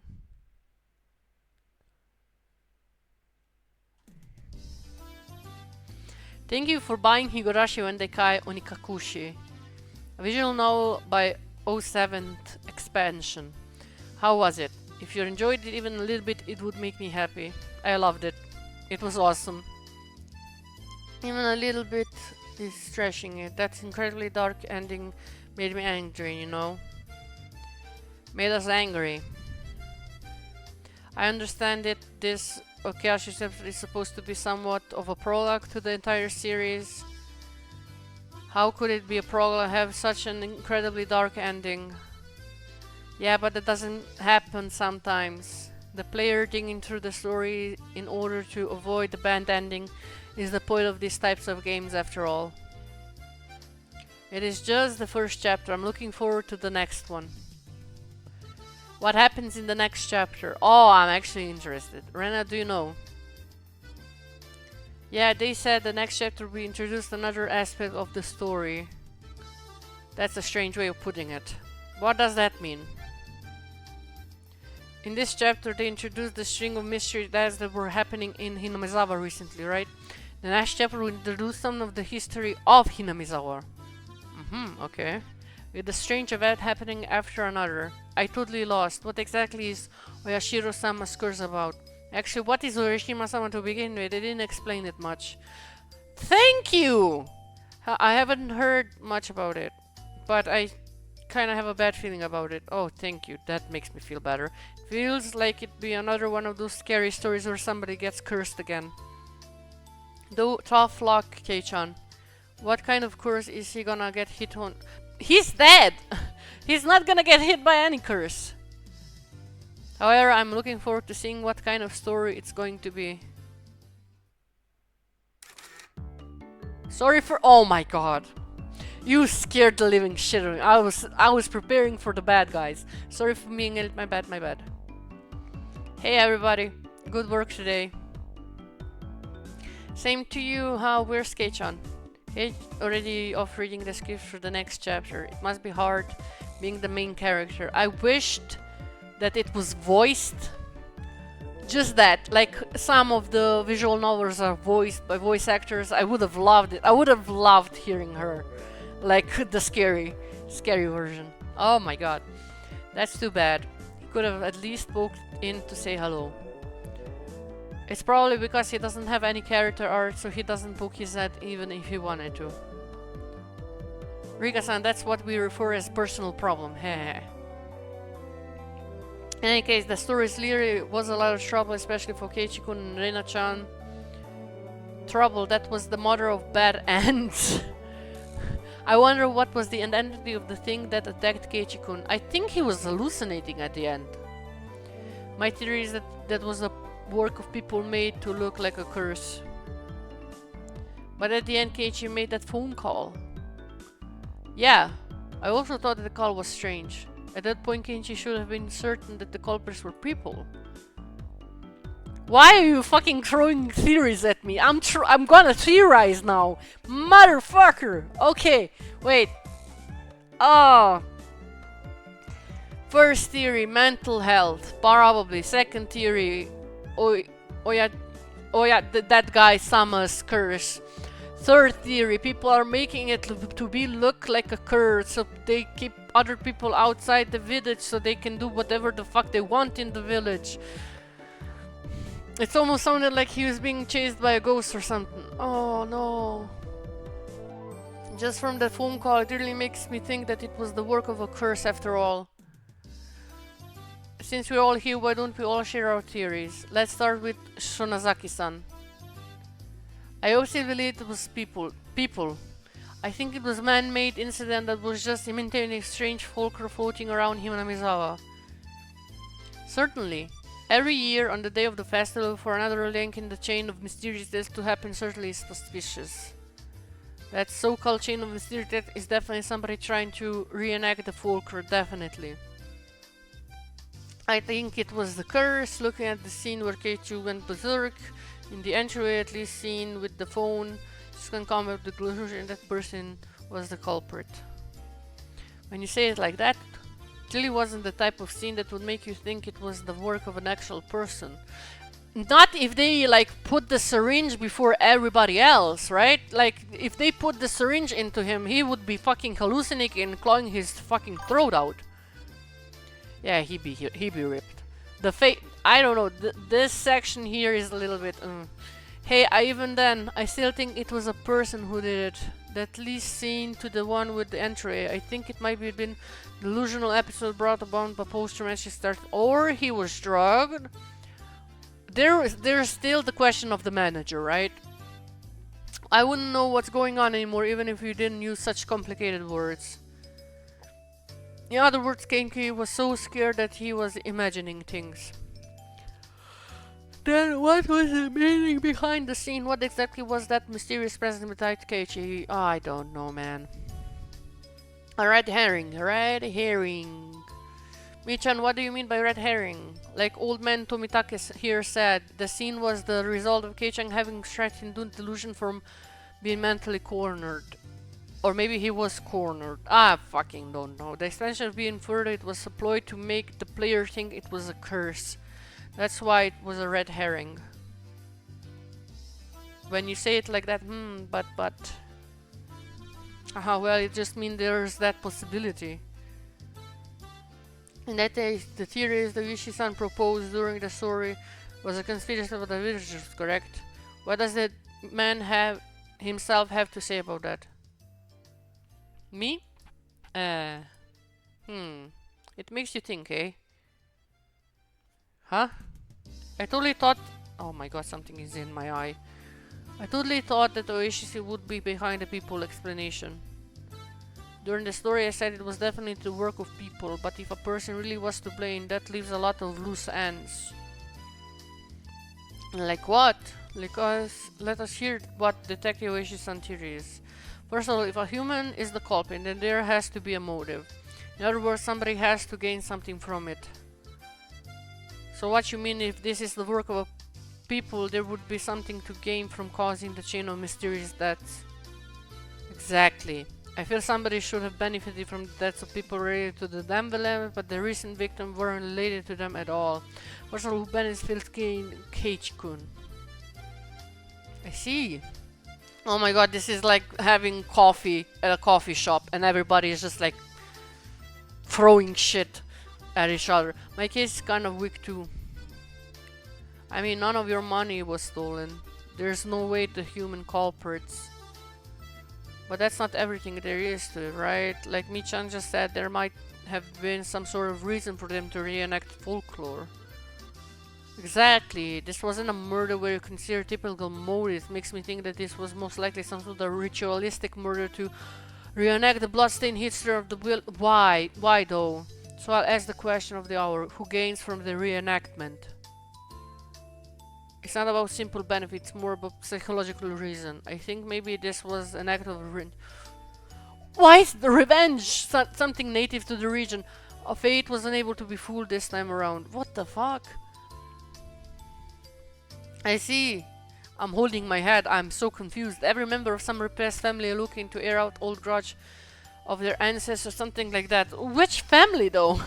I don't like that. Then what is it? It couldn't be that you're learning towards the curse explanation, Oishan. That's right, that's right. The man played detective said so. It's decided. It was the curse. It was a curse. I feel like how my body said during the story. It was like the case of Oyashiro-sama presenting Rena and Sonozaki-san and committing those acts. That would fit the evidence the most, as much as I hate to say it.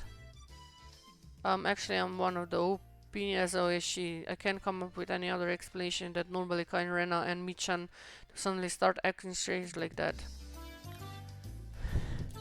Okay. Okay. If it was the paranormal, why were they 5 to 6 different people?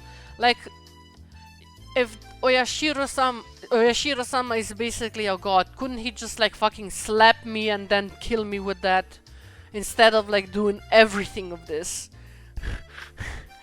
I don't get what me is saying. I'd like an explanation. Oh, sorry. In other words, I think this may end up being a really cruel story. Oh, wait, Michan. You don't mean... If you follow the trail of evidence to the very end, that's how it would seem. I also have my suspicion. Who? What suspicion? Am I dumb?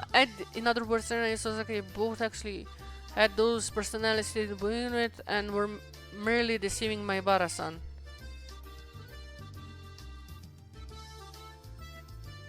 Am I? Oh, fuck, yeah.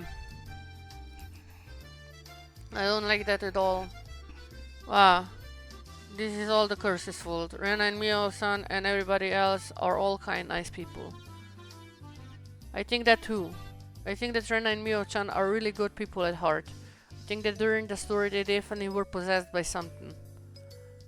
Or mental illness. Am I dumb? Is that not a fucking question that can be asked? So Rena also think it was a curse. Then let me ask everybody who thinks it was a curse. There has to be a reason for a curse, right? I don't think there would be something indiscriminately cursing everything. Can anybody explain that? No. A curse is a curse. Human logic won't get us anywhere. True. Satoko-san, a personalized deity in the end, nothing more than the creation of the people. That's why their method of thinking is also understandable to the humans. Just take a look at the Greek pantheon. They cry, they get angry, they get jealous. Basically, they're just like humans. So what you're saying is that Oyashiro-sama is cursing people with some benefit in mind. That's an odd way of putting it, but basically yes. How long is this? That's what they say. Far from dutiful, far from his thunder. You have a point.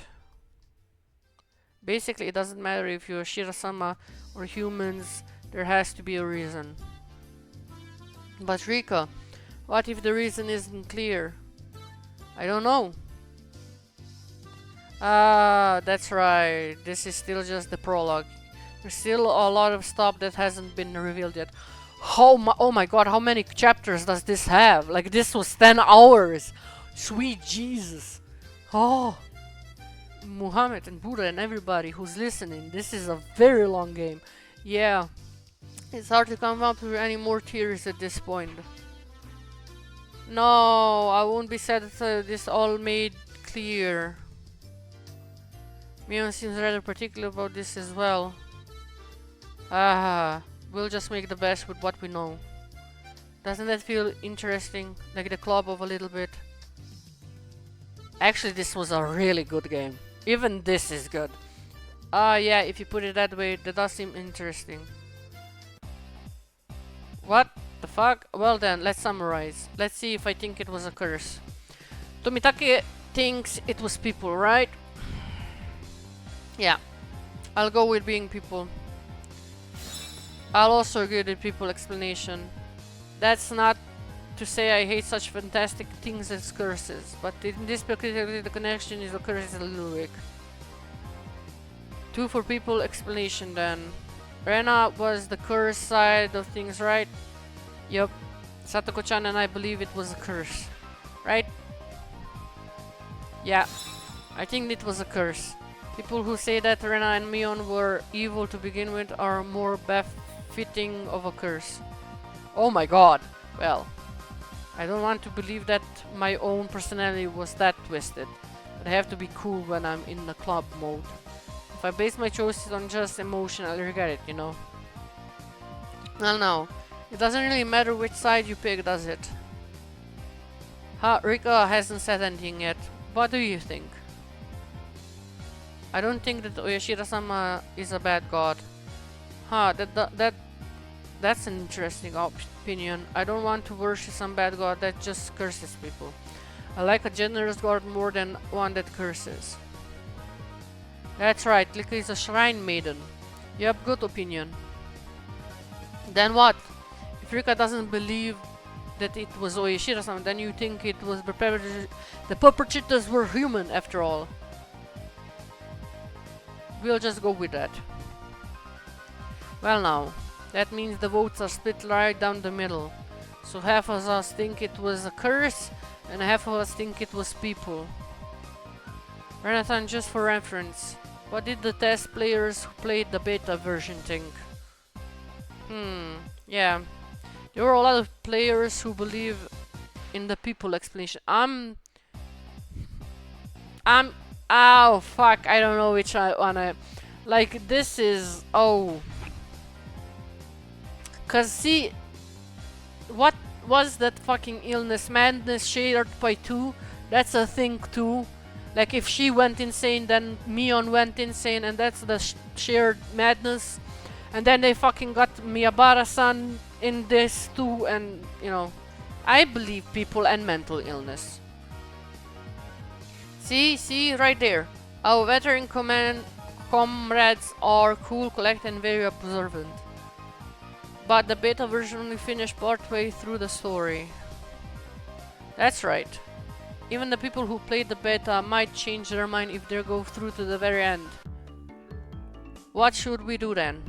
This means that the opinions are split. It's no fun if we don't settle this. We need to be an odd number of judges. In other words, we need one more opinion. Oh, perfect timing then. Why don't we ask Keiichi-kun himself? Let's call him. The opinion of the victim himself is very valuable.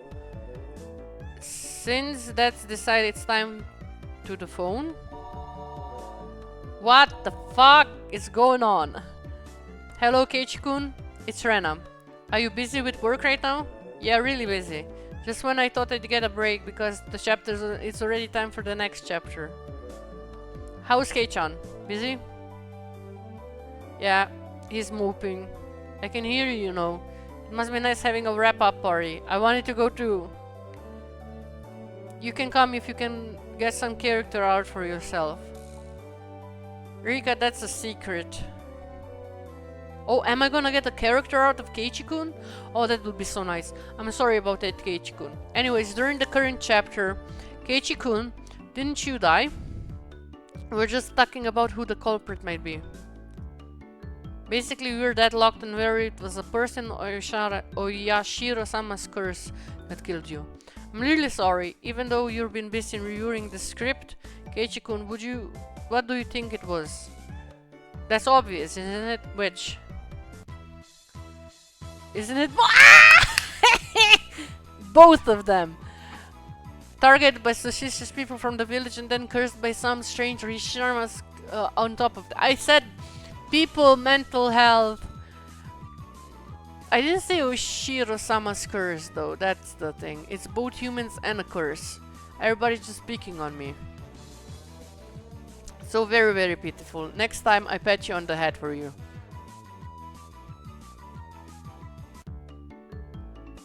In the end, the opinion is still split, huh? I think it's over again. We might have missed something.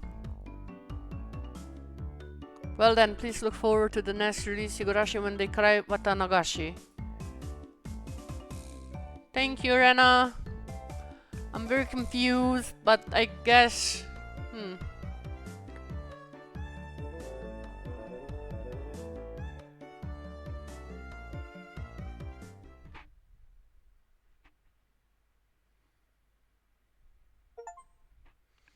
Enjoy after party. That's it. Anyway, we done. We finished. We did it. 4 hours and 10 minutes. I'm very tired, but very happy. This was a very good game. I'm very happy. Anyways, thank you for Monkey, for Egg, for who was in the chat also. And Nico for like commenting, for staying here, for watching this, whatever this is, and you know, enjoying the story. I love the story. The story is good. The story is very good. My God, this is why fucking Japanese games 2000 so on, very good. Damn. Anyways, thank you all for watching. I have a YouTube, I have a Twitter, all can be found in the About Me section on Twitch. And I wish you all a very good beginning, middle, and end of your day, and just enjoy yourselves. Okay, bye bye.